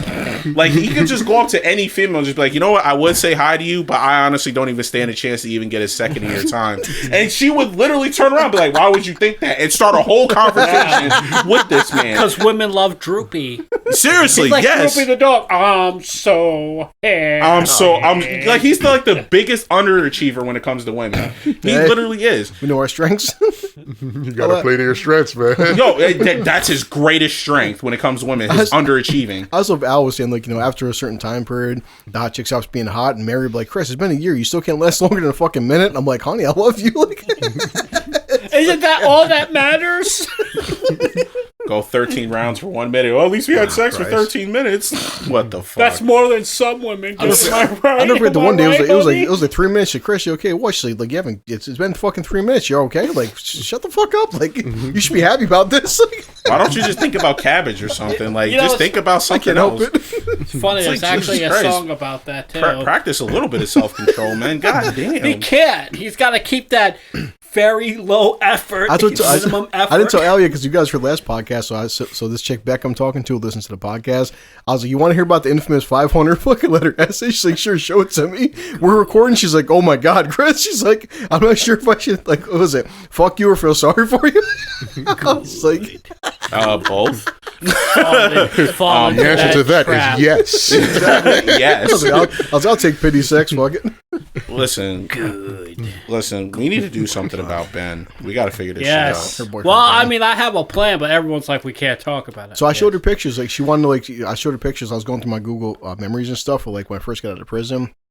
I have, like, you, me, and Christian. And it's so fucking funny where it's like, I'm looking at Christian, like, how much he's aged in the past, like, 7-8 years. And he's gotten, you know, taller and stuff and fatter. And then, of course, she's like, hey, Chris, like, that's who you look like? I'm like, yeah. And she's like, so that's Junior? Like, the one who kept saying the word Ben? I'm like, yeah. Ben. Fucking Ben. But what's funny is, like, I got pictures of Junior when I first got out of jail, like, 10 years ago. And it's hilarious when you look Junior. He's got it's like... exactly the fucking Look, you took a picture 5 minutes ago. There's only one thing about you that's different. Like, just one thing. Okay, first of all, there's nothing different about me. There's one thing that's no different. pictures of me. That way I can't be pointed out. Like, hey, who kidnapped Ben? Like, Junior he's got the exact same skin tone, exact same weight, exact same smile, but just one part of him that's noticeably different from, like, 8 years ago. It's my fucking hairline. I know you want to say it. I know you want to fucking say it. So just go ahead and say it. It's the fucking hairline. And first of all, I'm getting it back because I'm using fucking Rogaine. So you know what? I don't give a fuck. Rogaine, sponsor us. Listen, because you know what? Because at the end of the day, I'm not letting genetics win because fuck that. I'm not going to be like that fat blimp. Okay? I am going to be me. Still get sex. That's what Becca's like, she's like, Chris, you look like that? I'm like, he looks relatively the same from 8 I years look ago. exactly the same, Becca. Don't let this motherfucker try to say some dumb shit, all right? Except for one part of it. No, I look exactly the fucking same. Like, from 10 years ago to now. Like, I think God's gonna be a cruel fuck. He won't take all of it. He'll just take a certain amount of it. Like, We're just gonna take a little clump here and here and here. Hey, fuck it. Jesus fucking Christ. you know, he's gonna talk about, yo, son. They're starting to look like me. patterns, No, the just fuck I'm clumps not. missing. And I'll just slip my fucking wrist the moment he says that. Start looking like it. Get the fuck out of here. But anyway, no, but God, but yeah, but that was my overall point, though. It's like I said, it's when it comes to like a young teenage boy having sex with an adult woman, they always call it statutory fucking rape, but you never hear about, like, except for fucking priests and stuff, like raping a fucking boy, because it seems like for the most part, unless you like stick something in his ass and shit, like raping a boy doesn't seem that common. Versus like a woman, though, and it's whether it's like societal or nature, whatever. But like, you know, I'll say this about it: the fact of raping a boy not being common, I don't know if that's actually true, but it's just that men are conditioned not to say anything. Yeah. So it's like we have no idea how often it actually happens because no man comes forward. Well, I'm just saying, like, but the stigma is, like I said, it's whenever it's a woman has sex with a younger boy, it's called statutory, but it's never called rape. It's just called statutory because of the age difference. But it's never called she raped him. Versus, like I said, a man, it's always a man raped a fucking woman, but it's never like a woman raped a fucking male. It was statutory, but they don't mention the actual like act of rape because it's, you know what I mean? It's like, I'm trying to think how to word it right without sounding stupid, but like... No, I mean, I get what you're trying to say. I get what you're saying. It's just because I think it's like you said, with a female, even if a young girl is willing, it just seems like more males are more willing to do it. So it's because like, I just feel like we've been conditioned to feel that way. And I'm not mad at that either. I don't feel, me personally, I'm not comfortable with grown men going after young girls. No. But my whole issue is, like you said, they don't demonize women the same way they demonize men. Like when it's a woman that sleeps with a young boy, somehow they try to make it light. Like I've had dudes tell me right to my face, oh, if I find out my fucking 13-year-old was sleeping with a 30-year-old woman, I'd high five him. I'm like, I don't know if I'm on board with you. I'm not going to penalize my son. I'm not going to, because he's the victim in this. I'm not going to make him feel bad. What I'm going to do is ruin her life, because I know that as a man, there is nothing I could do to justify like being my age and having sex with a 13-year-old. Like if I'd shoot myself in the face if I ever caught myself in that situation. Because even for society, it's like they'll say, oh, okay, the woman got arrested, she did some fucking jail time. How much jail time did she get in comparison if she was a male? Also, now she's getting child support fucking for basically raping a fucking... Did she have to register as a sex offender? Probably not. And even if she did, it's like, again, like, what's the stigma versus like being a female sex offender versus being a male sex offender? I know where I'm sending my boy to mow the lawn because this chick's got that thing. I'm like, no. Well, like Al said, like bastard. We all know it too. I said, if a fucking 35-year-old male has fucking sex with a 15-year-old girl, he's lucky he even fucking makes it to trial. Facts. I mean, simple as that. Because as somebody who's been in county jail and I've been to fucking prison, I can tell you one thing: if some dude has a stigma of having sex with or raping, is that because whether it's fucking, even if the girl was consensual, like I would say she was 15 and it was consensual sex, the fact that it comes down to statutory fucking rape, once rape's attached to that, if you go to prison or jail and guys hear the term you raped a young girl, I fucking seriously feel bad for you. And it won't carry the same stigma as like if a woman raped statutory raped a 15-year-old boy. It just doesn't. That's society. Because all her friends are like, yes, queen, yes. Empowering that she did this. She needed that. I just find I 100%. She got her groove back. It's so beyond fucked up, the fact that we have to pay child support for a kid we didn't know about, and now we have to pay child support at 15 to a woman who's twice his fucking age. Like I can't. There's nothing where I would love to fucking sit down with the fucking judge and lawyers and say, explain this to me in any kind of logical sense that you're going to make a 15-year-old who can't even fucking get a driver's license yet, make him pay child support to a 34-year-old woman? Like, in what reality does that make fucking sense? It doesn't make sense on any fucking, you can't, there's no way it makes sense. This motherfucker he's 50, he's not legal to do anything in this country, not even work. Like, right. Like he's not legal to do anything, and this grown-ass woman can have sex with him and not be held accountable because he's supposed to make responsible decisions and support a child, and she's not. Like, the fuck out of here. I say one thing about that's going to probably cause someone's head to explode. That shows you that this equality thing is a fucking lie. And like we've said before, we do that. It's like in remember not too long ago that one fucking chick that was hot to sell and stuff. Like, if you're in your 30s, why are you fucking teenagers? Like you tell me you're 30 whatever, and you can't fuck guys your own age, like, because they're predators and they want to be predators, and everybody's going to accept the fact that because you're a female, you could be a predator. We're going to applaud them, but then we hear about a guy doing it. We're showing up with a mob at his house and burning that shit down with him inside. As our society has conditioned women to just be the victims, and I say that, and I know it's going to trigger people, but listen, I've had several women tell me to my face they should not have to be responsible for their own safety. Like, I had a conversation with a girl where we talked about the whole concept of women being blamed after they have been raped, right? Yeah. And I said the conversation we had is like, you have to, like, at some point, some responsibility has to be yours. Yeah. This thing that we live in, where we tell women you have the right to do whatever you want, and anything that happens isn't your fault.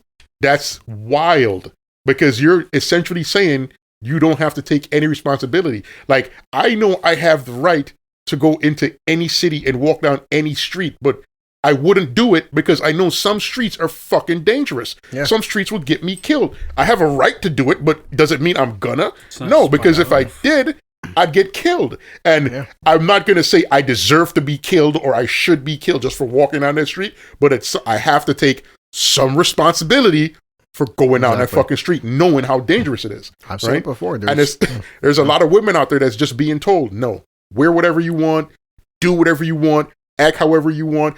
I had an argument with a girl that was like, I just want to be able to go out and have fun, and my life shouldn't be in danger for it. And I'm like, well, that's fine in an ideal world. However, we live in a world where men roofie drinks.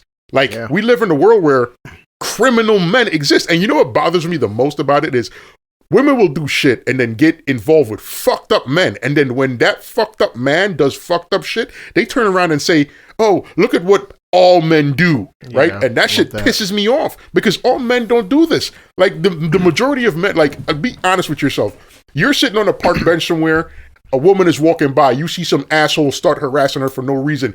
You're most likely to get up and defend that woman because most men will do that. Yeah. Men will protect women from fucking scumbag men. However, women will make dumbass decisions and then say all men are fucked up because of the dumb decisions and have to take no accountability for their decisions.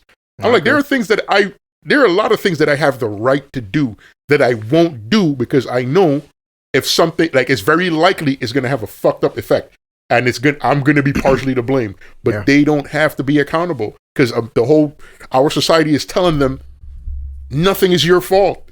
You wear what you want, attract the attention of these crazy fucking men, right? Yeah. Do what you want. Go to these parties, go to these frat parties where fucking dudes are actively putting roofies in drinks where you've seen the fucking everything online. You've got every fucking memo that says don't walk away from your drink, don't leave your drink unattended, don't accept drink from people you don't know. You've got all these memos, but you still go to the fucking party, you still get roofied, you get fucking raped, and then all men are fucking no. Yeah. You're making stupid decisions and you're hanging out with scumbag men and they're doing dumb shit, and now you want to blame everybody because you want to be a victim no matter what. Right? And that shit, it drives me crazy. And all the fucking nice people like us, we're the ones that are like, oh, you guys are, but we're all fucking, all men in that category. And I'm telling you, I literally said to a girl, at what point do you take responsibility for your own safety? Oh, I shouldn't have to.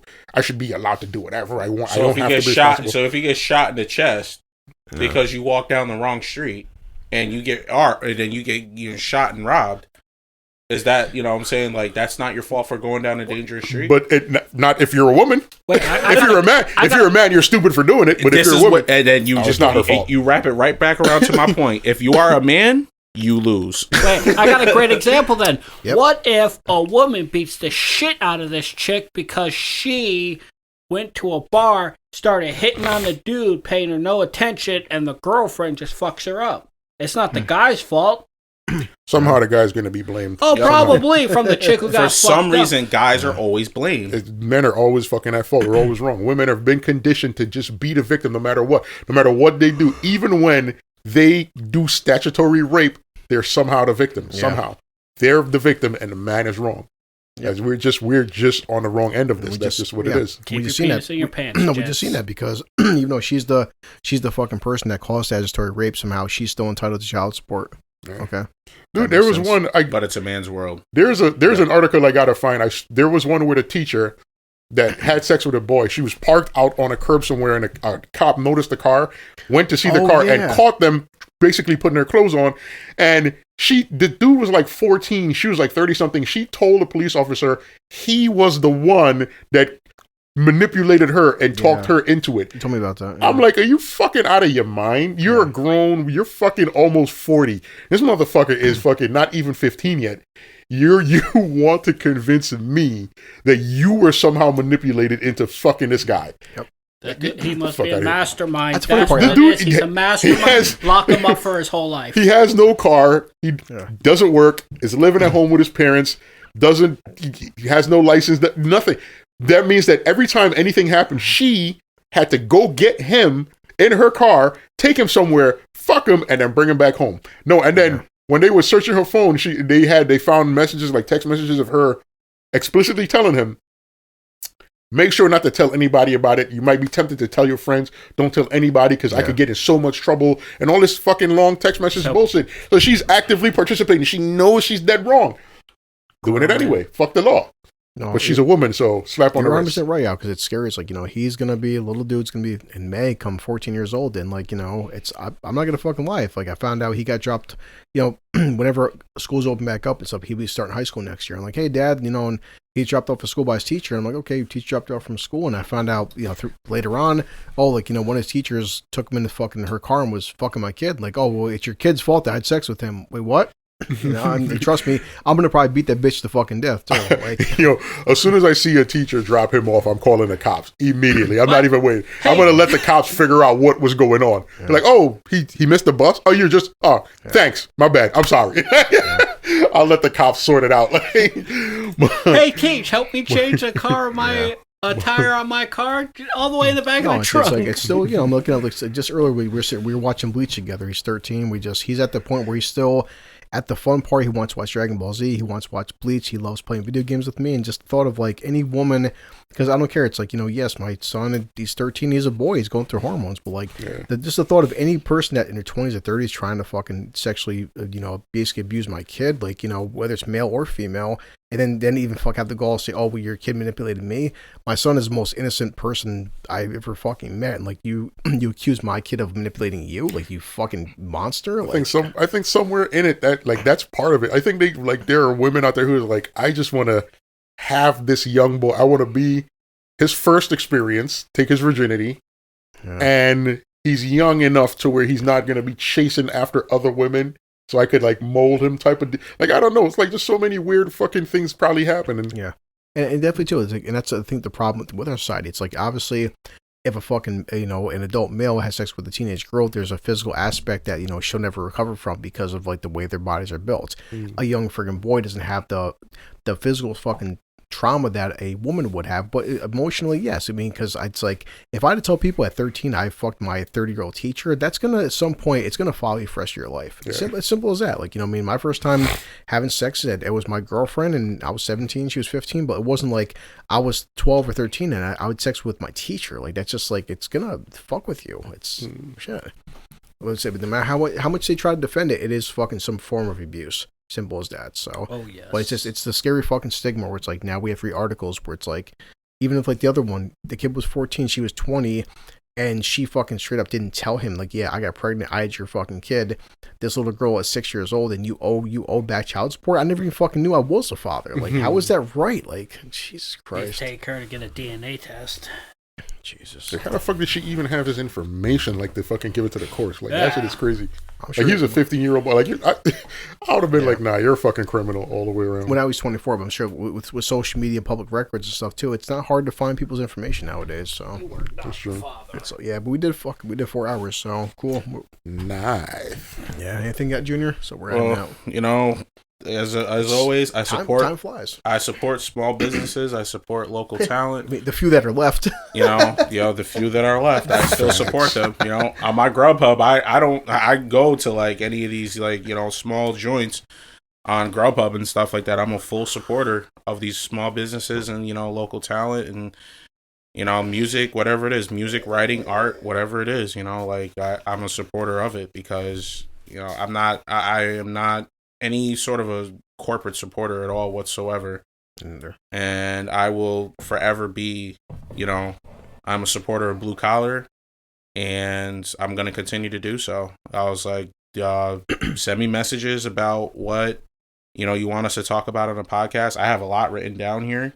Yeah. And, I didn't get to a lot of it, but I still have a lot written down here and stuff like that. So we still have a lot more to talk about, but, just, keep your heads up through this whole, COVID-19 business. Hopefully they stop playing these political games and let us get back to our normal lives. Facts. Well, you guys already know my spiel. You know where I'm going. Take care of your neighborhood. Protect yourselves. Protect your neighbors. Donate to the things in your neighborhood that could benefit yourself and your neighbors. Donate to your local police station. Donate to your local hospitals, your local schools, your local libraries.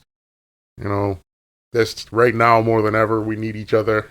Yeah. This pandemic is raging, and at some point we're going to be over it. We need to come out of this on the other side looking better than our worst traits, And I like what Junior said. Let's start to support the local businesses and help the economy get back to where it's supposed to be.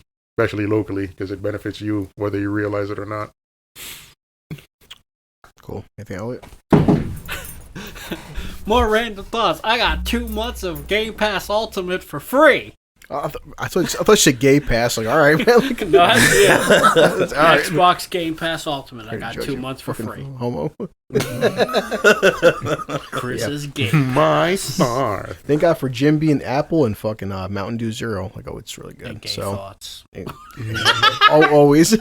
So, yeah, usually guys like, fuck, Merry Christmas to everybody and stuff. We'll see everybody after Christmas. And I had some Christmas stuff I wanted to break down, but that'll be next time because, fuck, we already killed 4 hours, man. And I didn't expect we would, and I'm happy we did because, shit, man, it's like, this is when you're having fucking drinks and having fun with your friends and talking about funny shit, but also serious shit at the same time. You look at the timer and like, fuck, 4 hours went by. I feel like we just sat down 5 minutes ago. So when you get into the stuff that, have fun. So, but as always, like, I would just tell people, like, don't want your money, don't need your money. I'm still working on YouTube. Sorry. I've been writing down more notes, but when you're working 6 fucking days a week, like, I will be working on Christmas. My sister Jamie's working on Christmas. So we're probably going to do Christmas on Saturday because we're both working. And it's like, my friend Becca, she was saying, she's like, it's kind of fucked up that your country, they make you people work on Christmas. And I'm like, well, sweetie, our economy is so fucked up that a lot of us have to work on Christmas. I know Al would or Junior would, because when they're paying us so much money and our bills are so backed up behind it, like, we actually do have to work on Christmas. And it sucks. I don't want to by any fucking means, but like, bills gotta get fucking paid. And let's see, I said I'm like $6,200 in debt right now. So this whole $600 stimulus package, well, fuck, I can't wait for it to like never dent even what I owe. Thank God. Thanks, guys, To spend that money without ever knowing that I even got it. And like I said, I've told people before, it's like, you know what, I'm not bitching, but I can't even bitch about it because you know what, I know I'm like $6,000 in fucking debt, but still, everybody in my life is getting Christmas presents. My kid's getting a Christmas present, and there's people out there who can't even get $5 for Christmas present. Some people out there, actually millions of people, aren't getting a fucking paycheck this Friday. I am. So it's like, you know what, as bad as it fucking sucks, I do know that could be a lot fucking worse because we just read news articles. There's 100,000 businesses all out of fucking business right now, and there's millions of people not getting anything come this Friday. So it's like, you know what, as poor as I am, it could be a lot fucking worse. Got a roof over my head, food in my belly, drinks in me, great fucking good friends. I got a job and a roof over my head, and it may not be glamorous, but like, it could be a lot fucking worse. And I wish things would get fucking better, and I'm not sure if it's going to. But until then, fuck it. This shit'll be free. We'll keep fucking having drinks and laughing, and that's all I got for now. So Merry Christmas. Merry Christmas. Merry Christmas.